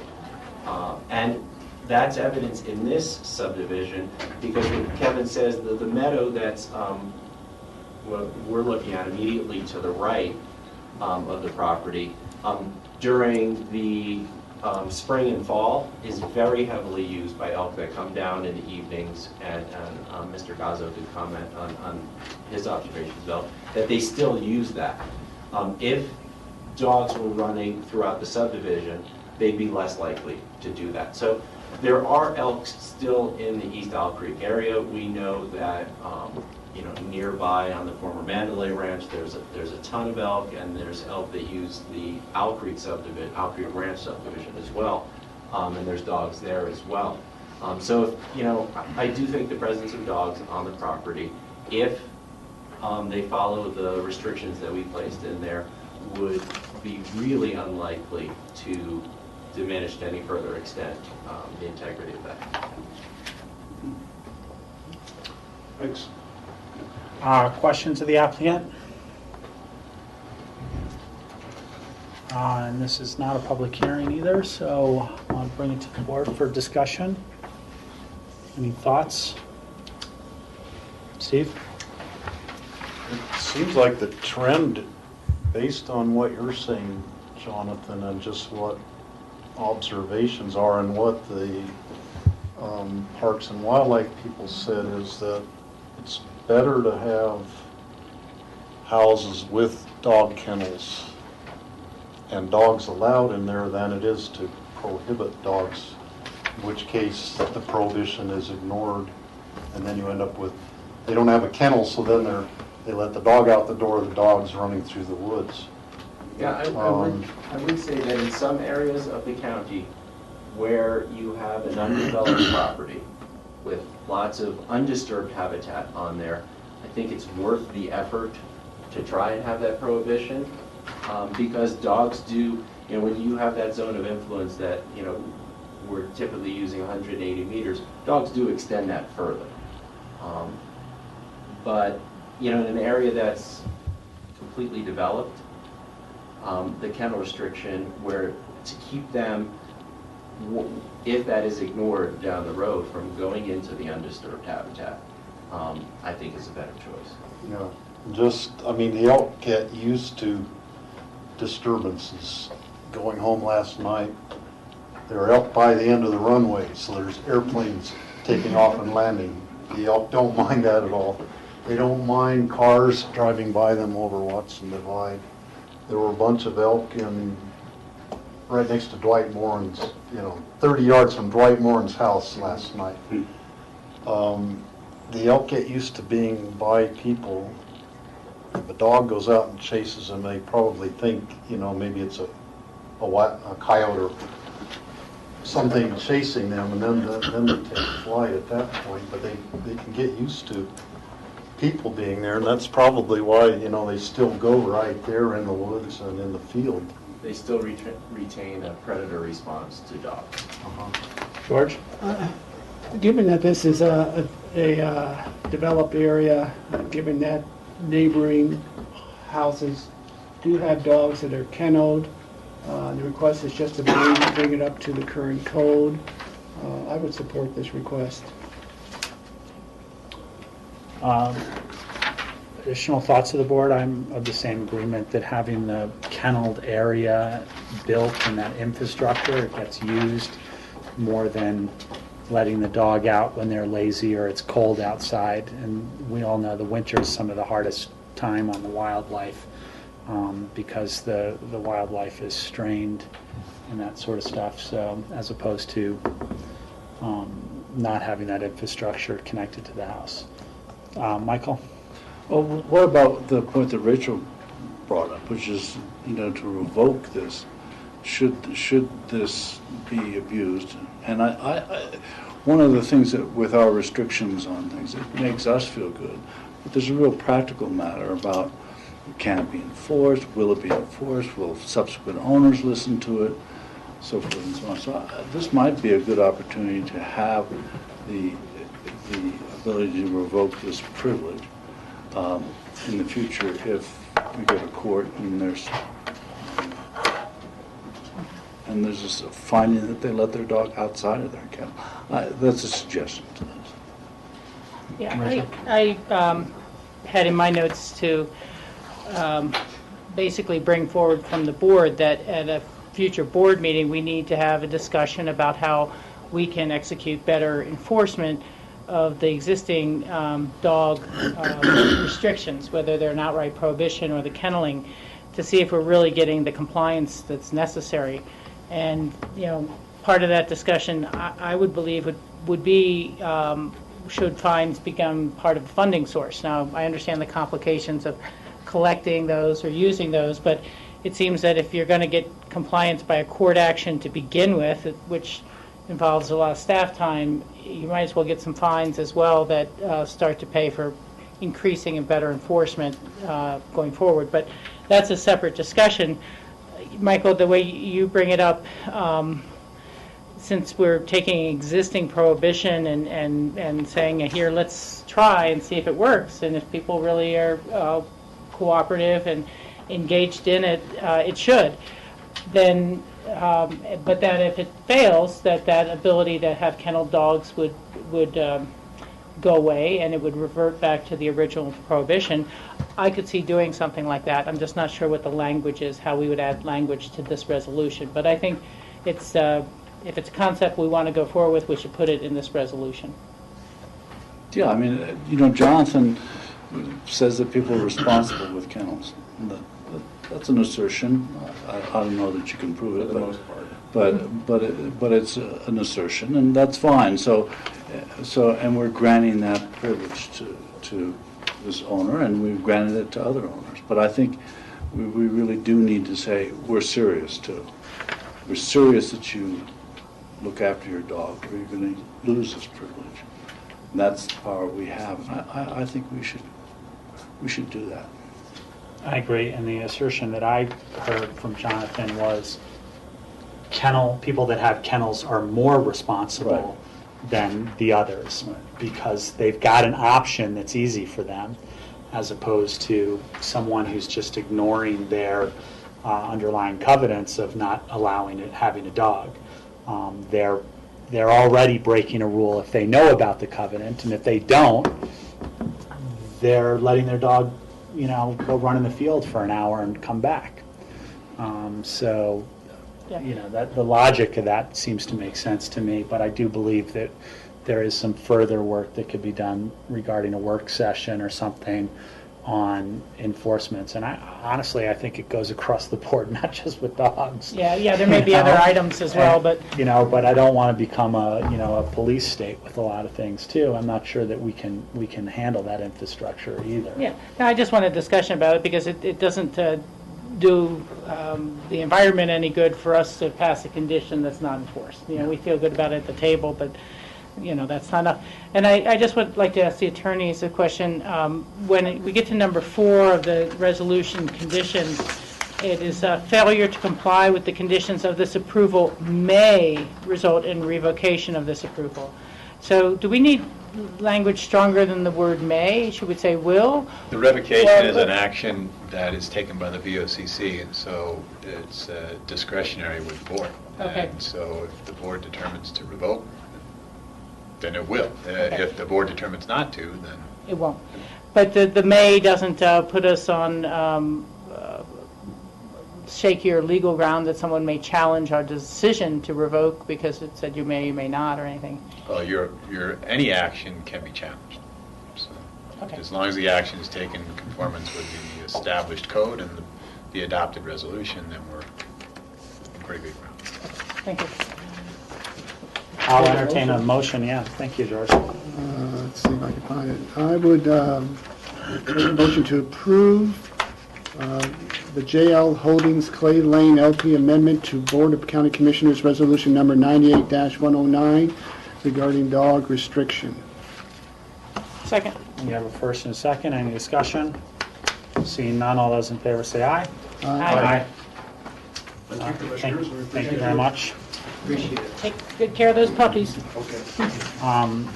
We are moving on to open discussion.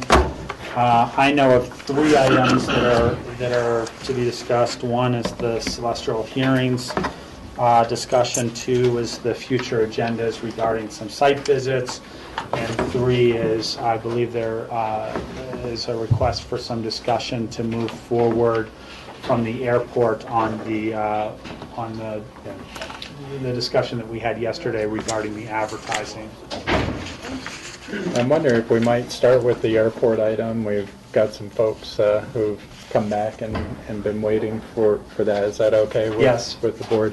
So, and I apologize I was not able to be here for the discussion yesterday, but just for clarification, I understand there were kind of 2 questions coming out of that discussion. One was, what was the approval role, or why were we bringing this back to the board? And second, some questions about what would access be like for local businesses and such under the arrangement. And there may have been some other questions, and we can also address those, but I was just going to start off by addressing those first 2 questions and then take it from there, if that's okay. So on the first question, actually this isn't a contract that the board approves. This is a contract that's an administrative approval. It's one that I would sign. The reason we brought it back to the board as an MOI is it does represent a significant change that will occur at the airport in terms of the advertising and such that's taking place and how that advertising is delivered. And so we wanted to, before finalizing that agreement, just let the board know that we'd gone through this procurement process and this change would be upcoming. And that's why we put it into a MOI yesterday. So it was not the case that we were coming back necessarily to seek for you to get into approval of the contract or such, but to understand that this change was coming, to raise questions that you might have, and also be aware of it in case it happened and you got questions about the changes in advertising and style at the airport. So that was really the purpose of the MOI yesterday. My understanding is that coming out of that discussion, the board had at least one question, if not more, but a specific question about would this change enhance access for local businesses? Would it change in any way how the advertising opportunities at the airport would be accessed by local businesses? And I would note that that was one of the selection concerns, actually, as we move forward with this RFP and the selection process, both looking at the business side of it, but also looking at the community side. And so the business that was selected in our RFP process, and that, unless we get firm direction not to go this way, that staff intends to contract with, is a local business, and that local business has actually specific recommendations, and we can get into these, or specific practices that they will implement that we believe will improve both the access and affordability for businesses, both in terms of availability of brochure space and distribution materials, as well as opportunities for low-cost video advertising in the airport. We do have several folks here who can shed light on further questions, including our staff from the airport, Jim and Brian, and we also have the proposed contractor who took an interest in this discussion, is here to answer any questions that the board might have. So I guess see if there's additional questions or concerns. I guess my main question was, we had just spent numerous meetings going through design guidelines for the airport, and I'm sure that there are many things in those design guidelines that, since that has been passed, become administrative decisions. But hopefully that's our direction, that they use those design guidelines in making those administrative decisions. And maybe that's where it belongs. I hate to re-dive into the design guidelines, but maybe there should be a section in the design guidelines regarding advertising and appropriateness and placeness and that sort of stuff. There's a whole section in there on signs, what the sign should look like directing people to parking, what the sign should look, and that's our direction as policy setters for the airport. Where's our input, or and I get it that the airport is probably looking at those things, and I'm not saying that they're not making reasonable decisions by any mean on what they're determining for these, for the appropriateness. I think the airport staff is very much in tune with what our policy thought process is in terms of the experience of this welcome center, our airport, with customers. So I guess the question is, where is our influence on that? And maybe it belongs in the airport design guidelines that we just approved recently. So, and I'm okay with it being an administrative decision and letting the airport move forward. That was my comments yesterday. Rachel? I'm glad to hear that considerations have been put in place about local access, because as referenced yesterday, in my brochure job, I knew when the church guide folks barely could afford to print, let alone higher fees to be where actually they're reading a lot of the guests. So I'll take your assurances on that. But I really think back more, and it's a long time ago that I was on the RAFTA board before it was the RTA. And it was when they were first introducing advertising inside the buses, and some long discussions about that. It's quite a while ago, but I remember them saying there's some types of advertising that whoever the vendor is cannot solicit. And, you know, something for me would be, you know, do you want to see someone walking into the airport on the big video screen, moving advertising about the newest 420 marijuana shop in Aspen? And there might be some shops in Aspen that could afford that sort of promotion. And is that the message you want at the airport? I think that's the type of thing. And at the time, I think RAFTA was debating whether or not it's a long time ago, but it was whether or not you know, alcohol advertising would be appropriate, different beer brands, or cigarettes or cigarette advertising appropriate, you know. And so it's more that we did not see it with any of the quote criteria or the direction which you're giving the purveyor to say this would be in character and keeping of the town. And you know, I'm not saying a Moet champagne, you know, wouldn't be right, but then there might be others that a little edgier than we really want to do. There's also some restrictions on political advertising or the content of the advertising. Are those sort of parameters and guideline controls in place? So the advertising at the airport isn't new, and so those are parameters, and I could ask Jim and Brian or Brian to talk about those a little bit, but those parameters haven't necessarily changed. What has changed is who's providing for the advertising and how that advertising is being delivered. It used to be done on, I don't know what it's called, mylar sheets maybe, that are backlit and fairly static and quite frankly difficult to maintain, and I think we've had some issues around that.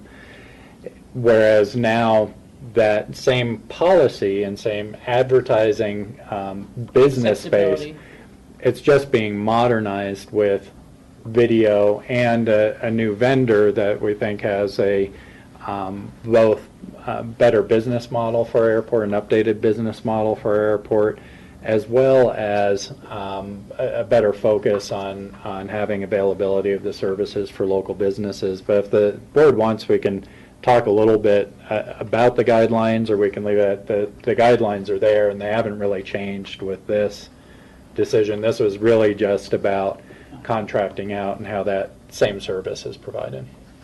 I don't know that, you know, like I said, I feel confident that the airport administration knows our, you know, but I think there's a long-term solution to this, which is, you know, either included in the airport design guidelines, that there's some direction given to various things, or, you know, down the road.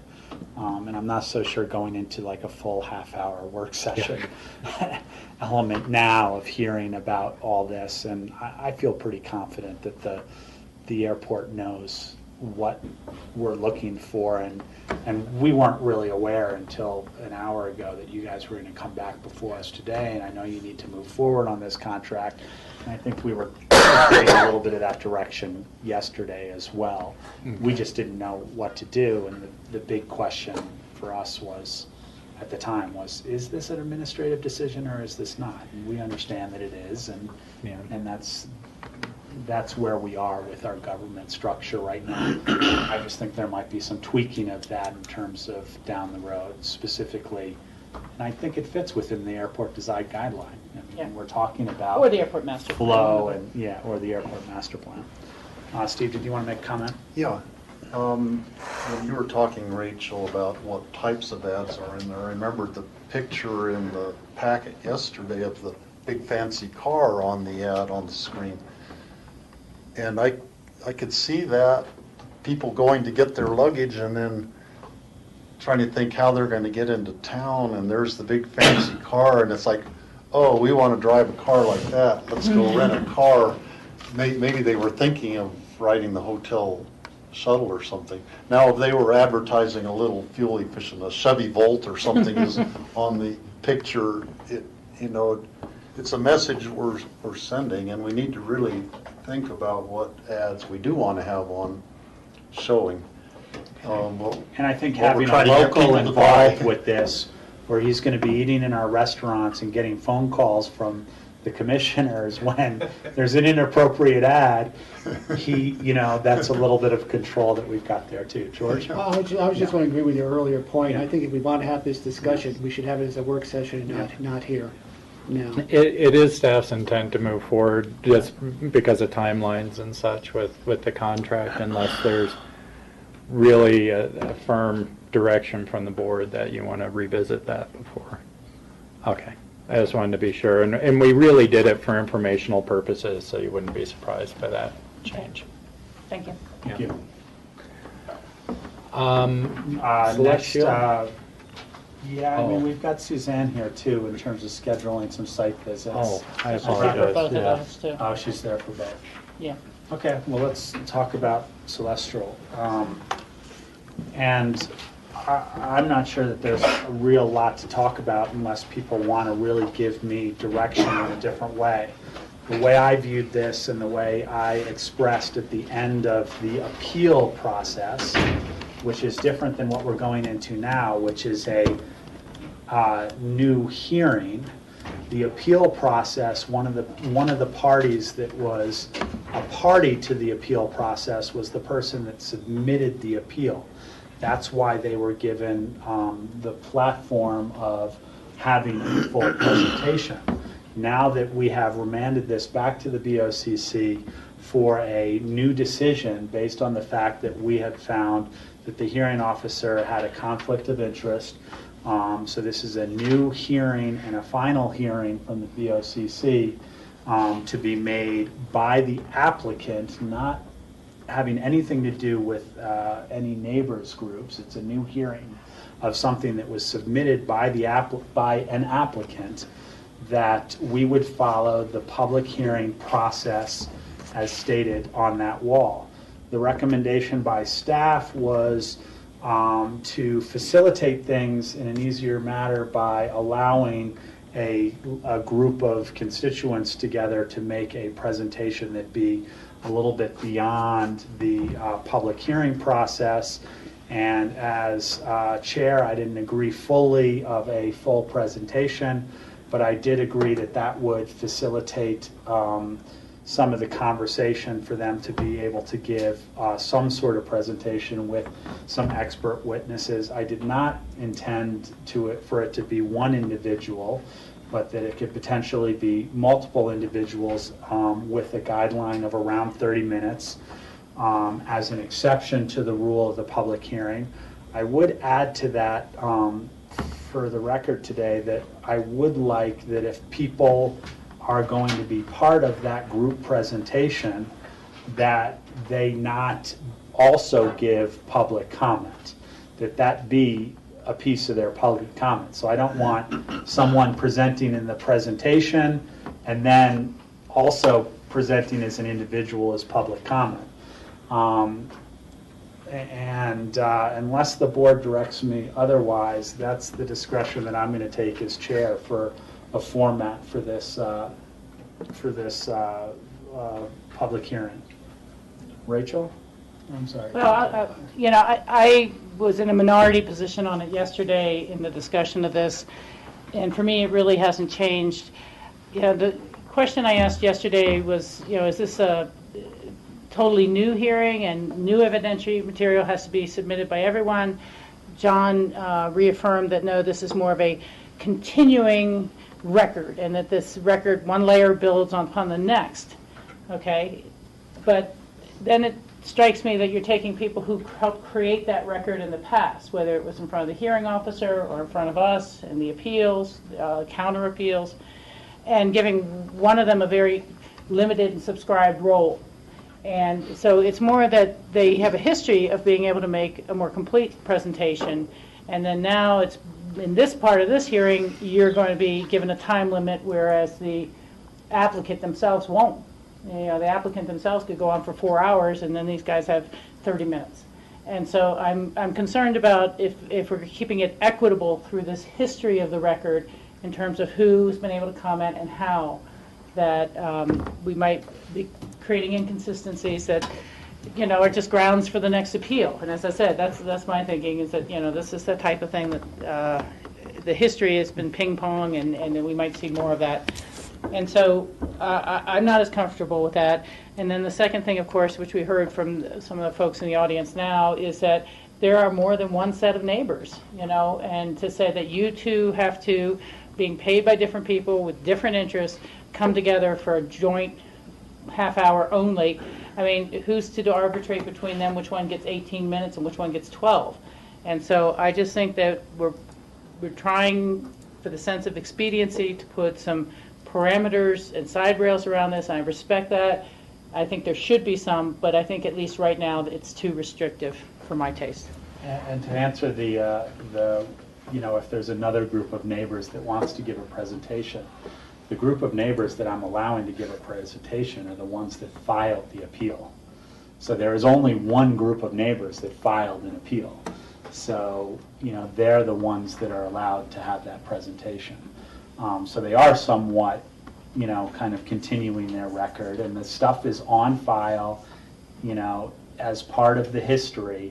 And if they want to use their 30 minutes to say, this report that you guys already I'm just have. saying how I feel. You just still can make your own decision on it, Rob, and with the rest of the board's input. George? I support the decision we made yesterday. Yeah. And I think that it's up to the chair to run the meeting and to manage the time efficiently. And if anyone sort of starts to abuse that time, I think it's the chair's role to try to rein that in. Michael? Unfortunately, I wasn't here yesterday, but it seems to me, as a matter of equity, you would allow all the participants to have the same amount of time. So if the attorneys want to take 4 hours, that allows a 4-hour rebuttal. And that's what should be allowed, unless you're going to limit all the parties. I mean, I don't understand limiting one party and another party gets essentially to choose their time. Let me address that from the way I view it. The participants in this sense are the applicants and staff, just as stated on the board there. The rest is public comment, and we've always had some sort of restriction on public comment. You know, somebody in the applications that we saw today in the public hearings, they have whatever time they want to make their presentation. And when I open the public hearing is limited to making, you know, public comments to some extent. And the exception in this one is that part of the record refers to an appeal, but they're not a participant to this anymore. The appeal won, and now it's coming back to us for a new decision. So that's why I said, okay, instead of giving them just 5 minutes per person, let's have an organized conversation or presentation from the people that filed that appeal. And that was the reason. And that clarifies it for me. Okay. Thank you. Steve?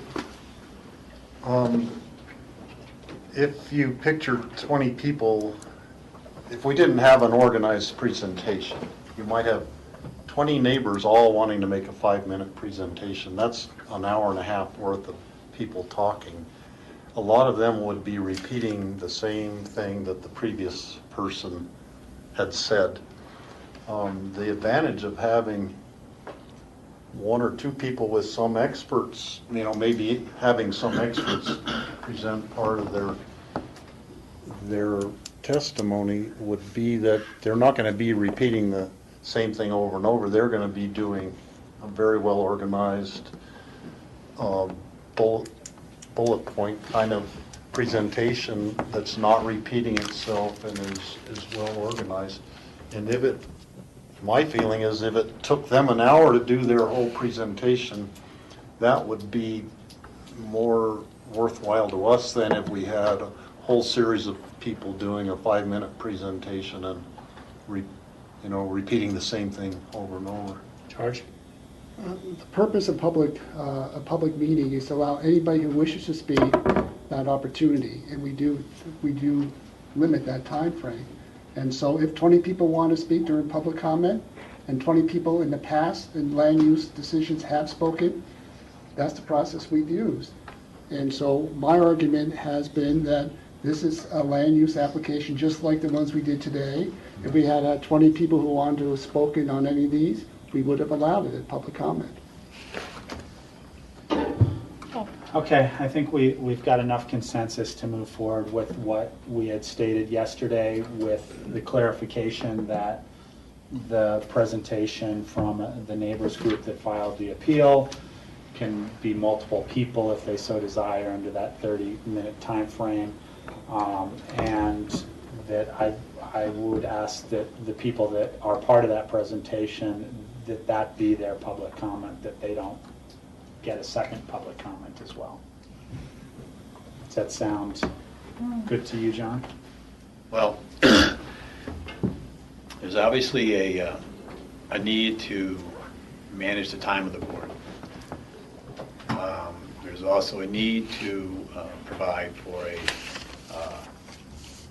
an apparently fair and equal process for anybody participating. There's nothing wrong with the way that you look at it, Rob.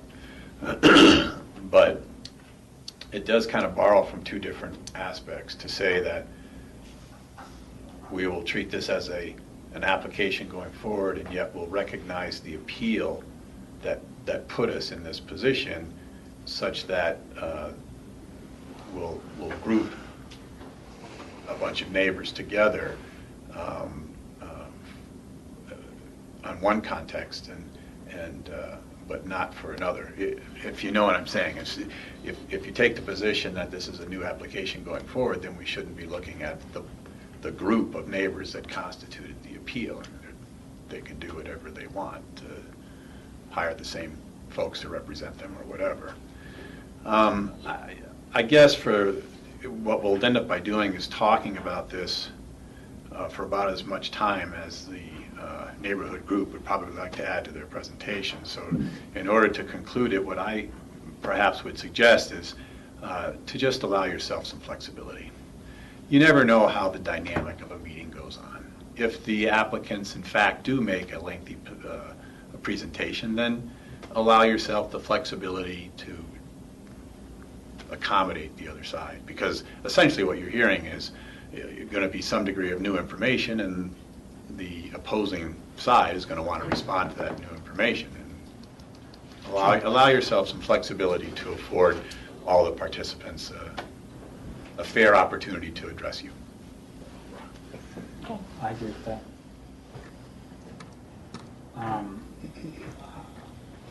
Glenn, unless it's very pertinent in a few sentences, not sure that I'm going to change my mind, but go ahead.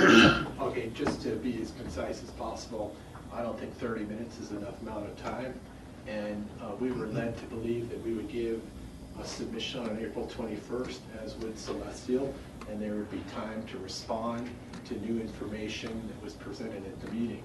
And I think it's going to be tough to pull it off in 30 minutes, and would suggest that a little bit longer period of time would be a fair way to go. Yeah. Rob, Stan. I must say on behalf of Celestial that it is our application, as you correctly pointed out, and the applicant has no intention to waste the board's time and really wants to be as concise as possible in presenting the science and the underlying code basis for the application. But we feel that what you came up with yesterday and Suzanne articulated in an email to all parties today is perfectly appropriate, and would allow for a hearing that can be concluded in a single day, which I think is what we're hoping for. The opponents have, in the past, made very, very elaborate presentations about what they believe their scientific basis is. I think you have that for the most part in the previous record, and also in the materials that were submitted and will be part of the board packet. So it's our belief that what was agreed on yesterday is supposed to be incorporated and really want to move forward on a basis. Okay, well, we're going to move forward with what we said, and I'm going to agree with John, as I think is always the purview of the, John Ely as the purview of the chair to allow for some flexibility with that. You know, if there is a lot of response needed by the neighbors group to various things in the presentation, I'll allow it to go longer. And I'll hold the discretion to be able to do that. Okay, next is just determining some stuff with site visits. And I think the big question was the changes we made yesterday to a site visit. And I don't have my future agendas. It was Tuesday, May 27th, and we discussed that as a way to fit in the site visit. Was it that for the Woody Creek? Aspen Valley Ranch. Aspen Valley Ranch. And that's the Akron Michael meeting. was absent yesterday, and it wasn't until this morning I started realizing, well, wait a second, the reason that meeting didn't start till 11 that morning was because of ACRA and his role representing us on that board. And so I really am not sure that that date for a site visit works anymore. And we might have to look for new dates. So there is a regular ACRA meeting that Thursday as well? As far as I know, yeah, that's the typical day. Okay. So the question is, Michael, you were planning on attending that site visit, I assume. Be nice to. Yeah. I'm sorry, what was the other date that we had? There were two site visits, so... Well, the other site visit has been scheduled for the morning of the 28th. Morning of the 28th, I just want to put that in the It's calendar. at 9:30 to 11. And the hearing for Aspen Valley Ranch is on what date? June 11th. So the other possibility was for a morning of June 11th. Yeah. Michael? The 28th doesn't work for me. I have a standing appointment on Wednesdays I can't miss, so I'm sorry. Okay.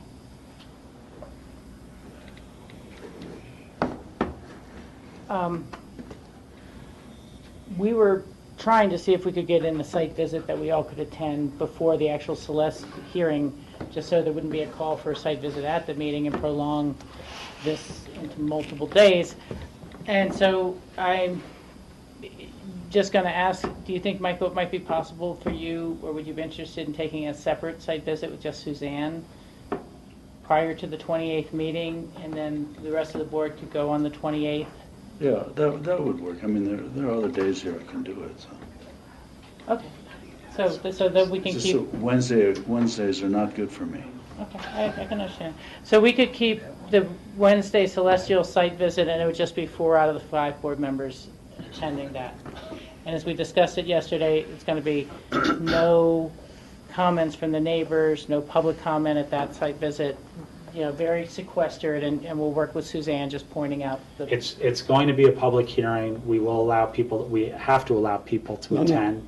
No, Not a public hearing. hearing, it's a public meeting. Yeah. Sorry, it's a but we're public just not gonna meeting. take comment. We're not going to take comment unless there is a direct question from one of the commissioners to one of the individuals. And that's really, we're going to strict to a kind of a severe kind of mouth shut time period for anybody who participates in that.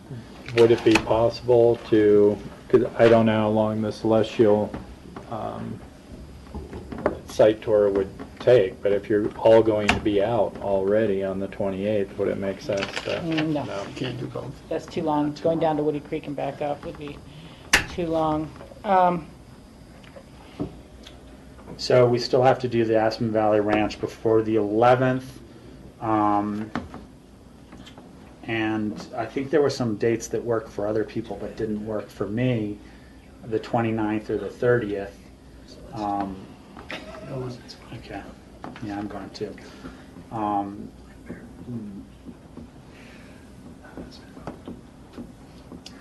What time are we scheduled to end on the 27th?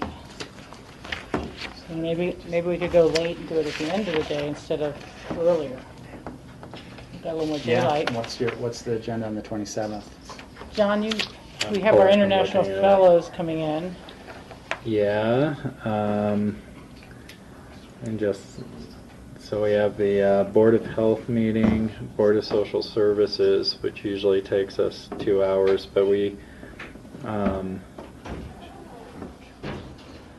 Could we we could probably find a way to, reschedule a few of those and then? well, one option would be to do a brown bag lunch and have the fellows maybe present at that point, and then do the site visit at probably, I think we would probably finish our MOIs and open discussion before 4 o'clock, but, plan on a 4 o'clock site visit, possibly a little earlier. Thoughts on that, so that we can get this in, Michael? I don't think eating and greeting guests are what we want to do. I just don't think that works. Well, if we serve good enough food.